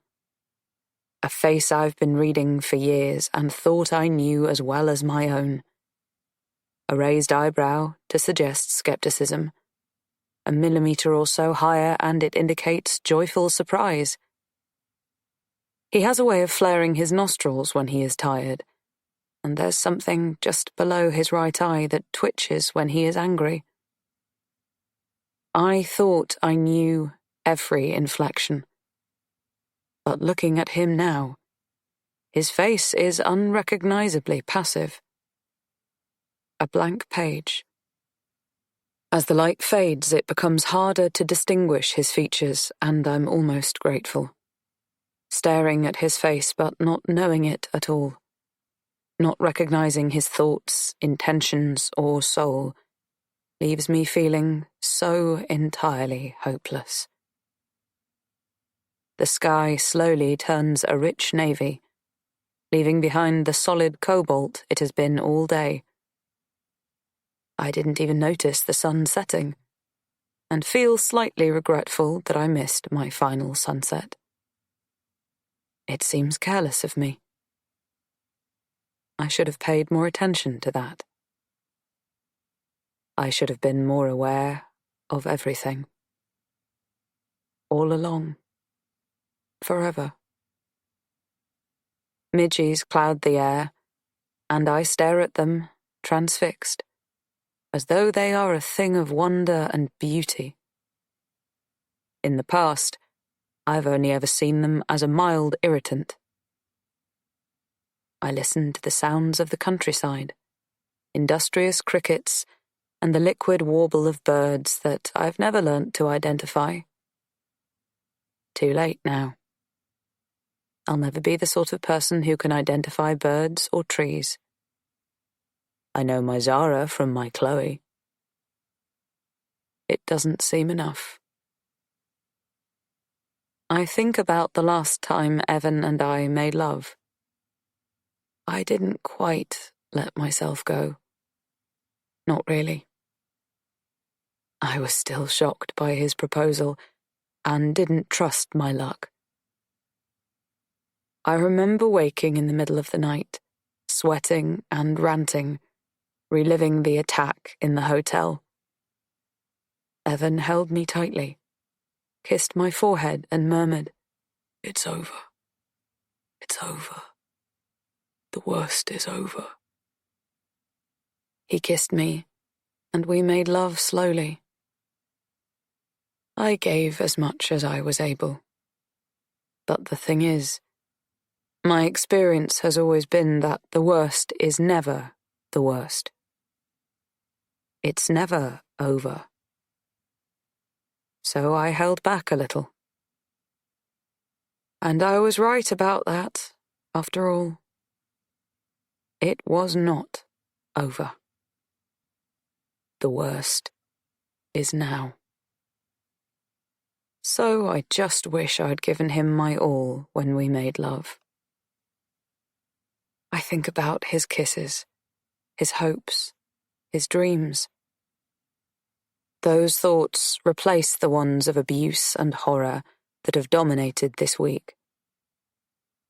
I think of my mother and Dottie. I remember hugging them the last time. It was at the airport in Serbia, 6 years ago. My mother was fussing. She had made me a packed lunch that included a flask of green tea.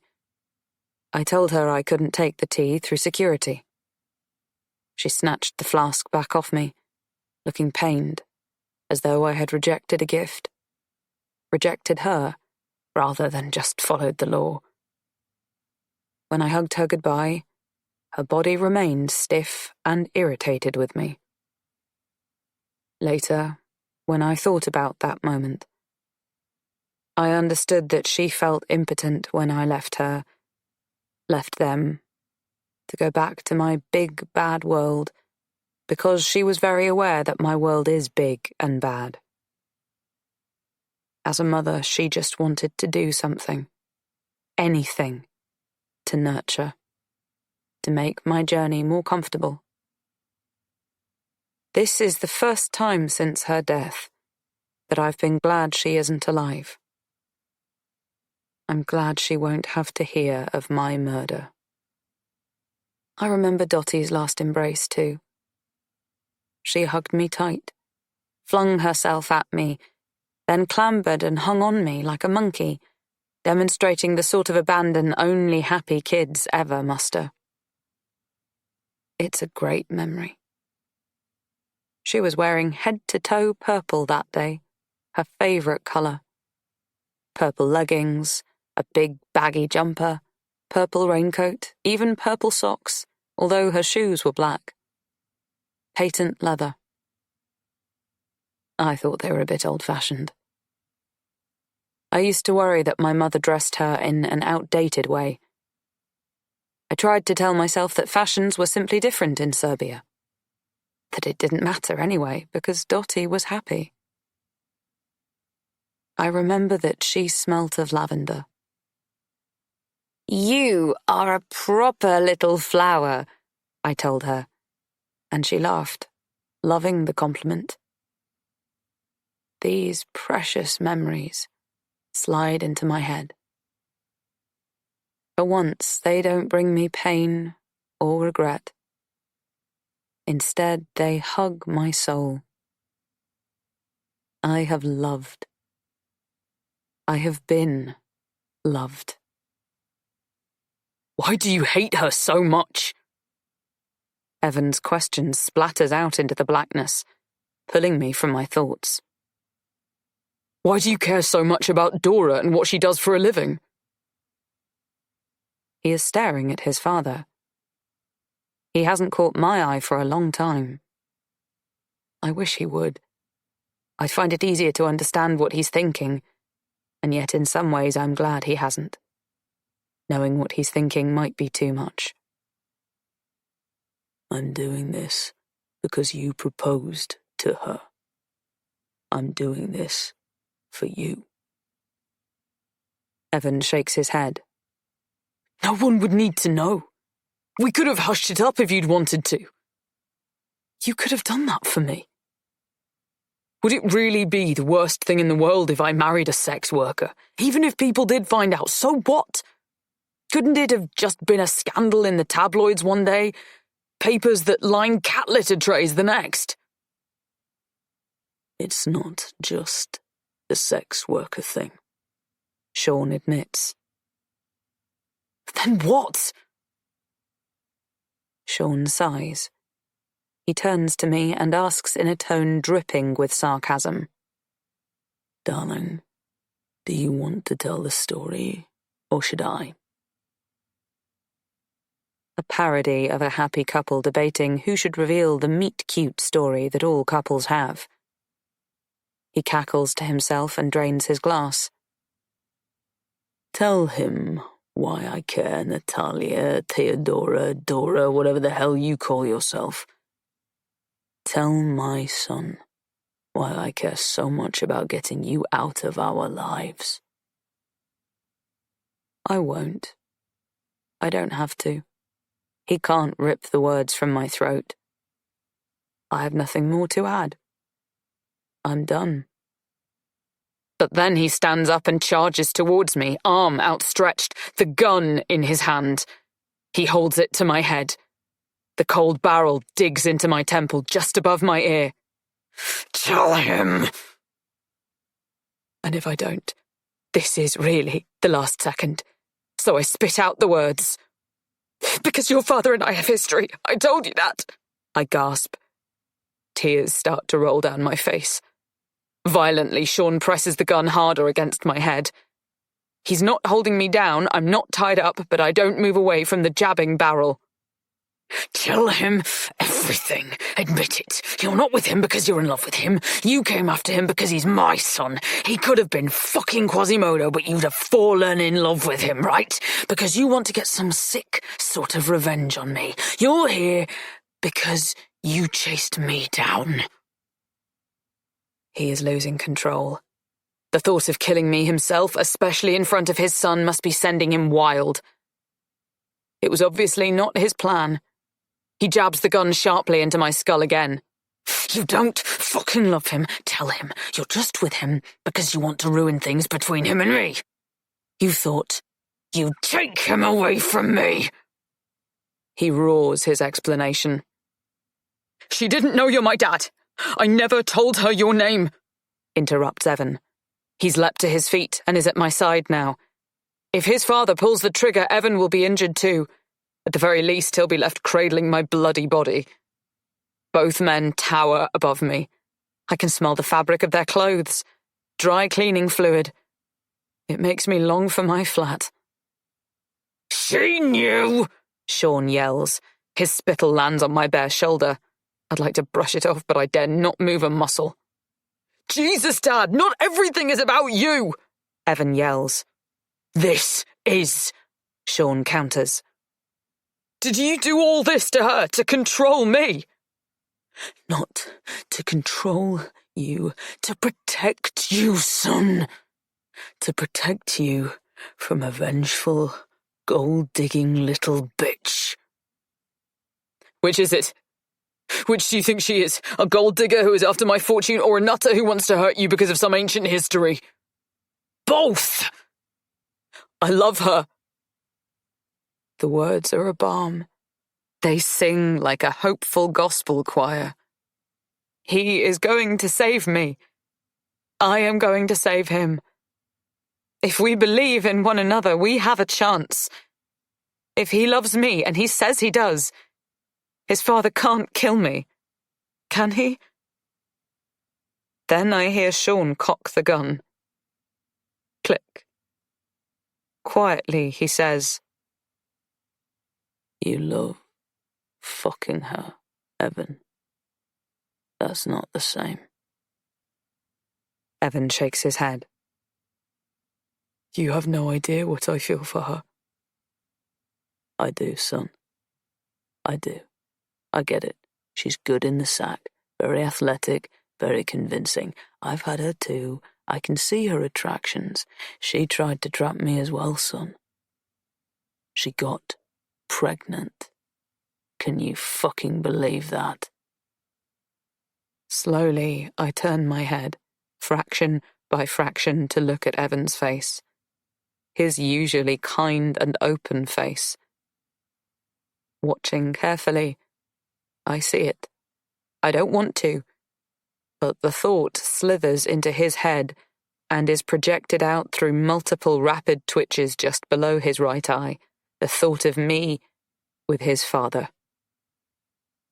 I see the idea take hold, and there is a slight darkening of his eyes. Maybe something about the way his mouth tightens. There it is. The tiniest shadow of doubt. A flicker. It almost instantly becomes tangible, like opening the fridge and detecting food that has gone off. Before you can find the mouldy cheese, the milk that has set, or the vegetables that have liquefied, you know that whatever is making the stench is past its best. Beyond saving. Evan's mind is clouding, filling with uncertainty. Pregnant. Sean must see his son's disappointment in me and pushes home his advantage. We got rid of it. As soon as she realized she couldn't catch me that way, she had the matter cleared up. Evan glances at me. Dora wouldn't do that. He sounds unsure. He wants me to clarify, deny, or explain. This time I'm the one who looks away. I can't tell him the truth. Not in front of Sean. Not like this. I won't drag Dottie into this. Sean continues. She did. Look, son, can't you see this has gone too far to change course now? He shrugs, feigning regret, which I don't buy for a moment. Things have got a bit out of hand. You see that? If she goes to the police, the firm wouldn't survive the scandal. Your mother wouldn't survive the scandal. We have to finish it. Evan turns away from both of us, looks out at the black horizon. You can't shoot her, he says with a tired, accepting sigh. How would you clean that away without Jonathan to help you?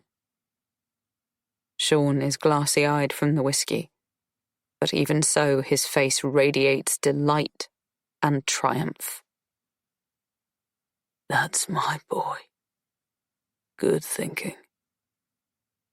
He folds Evan into a one-handed hug, slaps his back heartily, the way men do when they've won at a team sport.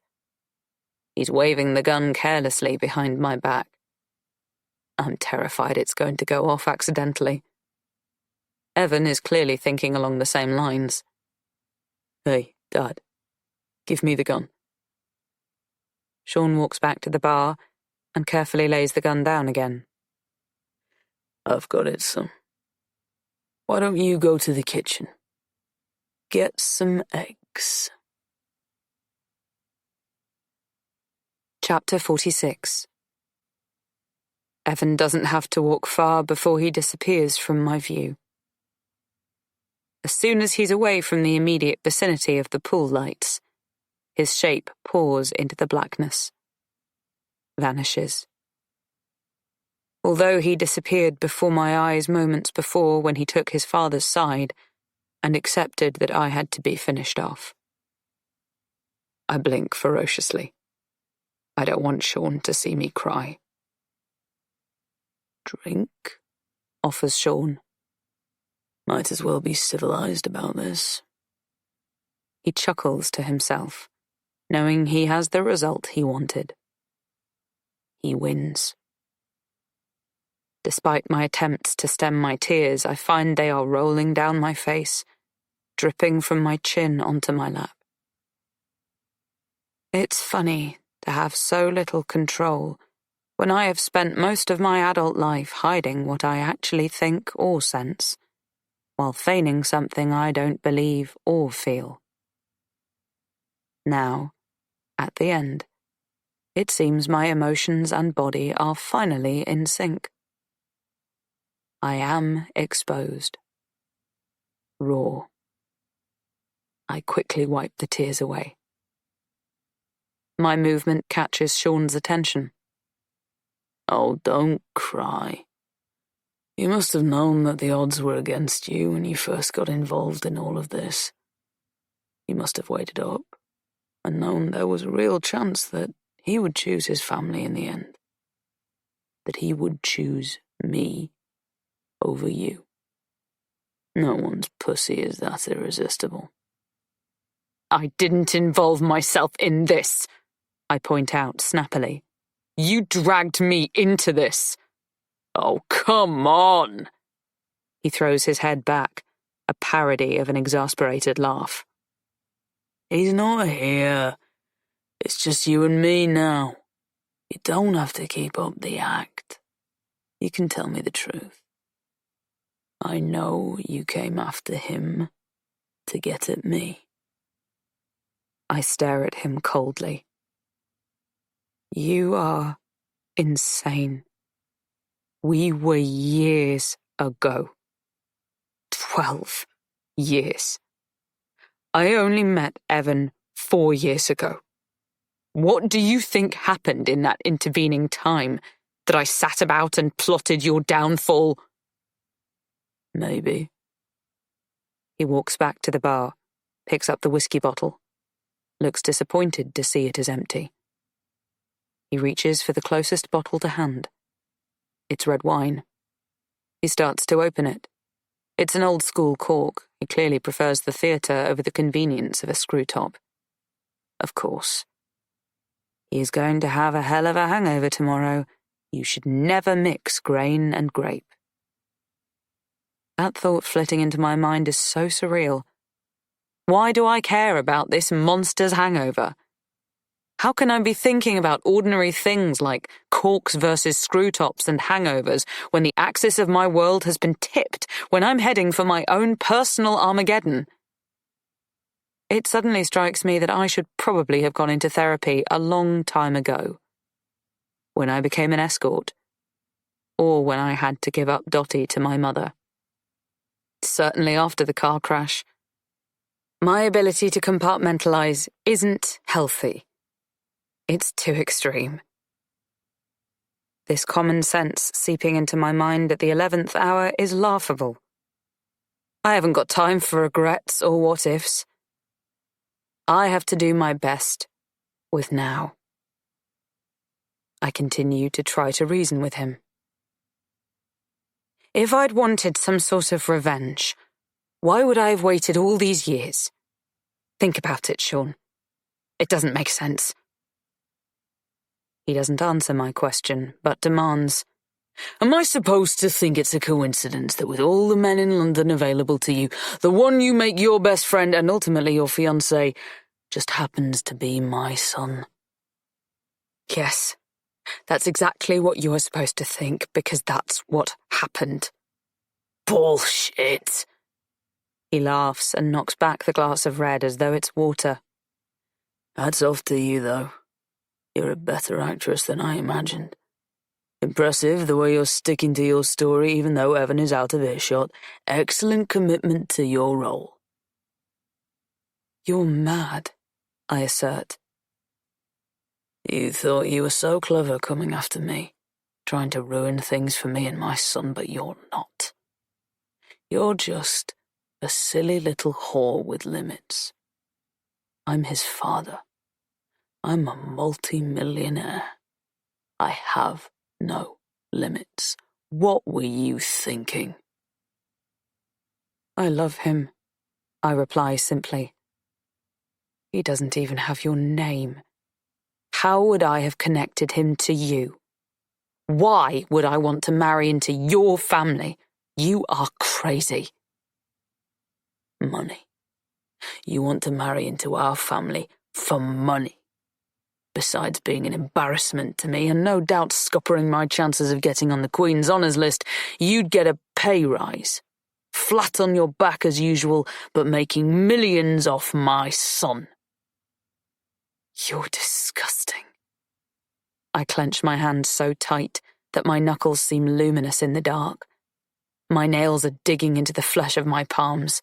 The words echo around my head, banging against my skull. Suddenly he hurls the open bottle of red wine at me. He throws it overarm like a cricket ball. It spins, creating an arc, leaving a bloody, spurting trail. Then the bottle smashes on the patio, slivers of glass skittering everywhere, glinting coldly, some bits tumbling into the pool. You don't scare me, I lie. You're not scared of me. No. Then you are very stupid. I never had you down as stupid. I didn't think you even remembered me well enough to have me down as anything. He spits out a short, sarcastic laugh. Honestly, I didn't. Not at first. You were one of a number of women I'd spent time with in that way. In that way isn't said with a leer or even with disgust. It is smooth indifference. I didn't matter to him. Of course not. That isn't news. Did you send all of them money for abortions afterwards? I ask. One other. The response is so audacious I think I might collapse. A cool fact. Even in that particular detail, I was not unique. I wonder what she did, the one other. Did she abort? Or is there another half-sibling to Dottie on this earth? Because that's what Evan is. He is Dottie's half-brother. Did the one other get to keep her baby? Did she get to be a mum? I loathe the thoughts that ambush me. It's all so complex. Sean continues. I didn't think of you for years. Do you understand? I do, fully. His life went on without me. Of course. I had never imagined anything other. He didn't give me a second thought.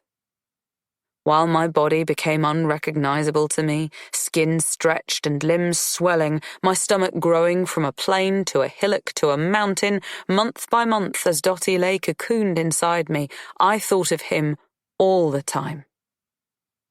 I thought of him when I was flat on my back, pushing hard, alone in a delivery room, and when we were hungry and I'd hopelessly shake the last of the cornflakes into my bowl, milk sour, baby screaming.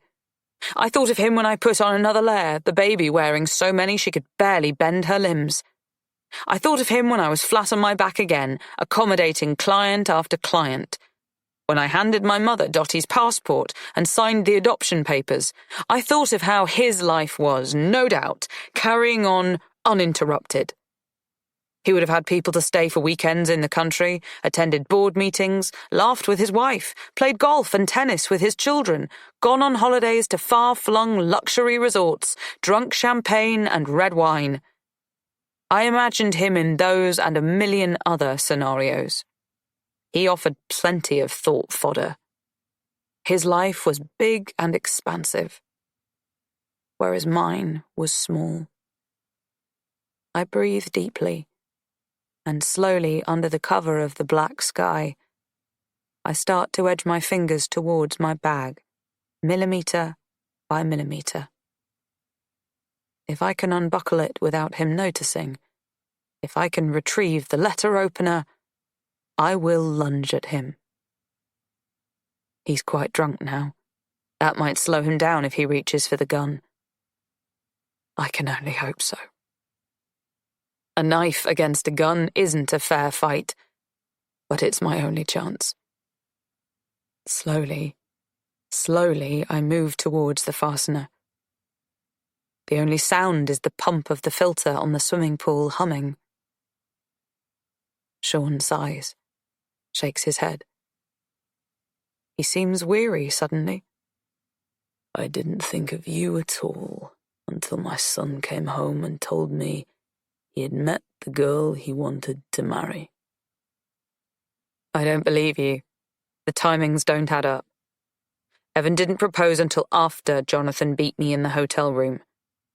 Evan proposed to me as a result of that attack, I point out. I want to keep him talking. Distracting him right now is paramount. I need to retrieve the letter knife before Evan returns. Yes, that's right. That is when he proposed, but he had already been thinking of it for a while. He mentioned it to me last year sometime. We were here, actually, sitting by this very pool. He did.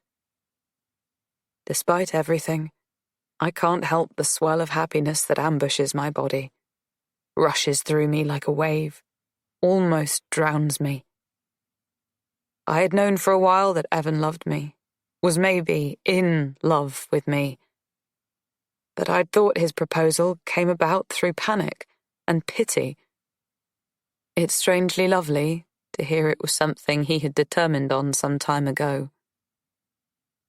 Except I can't forget that he is currently walking to the kitchen to find eggs that will kill me. I can't reconcile it. I think of the countless occasions we've stood in supermarket aisles and checked ingredients together, and the times he's grilled waiting staff about the ingredients of a dish. Have I really miscalculated his nature so entirely? Life, at least my life, hasn't been one where I've dared to hope for miracles or second chances.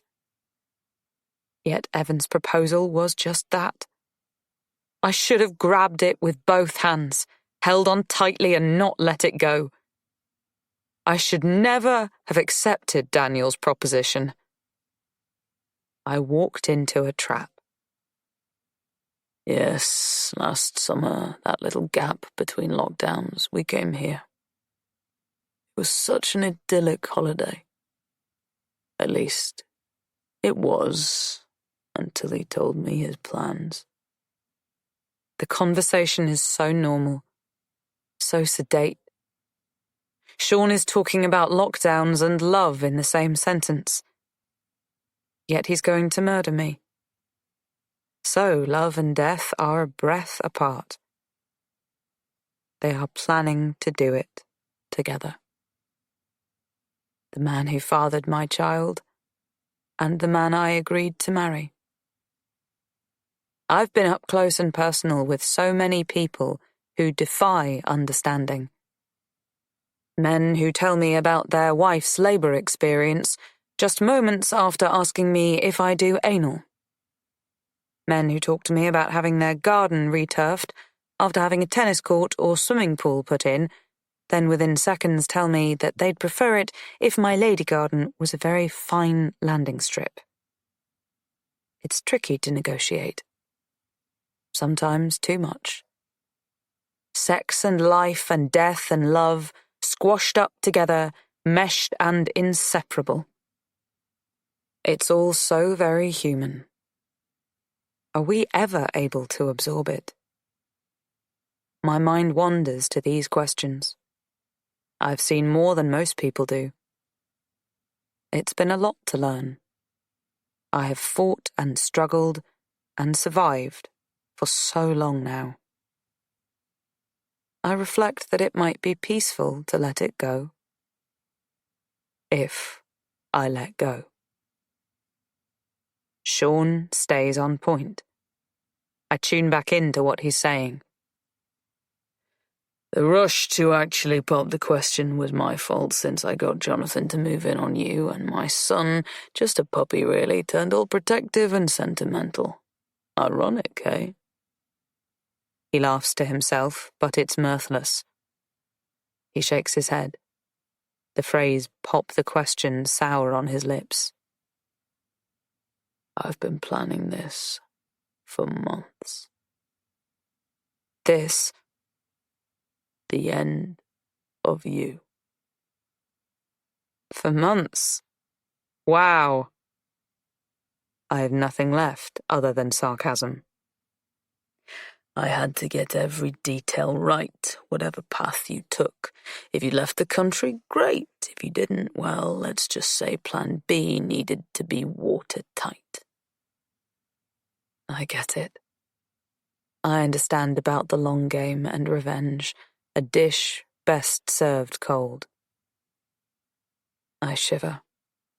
It's not that the night has developed a nip, it hasn't. It's airless and close, but I'm chilled to the bone. Sean continues. It was frustrating that I had to move everything up when I inadvertently became a catalyst for my own worst nightmare. I'd thought Jonathan would scare you away after that beating. I've never seen anyone stand their ground against him in all the years he's worked for me.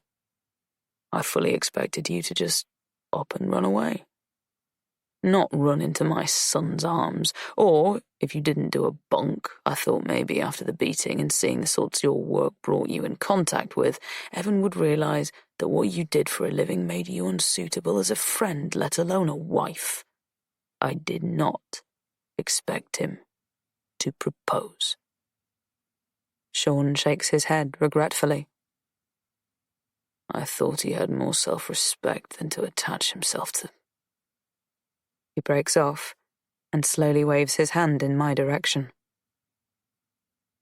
To all this mess. I am a mess, bruised and battered. cut lips, chafed wrists. I am a mess because he made me so. My fingers stealthily unfasten the buckle on my bag, then caress the smooth leather and root around furtively until I find the cold hardness of the knife. But it doesn't matter now. He's come to his senses, sees you for what you are. Thinking about it, if I'd killed you, he would perhaps have spent the rest of his days grieving for you. I'd have made you into a martyr. If you disappeared, he'd have spent his life looking for you. It's better this way. He's more likely to reach closure. Sean shakes his head, bewildered. Of all the things to become fixated on, a whore. Still, perhaps, properly channeled, that focus he's shown might turn towards something worthwhile. If not distracted, he can help build the family company, continue to grow it. I think he'll make me proud. He's like me, my son. He's nothing like you. He's taking ages.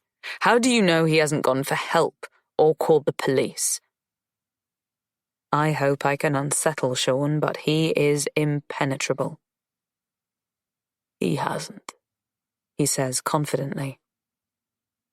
He now knows what he is dealing with. He had to see for himself that you were using him to get at me, and that even though he had offered you everything, you'd still betrayed him. Once a whore, always a whore. Sticks and stones, Sean. I have those too, Theodora. Don't you forget it for a moment. He glances towards the bar, where the gun is lying in the dregs of whiskey and red wine. It's unfortunate that it's come to this, but I'd do anything for that boy.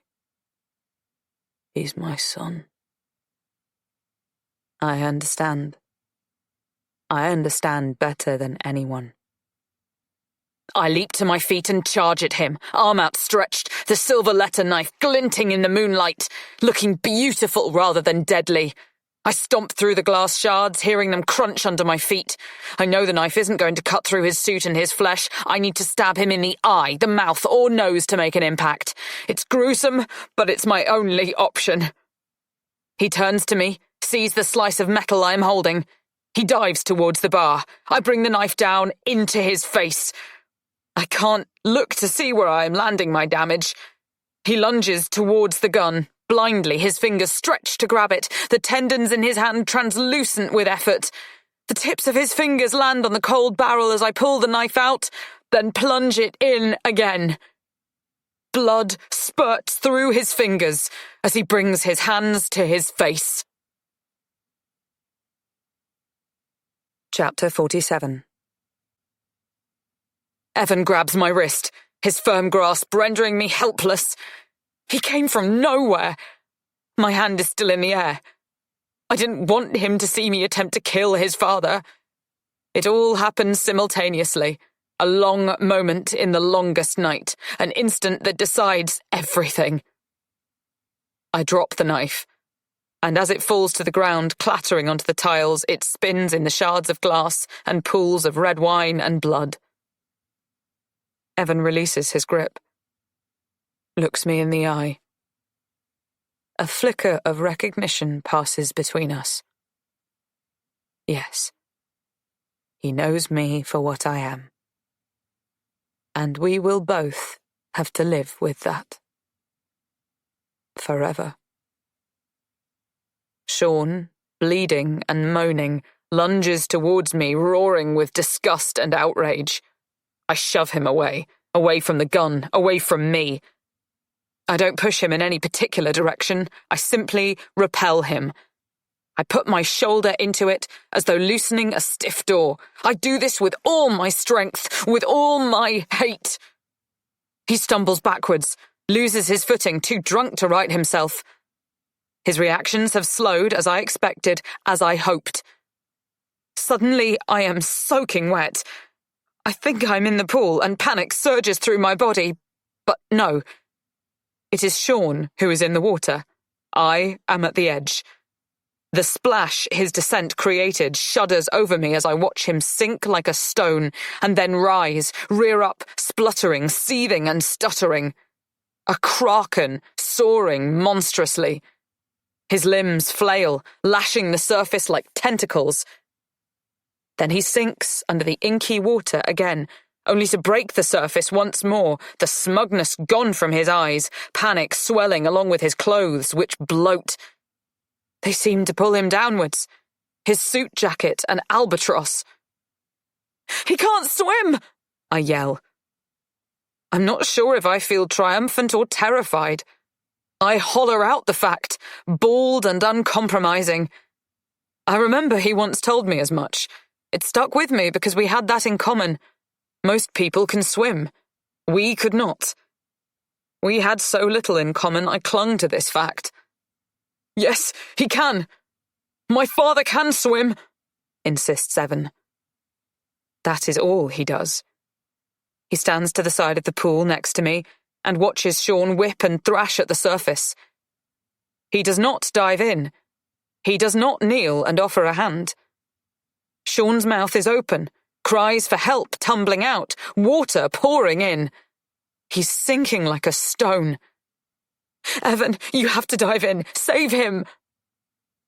I don't know if I want this, even as I ask for it, but he can't stand and watch his father drown. "Come on, Dad. Why isn't he trying?" he asks me. He appears to be in shock. He stands, no longer a man, certainly not a son, but a statue, turned to stone by the horror. "He can't swim, Evan." This time I don't yell. There is no one to hear us anyway. I say it quietly. I tug at his little finger. I dare not take hold of his hand, but I need to reach him somehow. "No, that's me you're thinking of. I can't swim. He can," Evan insists. "I can't save him because I can't swim. Why isn't he trying to save himself?" I stare at him confused. My head is a mess. Have I got it wrong? I remember swapping that confidence. Yes, certainly with Evan. He knows I can't swim. But I don't remember him telling me he couldn't either. I thought that was Sean. Although it's possible, isn't it? I don't know. I can't remember. I want Sean to stop splashing. I want him to die. This man who has ruined my life and wants me dead. This man who will, if he lives, take Evan away from me. I want him dead, and yet I run for the net that the pool boy uses to sweep out leaves and mice. I seize it and stretch it towards him. "Grab this!" I scream. "Sean, take hold. Wade in, Evan. Wade in from the other end. The other end is shallower." But it's too late. Sean is no longer thrashing in the water. His shirt is ballooning around him, and he bobs to the top of the pool. Face down, spread-eagled, dead. Chapter 48. Evan still has not moved. I rush to the steps at the shallow end of the pool and start to wade towards the body. Soon the water is up to my neck, even though I am on my tiptoes. Sean is floating 2 meters away from me. The pool is extravagantly large, an idiotic decision when the owner and his son can't swim. Even in this moment, the arrogance infuriates me. I helplessly lift my feet off the bottom and lunge towards him, but panic immediately seizes me and I splash and flail in the exact way Sean did just moments ago. I retreat, put my feet flat on the bottom of the pool. I can't go forward. I can't reach him. The thought makes my heart thump and swell painfully. The truth is, he was always beyond my reach. Emotionally, socially, and now physically. It's a tragedy. The blood from his face, where I stabbed him, curls towards me, a slithering eel through the water. Get out of the pool, Dora, says Evan quietly. But we could do CPR. We could... I break off. I don't know what we could do. Or should do. I carefully climb out of the pool. Evan takes a towel from the neat pyramid stack and hands it to me. I wrap it around my shoulders, but it doesn't stop my teeth chattering. We stand side by side, looking at the carnage in front of us, not at one another. I wait for him to reach for his phone and call the police. I have killed 2 men. One is his father. It was self-defense, he mutters into the blackness. I hear his breath catch in his throat, a jagged hiccup of a statement. You did what you had to do in self-defense. He repeats the phrase as though he is trying to convince himself. Well, yes, but they will never believe me. I stabbed him in the eye with a letter knife, a weapon I brought outside from the library. That seems premeditated. I state the brutal horror of what I've done, so that neither of us can hide from it. Then I add, Your father is an important man. Was, interrupts Evan. I shake my head, sorry and sad. Not sorry for killing Sean, exactly. Not even sorry that he is dead. But sorry for Evan that Sean was, his father. The word was is so final, so absolute. A bit of digging and my career path will soon be unearthed. That will work against me. People will be disinclined to believe anything I say. They'll want the important, powerful businessman, sometime philanthropist, to be better than he was. They'll think I am worse than I am. I sigh. No one is going to believe what has gone on here over the last few days. Frankly, I'm surprised you do. I do. Evan drops his head in his hands, rubs his eyes aggressively. I didn't go for the eggs. You didn't? Of course I didn't, Dora. He sounds hurt that I might have thought he would. I heard everything you both said, he mutters. I look to the ground and notice that puddles of water are forming around me as I drip dry. I heard my father's mad insistence that you were only interested in me because of him. And I heard you tell him, I'm nothing like him. I know what you meant. Thanks. We both fall silent and stare at Sean's body, bobbing on the water. Our collective will can't make it vanish. We can leave. Just run away. I have money. We could simply disappear. Evan suggests hopefully. He looks me in the eye at last, and I see his boyish urgency, his childlike desire to flee this mess rather than face it down.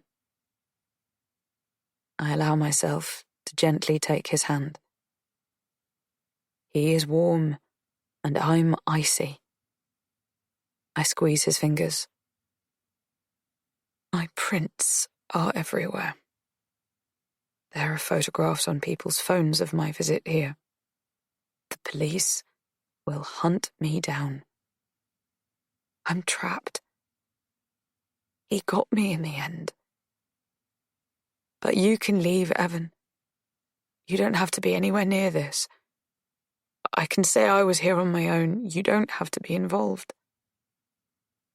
I can gift him that at least. A release. A way out. His father is dead, bloating in the pool. I owe him. No, replies Evan firmly. We'll say that Jonathan stabbed my father and pushed him in the pool, that I chased Jonathan down in retaliation and you were upstairs at the time. My heart surges and breaks as I realize that he's trying to protect me, despite the fact that I'm a killer.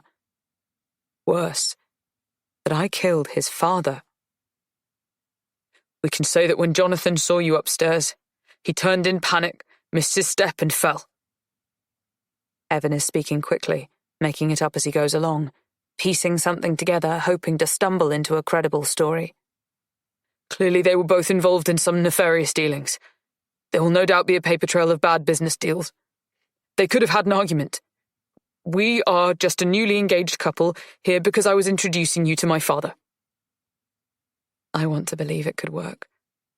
I long for a way out, a reprieve, but my subconscious mind is already rooting out the flaws, pinpointing the things that will trip us up and bring us down. I don't want Evan to get involved in any of this. He doesn't have to. There must be security footage. A place like this? We can delete it. I know where it's stored. But the others? Chen and Neo, Daniel, Cece. You said he hired them? Yes. All two-bit actors and extortionists. I can't imagine they want to step up and say they were involved here. Extortionists, yes. So one of them will come forward sooner or later, maybe not getting involved in the investigation, but perhaps they'd blackmail us. It seems messy. It is, but not impossible. Things go away. There it is again. A rich man's confidence. I don't believe things go away. What happened between Sean and me happened 12 years ago, and yet it never went away. The past hunts and haunts. You didn't ask for any of this, Dora. I'm not letting you suffer any more, says Evan firmly. And oh God, I want to be wrapped in his invisible invincibility cloak. I see the joy of being the wife of a rich man who can save the day. I crave that peace and rest and ease. But I am a sex worker with a past and a very visible vulnerability cloak of my own that I can't quite cast off. How accurate are they when they record times of death? I ask. What? Well, if our story is going to be that Jonathan killed your father and then you chased him down, we need to make sure that the autopsy won't expose us and reveal the fact that Jonathan died first. Evan looks at me with something like respect, but he also looks frustrated. I don't know. Can they be that accurate? I shrug. Possibly. We sit in the black silence for a long time. Normal people, now criminals. Murderer and accessory. An owl hoots. Sean's body bobs on the water. I ache. I'm weary, but I'm also wired. Evan is right. I have suffered enough. I shouldn't have to suffer anymore. Tentatively, I make a suggestion. If we could get your father to the house, we could set fire to the place. Fire will remove evidence. It's a horrible idea, and I expect Evan to need to process it. Instead, he replies instantly. Okay. You're sure? It's your house. I can't bring myself to add, and your father. I'm sure, he says, his strong chin set. Chapter 49. It's a grim process. I remember Jonathan showing me the outbuildings and there being a wheelbarrow in there. I send Evan to retrieve it while I tackle the problem of getting Sean's body out of the water. I try to poke him towards the shallow end with the skimming net, but it simply bends and gives on contact. It's not rigid enough to have any force. I lower myself into the pool for a second time and wade towards him in the hope that he's drifted close enough to grasp. He hasn't. If anything, he has drifted further towards the deep end. Evan returns with the wheelbarrow and a solution. He has remembered that there is a rubber ring tucked behind the bar. We can both wade into the pool. If you're wearing the ring and I hold on to you, we'll be able to get closer to him, maybe grab hold of him. Why was the rubber ring hidden away? I ask in frustrated disbelief. I guess my dad prioritized the look of the place over safety, says Evan with a bitter sigh. I know he must be heartbroken that he didn't remember the ring when his father was drowning. I squeeze his arm, trying to communicate the depth of my sympathy and sorrow at what he is going through. Tricky when I caused it. Take your clothes off before you wade in. It will look odd to the police if your suit is wet, I point out. And you? I'll get some fresh ones before we set fire to the place. I see Evan's Adam's apple jump. I guess he's swallowing his surprise that I'm able to think clearly, think of everything. He's never had to think on his feet, save his skin, yet my mind is working 19 to the dozen. I'm used to avoiding catastrophes, or at least trying to. It's up to me to hold this together. He follows my instructions and takes off all his clothes, even underwear. Naked, he slips into the water. I follow him with the ring around my waist. He wades in as far as he can until my feet are off the ground. Then he holds onto the ring and, stretching, I'm able to loop my fingers into the waistband of Sean's trousers. I drag his body after me as Evan guides me back into the shallow end. I get out of the pool and tug at Sean's mass, trying to get purchase on him as Evan pushes and shoves from beneath. Wet and dense, stiff and unyielding, he isn't easy to maneuver. He never has been. Evan's face is set with grim determination as he heaves and grunts.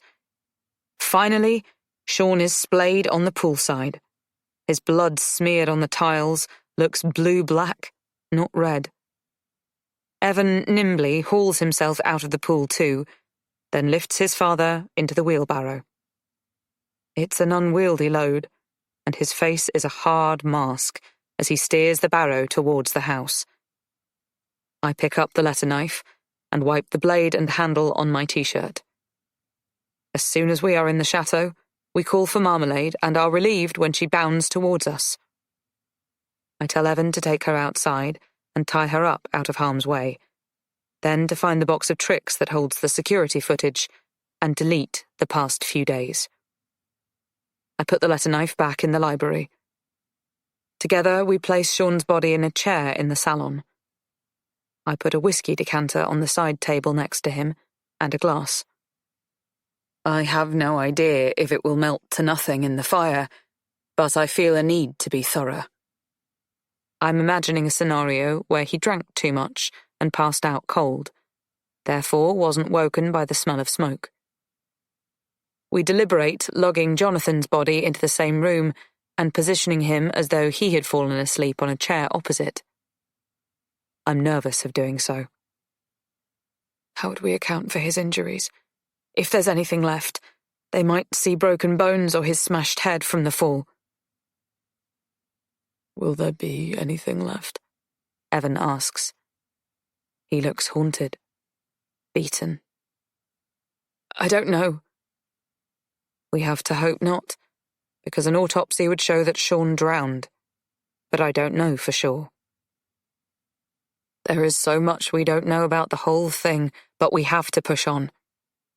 I clear my throat and say, we should leave Jonathan where he is. He could have fallen during the fire while, trying to escape. Evan needs me to stay focused and firm. We light candles throughout the house, and then I tip over one that is positioned near a curtain in the salon. The fire quickly catches, the flames licking the velvet fabric, the floorboards, the wallpaper. The intensely hot summer means everything is bone dry and basically tinder. Whoosh! The fire leaps. A playful imp quickly becomes an angry devil. I move the side table closer to the flaming curtain and watch as it catches fire too. I need to shunt Sean's chair towards the curtain, but can't bear to articulate the thought. Instead, I take kindling from the woodpile near the fireplace and put the sticks in a trail from the burning curtains to below his chair, under which I build another pile and add logs. The heat is becoming overpowering. A few sparks snap and singe my skin. I step back and watch the blaze. His damp clothes, I mutter. We can't afford for this fire to peter out. Evan looks like he wants to howl. The fire scorches my face, and my sunburnt arms and shoulders flare and sting, as though the flames are actually reaching me. I'm in hell. Should I do the same in another room? Evan asks. No, it will be more realistic if there's one source. I'm certain they can work out that sort of thing. I start to cough. Come on, we need to get out of here. I take him by the arm and pull him out of the room, through the hall and out the front door. He looks back over his shoulder, and I pretend not to notice. Outside, I take my suitcase out of Jonathan's car, find fresh clothes and change into them. I throw my wet ones back into the blaze. The flames are dancing through the salon now. I can see them through the window, a brightness against the blackness. I sniff the air and wonder whether I am imagining that I can smell burning flesh. I need to get Evan away from the house. Go and throw the gun down the well. I'll meet you back at the pool. I'll bring marmalade. He follows my instructions wordlessly, seemingly grateful to have had the responsibility of decision-making taken from him. Returning to the pool, we sweep up the broken glass that is scattered across the patio. We wash blood from the sun loungers using wet towels, then dip the towels in the pool to clean them too. We reassure ourselves that the pool filter will have removed all traces of blood by the time the fire engines arrive. We leave the empty whiskey and wine bottles where they are. A night of excess will help to explain slow reactions. I glance towards the house and see smoke above the trees. I pray that no one alerts the fire service too swiftly. We then lie down together on the double sun lounger. Marmalade climbs on top of us, creating a welcome blanket across our legs. We have to pretend we fell asleep here, I say. I can't sleep, replies Evan. No. I put my arms around him, and he rests his head on my chest, as though he is a child I am comforting. I gently caress his back and hair. Eventually, he does fall asleep, and even as I am wondering how, I must do the same. I only know this because a little later I am shaken awake as I feel Evan's body shudder.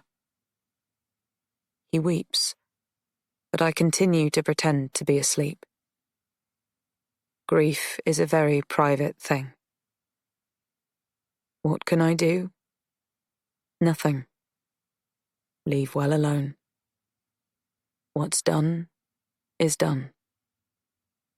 I think I finally know that sometimes doing nothing is everything you can do. Chapter 50. Sleep must have overwhelmed us again, because the next time we wake, it is to the sound of sirens. At first, I don't recognize them as such. I think it is Dottie crying, screaming, the way she did when she was a hungry baby. This dream is one that haunted me for a long time when I was younger, but I haven't had it for a while. It's disconcerting that it's returned. No, In fact, it's devastating that it has returned. I wonder, what am I going to be haunted by from now on? We run towards the house and the sirens. Marmalade barks her distress, adding to the confusion. I keep her on her lead and close to my side. Flames are towering above the tree line now, lighting up the sky. The smell of smoke and desolation lingers in the air, cloying, choking. We're distraught and disorientated enough for the authorities to accept our story without question. It's made particularly compelling because Evan tries to run into the house. He screams, "Dad! Dad! Dad! My dad's in there!" over and over again. He's so convincing, I think for a moment he really has forgotten that his father is dead. That I killed him by stabbing him in the face and then pushing him into the pool. And that he was powerless to save him. He's going to have to learn to live with being powerless, as I had to.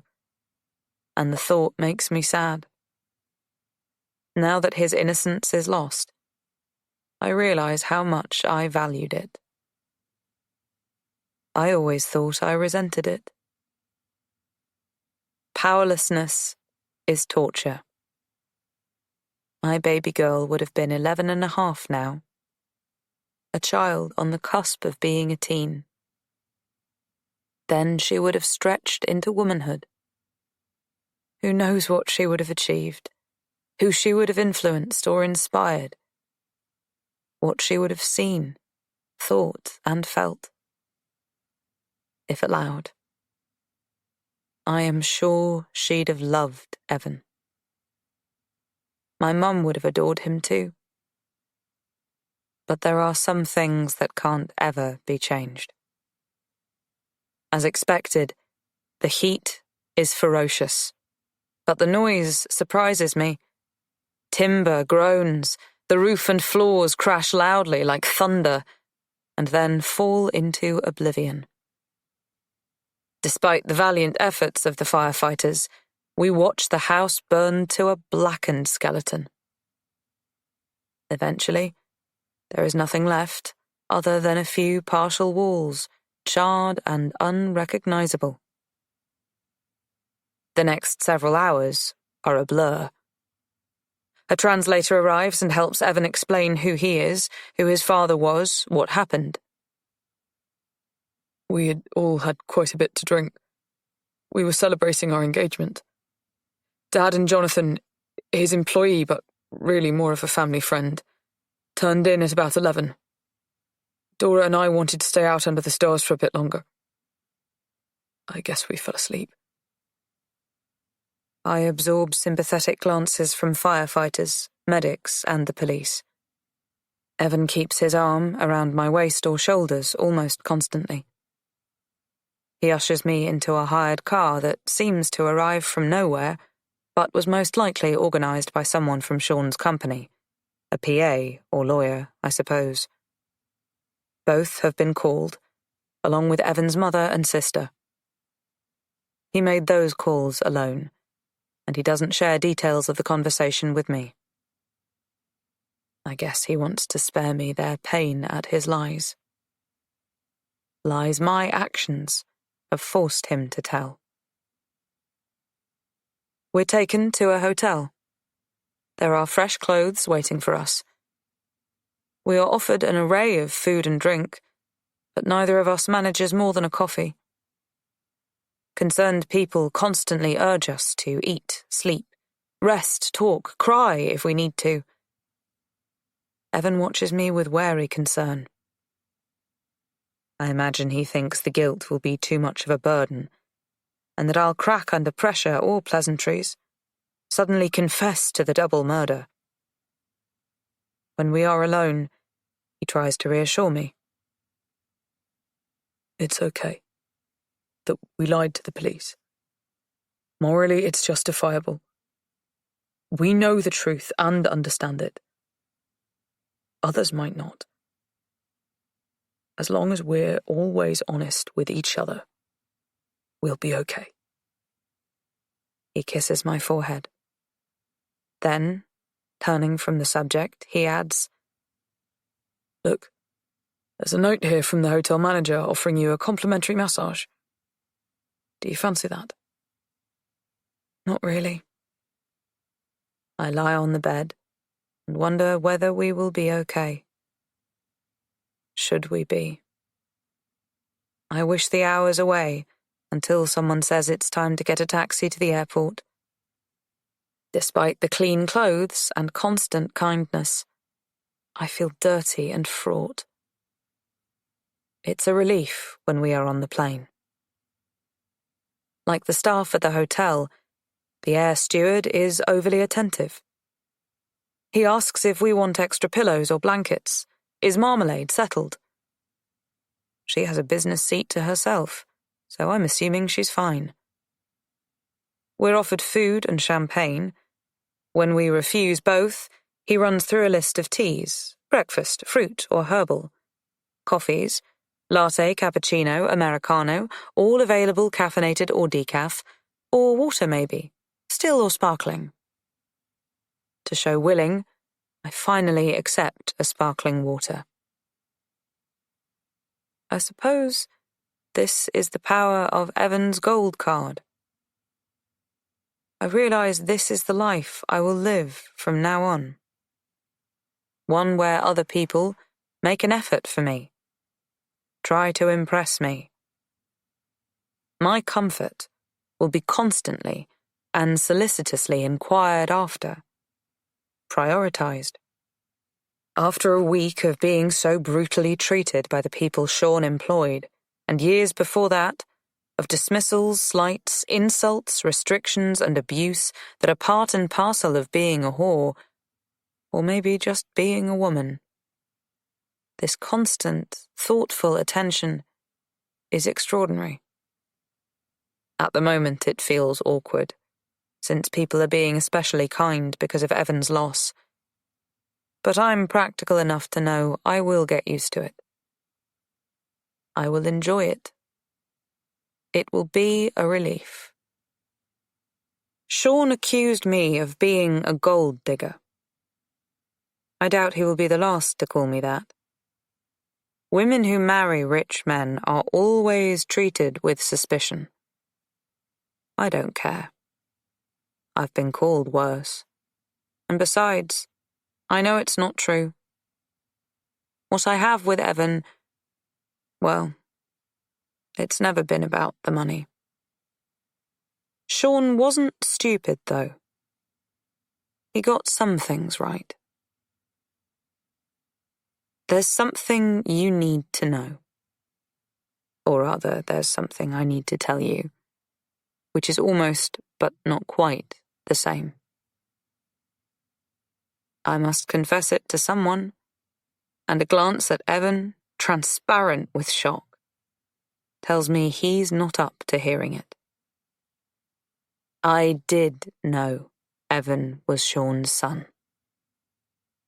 I knew all along, despite the different surname. And yes, if he had looked like Quasimodo, I would still have tried to make him mine. It took me 2 years to plan how to best destroy Sean Beaufoy, and 4 years to do it. He bragged of plotting his revenge on me for months. Amateur. After Dottie and my mother died, I could barely get out of bed.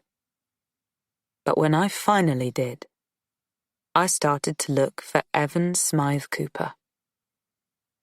Sean was absolutely correct. I did want to ruin things between him and his son. I wanted to make Evan more mine than Sean's. A child for a child has to be the going rate by anyone's reckoning, right? Something else Sean said comes back to me. When justifying what he put me through, he said, "Any parent would do the same." It's perverse, But if he had known about Dottie, I think he would have understood my actions. My need to make him pay. A parent's love is boundless, bottomless, infinite, and forever. At the beginning, I thought it would be a straightforward seduction. Evan being a few years younger than me was an advantage. I fully expected him to be easily beguiled, bedazzled. I know a trick or two. I imagined him falling in love with me, embarrassing his father. I thought they would row about me. I imagined Evan cutting himself off from his father, at least for as long as he was infatuated with me. I had no idea how long his interest would last.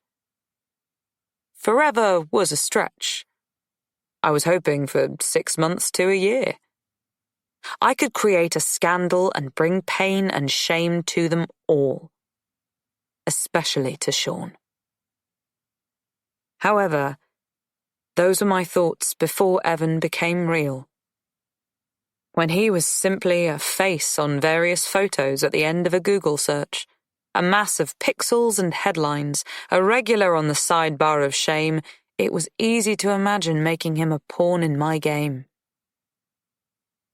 When I met him, something changed. I liked him. He made me laugh. I made him laugh. I soon realized that I didn't want to use him or hurt him. Truthfully, it was inconvenient to find I felt this way, but I suppose not unexpected.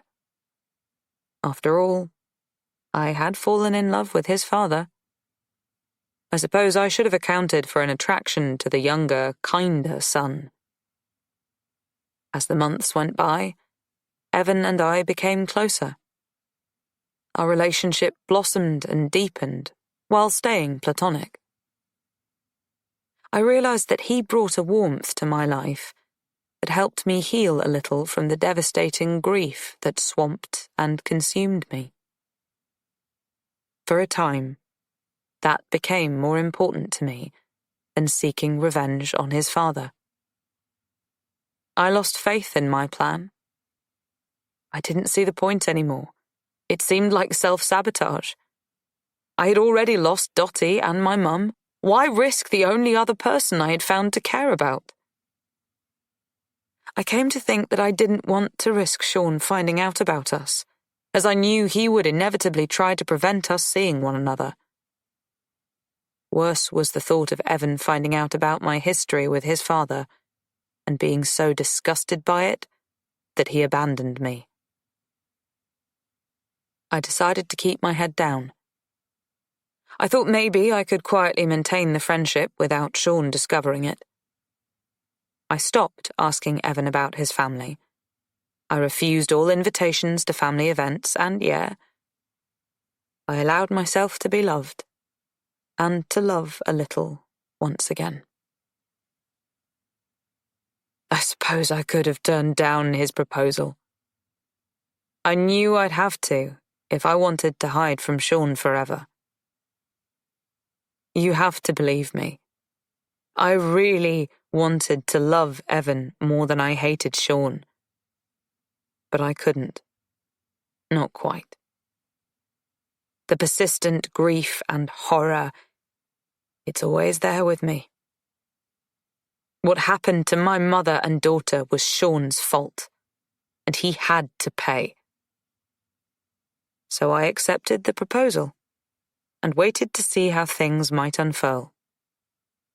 I knew there would be trouble, though there were things even I could never have anticipated. Consequences I could never have imagined.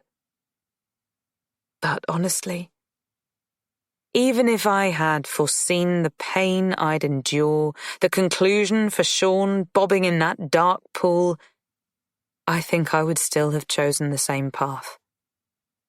I wanted to rattle Sean's cage, make him feel less secure, less comfortable, less bloody smug. He would have hated living with me as a daughter-in-law. You know, that's about the only reason I regret his death. I'd have liked to watch him squirm.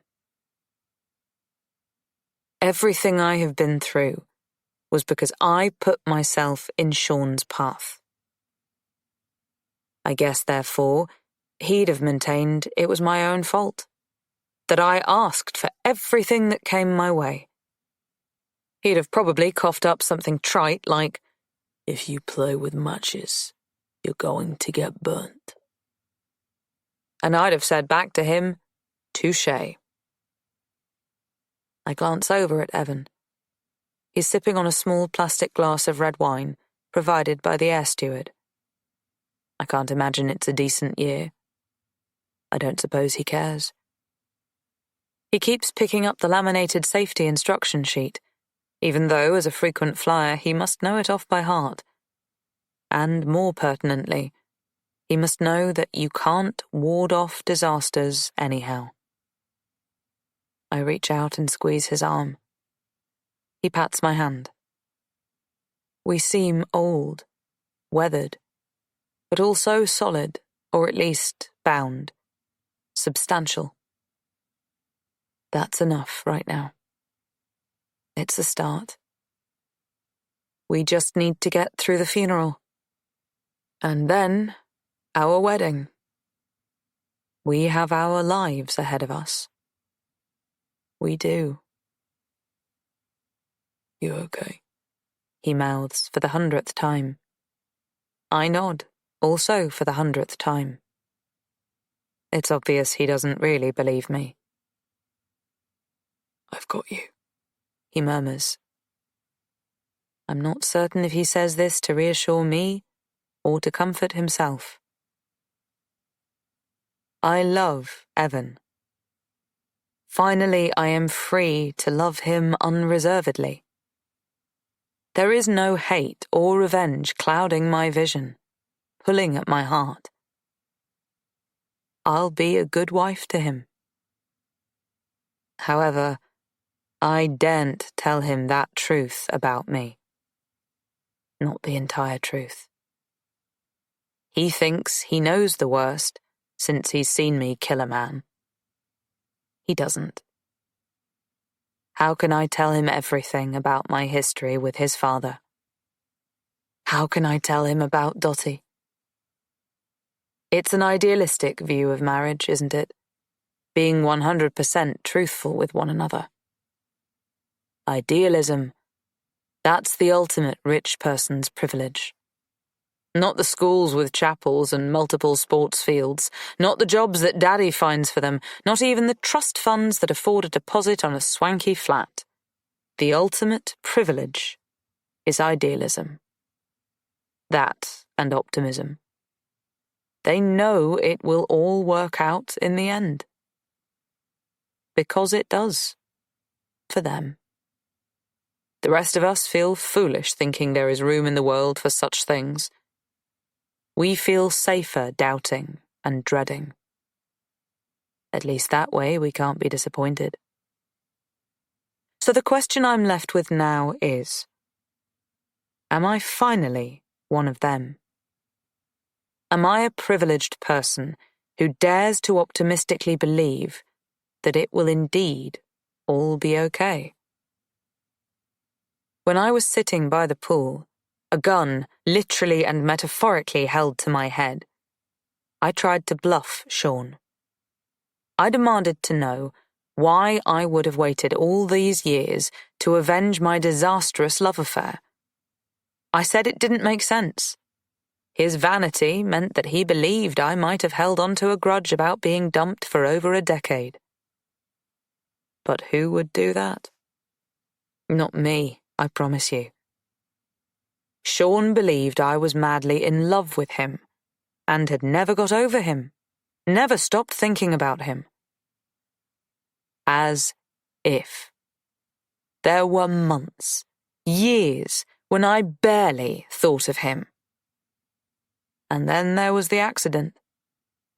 And I did think of him. Hatred surged through my body, Hatred at the person driving the other car who got away with a broken leg and some bruises. However, the hate I felt for that driver was fleeting and insignificant compared to the hate I felt towards myself for the choices I'd made. The choices that had ended in a chilly morgue, the two people I loved most in the world gone. Maybe if I'd had someone else to talk to, someone who could have picked through my grief with me, helping me make sense of the different stages, denial, anger, depression, and acceptance, things might have been different. As it was, I faltered at anger.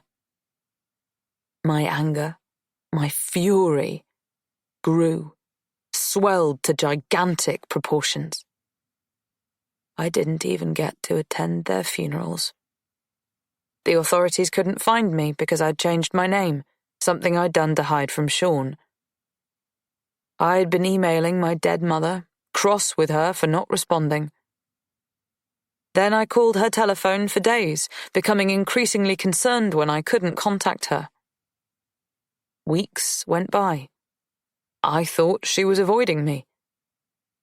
I tried to work out what I might have done to annoy her. Her silence couldn't be about the flask of green tea at the airport, could it? Eventually I jumped on a plane. I went to my mother's house and found it up for sale. My lack of ability to speak Serbian meant that making inquiries was confusing and complicated. Initially, I thought she'd done a bunk. Finally decided I just wasn't fit to be in Dottie's life in any way, shape, or form, and so run away from me. Eventually, the accident was explained to me.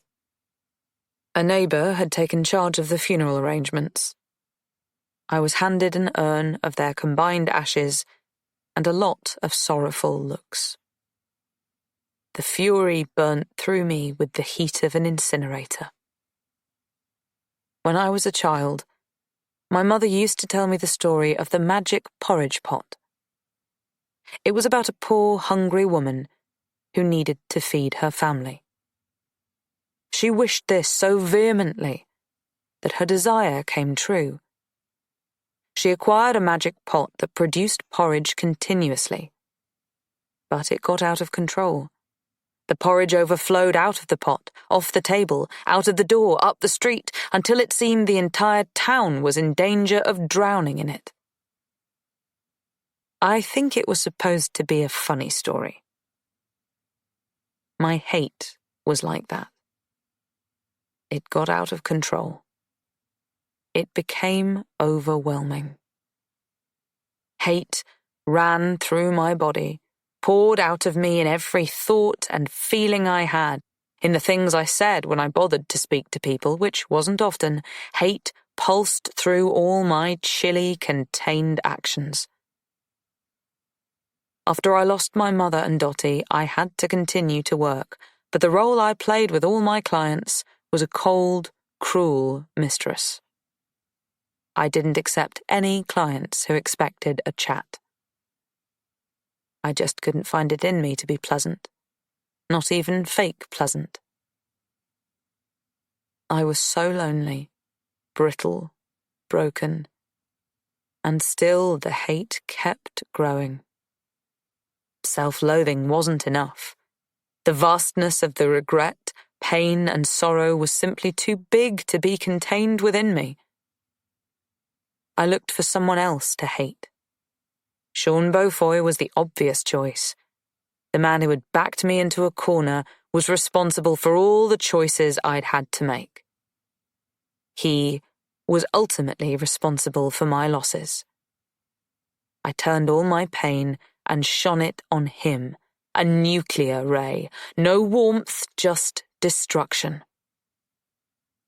I really had nothing left other than that damned trait of mine. Longing. I simply craved something different then, no longer channeling my ambition into my career or my child. Instead, I had a new goal, a new life aspiration. I wanted to destroy Sean Beaufoy. Make him pay. Ruin him. I wanted to kill him. I am glad he is dead. I'd kill him all over again if I were given the chance. From the moment he turned up at the chateau, I knew that at best, only one of us was getting out alive. I'm a winner. Chapter 51. It's peculiar meeting my future mother-in-law, Catherine, at a dinner to plan her husband's memorial service, especially when you consider that I was once the dead man's lover and that he cheated on her with me. Of course, she doesn't know this. Evan does, though, which is awkward, but not as awkward as the fact that I killed the man whose memorial we are planning. I find it's best not to dwell. It's a good thing my past career placed me in a number of peculiar situations. Ignoring potential embarrassment, latent shame, or regret is a transferable skill, it seems. I can drink pre-dinner cocktails, make small talk about the deliciousness of the canapés, and discuss flower arrangements for the service without any obvious mortification. There isn't much of a body to bury. No lungs full of water, no flesh at all. Evan and I did a thorough cover-up. A decent job of being ruthless. That's something. Really, at this stage, it's everything. The memorial service has taken a month to organise. We have spent most of the past 4 weeks dealing with the administration of death, which in this case goes beyond responding to sympathy letters. Following the initial statements we made to the French authorities, there has been a lot of talk with lawyers, who have dealt with more officials and insurers. However, it seems that Evan was right. Everything is going to be okay. I'm going to get away with murder. Evan returned to work almost immediately. "It's what Dad would have wanted," he said bravely, and no one can argue with that. Least of all me. Sean's words ring in my head. Properly channeled, that focus he's shown might turn towards something worthwhile. If not distracted, he can help build the family company, continue to grow it. The memorial is a big affair with an extensive guest list. Not only is the order of service printed on stiff cream card, but also a seating plan. Initially, I was uncertain where I would land on the plan, but Catherine was kind and insisted, "Your family, darling. Of course you'll sit in the front pew with us." I guess it's a good thing that Sean doesn't have a grave. He'd be spinning in it. Whilst Evan doesn't feel the need to share with his mother my relationship with her husband, thank God, when Catherine inquires what I do for a living, he isn't shy about telling her, "She was an escort, Mum. Until very recently." Catherine doesn't miss a beat. "Did you meet through work?" she asks with a broad, interested smile. I think she'd have asked the same question if he'd said I was a management consultant or a marketing director. Still, I rushed to reassure her with a lie. "No, just at a regular party." It's one thing knowing your daughter-in-law is a sex worker. It's another thing thinking your son might have used those services. "I'm not in that line of work now," I add, thinking it might be something else that she'll be relieved to hear. "Well, not directly. I'm looking to work with a charity that supports victims of modern slavery. Trafficked women, you know?" I expect her to recoil a little, and perhaps turn an impenetrable cold shoulder my way, but she smiles and nods. "Well, that sounds admirable. We all have a past, Dora," she says, patting my hand. "The lucky ones have a future. I'm just glad that you've been here for Evan at this awful time. He worshipped his father, you know. Yes, I do know. She leads me away from Evan towards the drinks cabinet, where she begins to prepare a round of gin and tonics. She adds, in a gentle tone, Evan seems to be taking his father's death extraordinarily well, especially if you consider the particularly awful circumstances. She shudders involuntarily. I wish I could have saved him from going through that. It must have been horrific. Well, for you both, of course. But for Evan, watching the house burn. His father. She trails off. It's too ghastly. I nod. She smiles, a tired but wan smile that suggests she thinks I don't quite understand what she's saying. When you are a mother, all you want to do is protect them, you see. Even though he's a grown man. It's silly, really. I nod again. I do understand, but there's nothing I can say. She forces her smile to broaden and sighs. Well, anyway, he's coping far better than I might have expected, and I believe that must be down to you. Welcome to the family, darling. And just like that, I have a family again. A number of important people have had to move key meetings, rearrange travel plans, and cancel lunches in the best restaurants in order to attend the memorial service. Politicians, CEOs, dignitaries from overseas, even a distant cousin of the Queen all want to pay their respects. This leads me to believe that the great and the good are either incredibly foolish and have no idea as to the real nature of Sean Beaufoy's dealings, or they are also corrupt, and therefore dizzy with excitement that their particular secrets are dying with him. I don't know, and I'm not in a place to cast stones. I watch as they file into the cathedral, an endless trail of serious and sombre faces. Men in dark suits, black ties, women in hats and shoes with sensible 1.5-inch heels. I notice that it doesn't take them long after they have settled into their pews to start animatedly chatting among themselves. The solemnity has slipped, replaced by something that looks a lot like cheerful networking. It's a habit of mine. My eyes switch from one face to the next to see if I recognize a client. If I do, will they recognize me? I'm wearing a black Chanel haute couture dress for Sean's service. It cost the equivalent of 6 months' mortgage payments.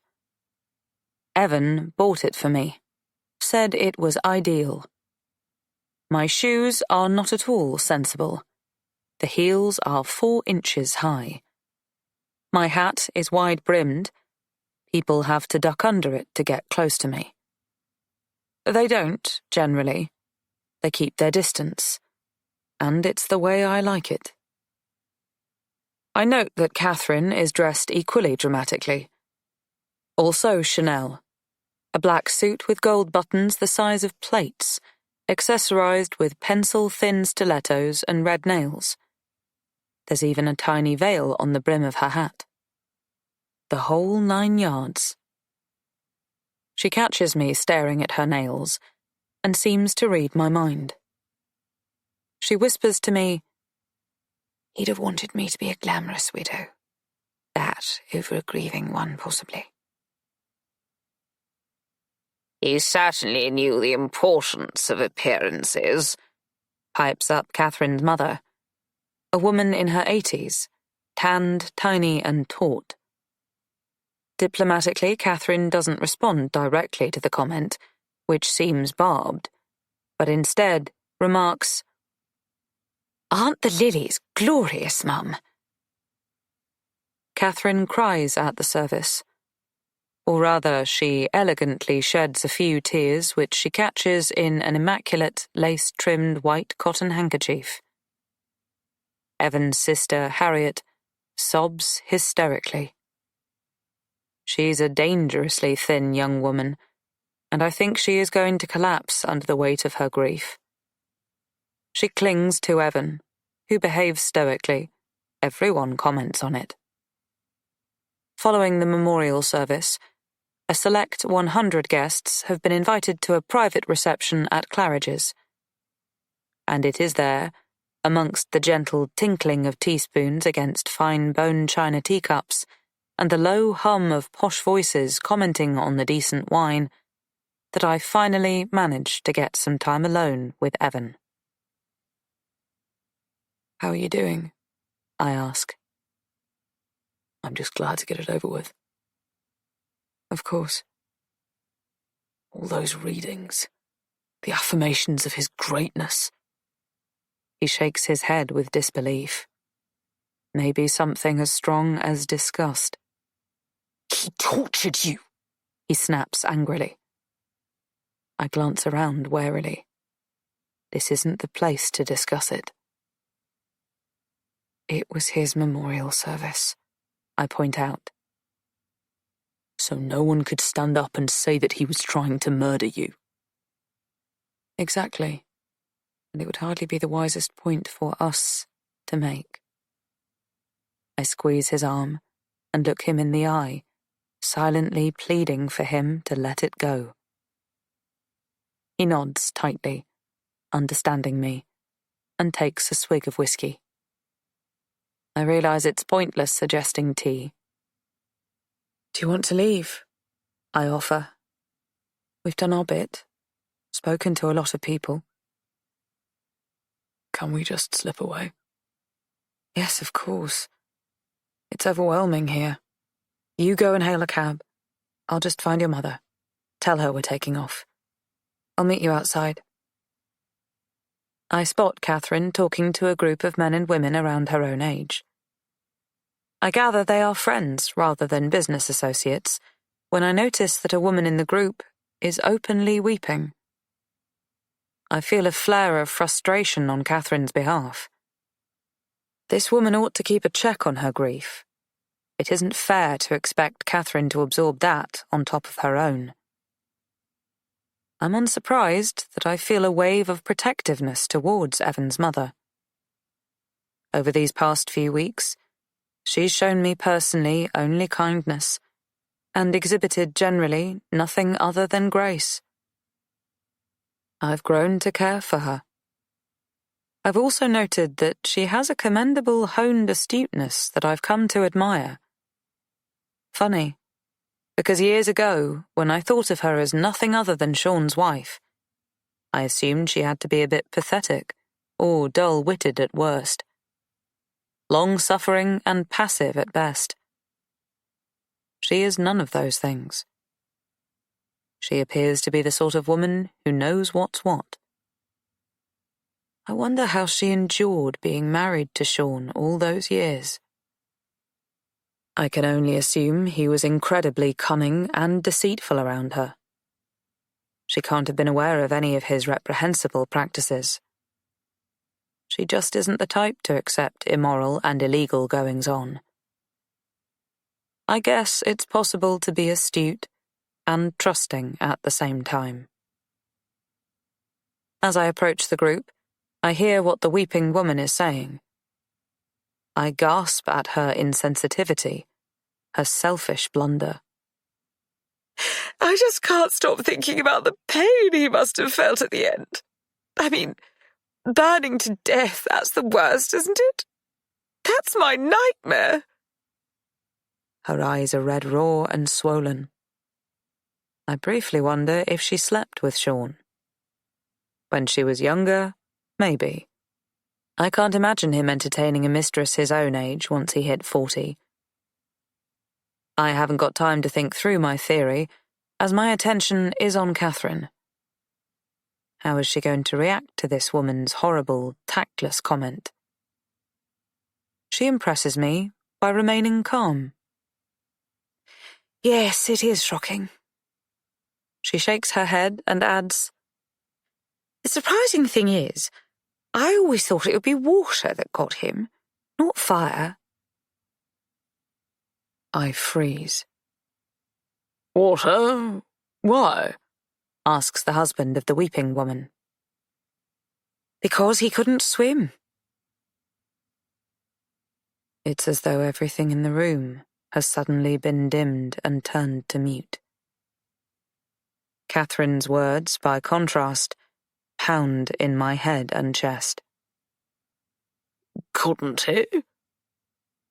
The man looks surprised, possibly even a little contemptuous. Men like these are extremely competitive with one another, even after death.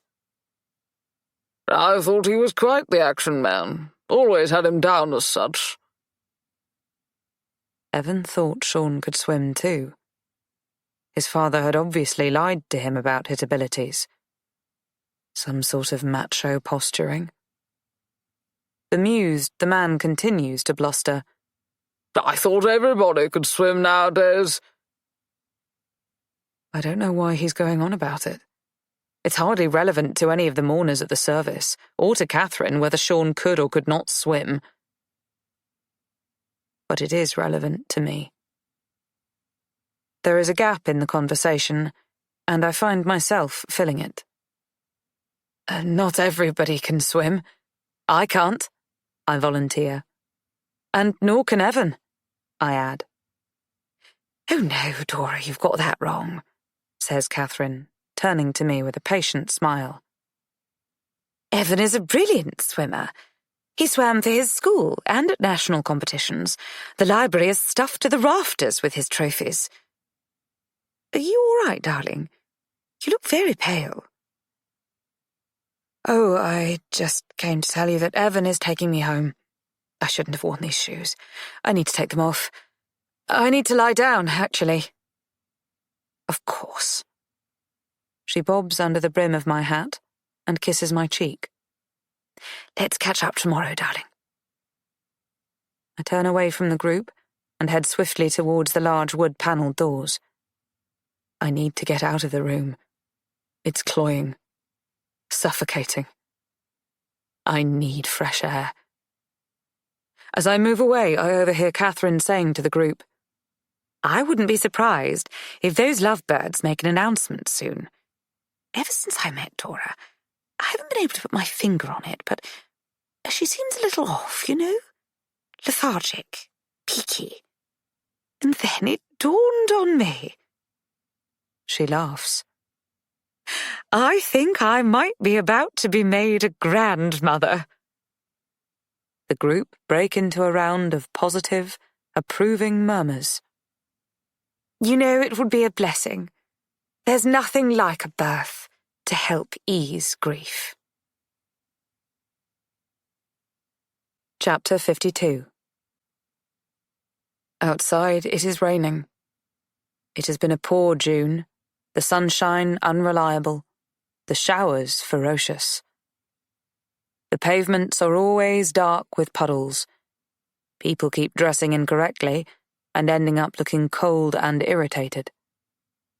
Evan has successfully hailed a cab and is waiting with the door open, his suit collar turned up in an attempt to stop rain trickling down his back. Despite the rain, and the fact that the meter is running, there's no sense of impatience emanating from him. When he claps eyes on me, his face seems to relax. It lights up. I light him up. I breathe in that fact. I own it. I had thought that Evan was unable to help his father and had decided to protect me from the consequences of Sean's death. Now I see that his love runs deeper. It is more ferocious and extreme. He didn't simply protect me from the consequences of his father's death. He protected me from his father. All okay? He asks. His voice is slightly creased with the telltale signs of stress that only those remarkably close to him might detect. I wonder when, or if, the stress will ever fade. Yes. I force myself to smile. A broad ear-to-ear smile, as this man deserves. This man who will do anything for me. Who has done everything for me. I am valued beyond my wildest hopes. What did my mum say about us leaving early? She thinks I'm pregnant. His eyes widen. Panic and excitement flood through him and shine out of him. Are you? No, thank God. Imagine if I were. It might be Jonathan's or Giles's. His face collapses, remembering. I don't want him to linger there. Evan and I, well, we're imperfect, obviously. We are intense and damaged. We have done terrible things, and we are not being honest with one another. Not completely.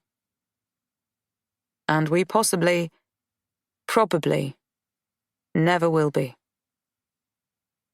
The reality is, I can't tell him I had a daughter who died. He can't tell me he let his father die. It's too much to lay on each other. The guilt I feel about Dottie is all-pervasive. Can a parent ever forgive herself for letting go of her child? A child who then was lost completely? Often I am sitting in a chair, at a table or my dressing table, and I feel her slip down my body as she did in the laundrette all those years ago. The imprint of that moment, carved into my heart, replays constantly as though it happened yesterday, and every day since. Then I gave her away to someone whose grip was even weaker. And although I didn't know it was going to be so, my daughter died as a result. I didn't keep her safe. Can I ever forgive myself for that? Would Evan be able to? He thinks I'm better than I am. And maybe, just maybe, because he thinks it, I can be. Now and in the future. Because despite our vulnerabilities, our mistakes, our faults and failures, this feels right. Isn't everyone entitled to a second chance? What did Catherine say to me? Everyone has a past. The lucky ones have a future. I was supposed to be Dottie's harbour. I swore I would be. Always. But I wasn't. I failed. I would give anything in the world for her to be alive. But there's nothing I can trade to get that wish. So I have to forgive myself. I owe that to the man who traded his father for me. I look up at Evan, doused in rain, and I want to make him happy. I want to be happy too. Although there's nothing to stop us from trying now, I add carefully. Your mother thinks a birth eases grief. And what do you think? I can hear the hope in his voice. He's trying to suppress it. He doesn't want to pressurize me. Something seeps through my body. I take a moment to identify it. For years I've been taught with ambition, fear, shame, grief, revenge. An insidiousness of some form or other has been a persistent presence for so long. Now I feel my shoulders move away from my ears, my stomach unknot. I feel a sense of calm flood through my veins. Peace. I trust him completely. I'm not sure I've ever trusted anyone completely before. I'd like it. I'm ready, I tell him with a shy grin. Let's go home and make babies. What are we waiting for then? Get in the cab. If he could have told the cabbie not to spare the horses, I think he would have. Epilogue. Angela. Angela walks into the kitchen and breathes in deeply. It smells sweet. The scent of the birthday cake that she made this morning is still lingering. It fills her lungs and her heart, working in much the same way as relaxing aromatherapy diffusers work on yogis, lifting her, stretching her, filling her with a sense of well-being. The kitchen is light, airy, one of her favourite places in the house. Probably in the world, since her home is her world. Angela doesn't crave travel or novelty. She never has. She is what is generally described as a home bird, happiest with a fridge full of good food, a sideboard heaving with photos of joyful occasions, and an overflowing toy cupboard, which, whilst barely opened nowadays, because her daughter prefers consoles and skateboards, was once often visited. She always bakes a cake on her daughter's birthday. They ice it together and eat it while it's still warm with large glasses of milk.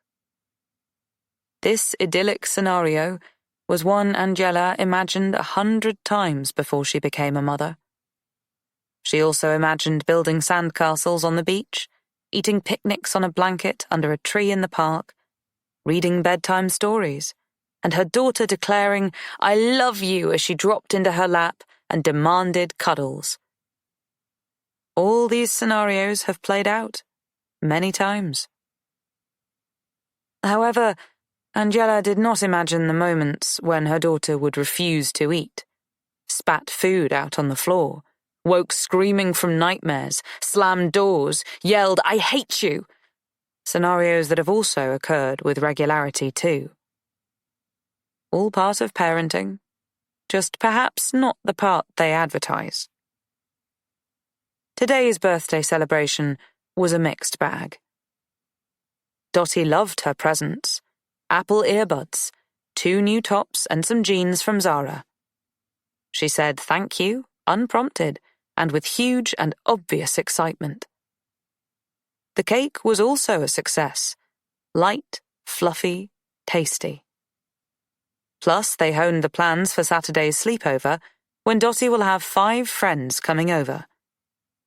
They will watch a movie and giggle to the early hours. Angela has agreed on popcorn and painting toenails, but vetoed full makeovers. However, birthdays are always charged with emotions and expectations. All high, some unrealistic. Birthdays of adoptive children have an extra layer of complexity because questions arise into everyone's consciousness that on other occasions are perhaps left dormant. Dottie is now upstairs playing on her PlayStation, a rare midweek treat because it's her special day. Dushan is sitting at the breakfast bar, reading the morning paper, even though it is now 7 p.m. Angela often wonders why he bothers. By the time he finds time to read the paper, the news is old.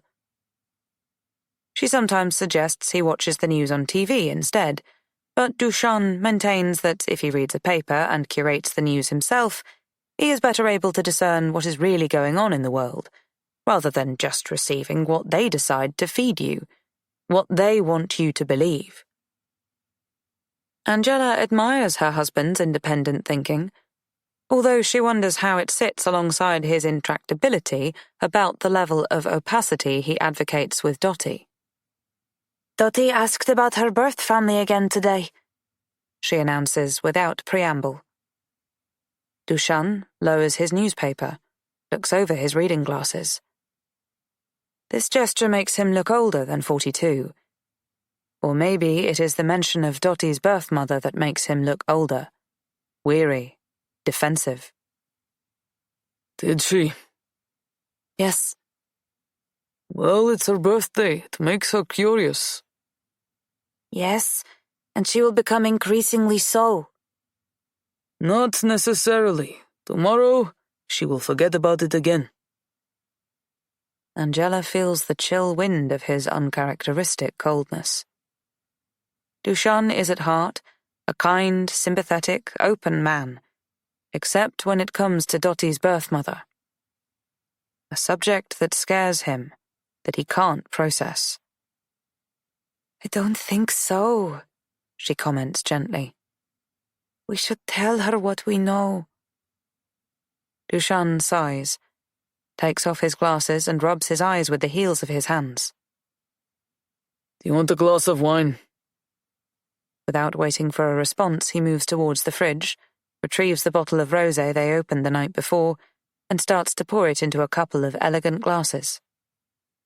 Angela waits until they have gently knocked their glasses together. Cheers. She knows Dushan will return to the topic rather than ignore it, because he respects her enough to address all her concerns. Throughout their 17 years of marriage, punctuated with fertility tests, rounds of failed IVF, and interviews at adoption agencies, they have had their share of difficult conversations. What good will that do? We've already told her everything about the woman who was her mother before us. A woman who died tragically. That was a lot for a child to take in. Does it need to get any more complex? Yes, but Radmila was an adoptive mother, like I am. It's not fair allowing Dottie to believe she was her real mother. Dottie should know about her birth mother. And her birth father, too. Today she asked if he was alive when she was born. She asked how Radmila had her so late in life. I think she has guessed we are not telling her everything we know. These questions are getting complicated. Poor Radmila, says Dushan with a sympathetic sigh. After her husband's death, she must have adopted Dottie thinking she had a whole new lease of life in front of her. Only to find out a few years later that she had breast cancer. Angela and Dushan both know this is a tragedy, but they also know that if the tragedy hadn't happened, they wouldn't have Dottie, their longed-for child, their much-loved daughter. It is impossible to articulate such a thing. Too passionate, dangerous and truthful, too selfish and unfair.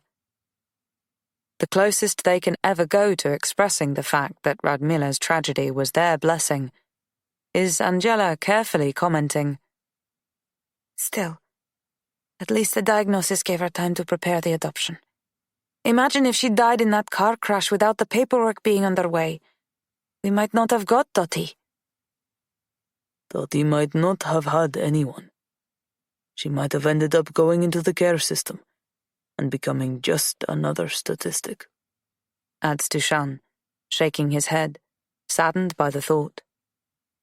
All I can think is thank God Dottie wasn't in the car with Radmila when the crash happened. Angela shivers. That is too much. Horrendous.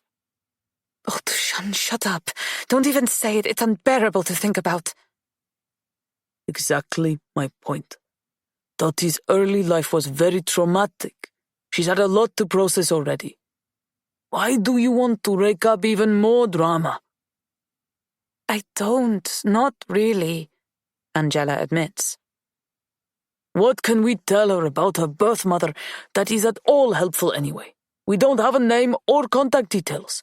All we know is that she was a teenage prostitute. Angela winces. She doesn't like thinking about the profession of her sweet daughter's birth mother. That's why Radmila's notes said that when she died, under no circumstances must the birth mother be considered as a suitable mother for Dottie, even if she did stake a claim. Which, notably, she did not. Dushan pauses, and then adds, Maybe she is dead herself. Angela gasps. Why would you say that? Oh, I don't know, someone in her line of work. Drugs or violence might have got her. He shrugs. He's not a callous man, but he finds that he is always defensive when this matter is brought to the table. If she is alive, she most likely thinks of her teen pregnancy as nothing but a mistake, if she thinks of it at all. She's probably put the whole matter right out of her mind. I can't imagine her giving her baby a second thought after she gave her up. I don't think it will have been that simple. Angela sometimes hates the careless birth mother for giving up her baby. She must indeed be a monster. Other times, she loves the teenager almost as much as she loves Dottie, for the exact same act. It is confusing. Dottie already grieves for Radmila. Why tell her about a birth mother who didn't want her? It just gives her another dollop of pain. Dushan has repeated this argument over and over. He has no intention of wavering. And we would have to tell her that we have lied to her up until now by letting her believe Radmila is her birth mother. Well, only for her own good, to protect her. If you believe that, why would you change your mind now? There's no room for inconsistency with parenting. Angela sips her wine. It's dry and fruity. She can feel it taking effect already, and her belief that they ought to tell Dottie the truth about her birth mother begins to recede a little. Dushan is right. Why introduce a problem? Do you remember when she first arrived with us, and she talked about having a big sister? What if she ever turned up out of the blue? But the authorities said Dottie was mistaken. Radmila's notes didn't mention a sister. No one is going to turn up out of the blue. Dushan tries to remain patient, but he wishes his wife wouldn't do this. She has a tendency towards catastrophizing. He supposes it's the years of disappointments. Dottie must have got confused. She was only 6 years old. Let's just have a lovely evening, should we? It's her birthday, a day of celebration. Why rake over old ground? Let sleeping dogs lie, I say. We're her parents, Angela, and we're a happy family. That's enough, isn't it? That's everything. The conversation is brought to a close at that moment because Dottie suddenly bursts into the kitchen. She's rosy-cheeked and excited. She starts to prattle the news that she's just received an email from school confirming that she's been picked for the netball A squad and she will play this Saturday. Excited, she asks for another slice of cake. She wonders if her mum has time to style her hair into a French plait. She hugs both her parents, skipping between them with easy confidence. Angela cuts a generous slice of cake and tells her to go and find a hairbrush. Dushan puts on some music. He selects Dottie's favourite playlist and dares to nod his head, shake his hips a little. Dottie squeals and declares he's embarrassing. Don't do that on Saturday when my friends are here, she says, laughing hard so that her thin body shakes with the fun of the thought. The room hums with the very real sense that Dushan is absolutely right. They are indeed, every inch, a happy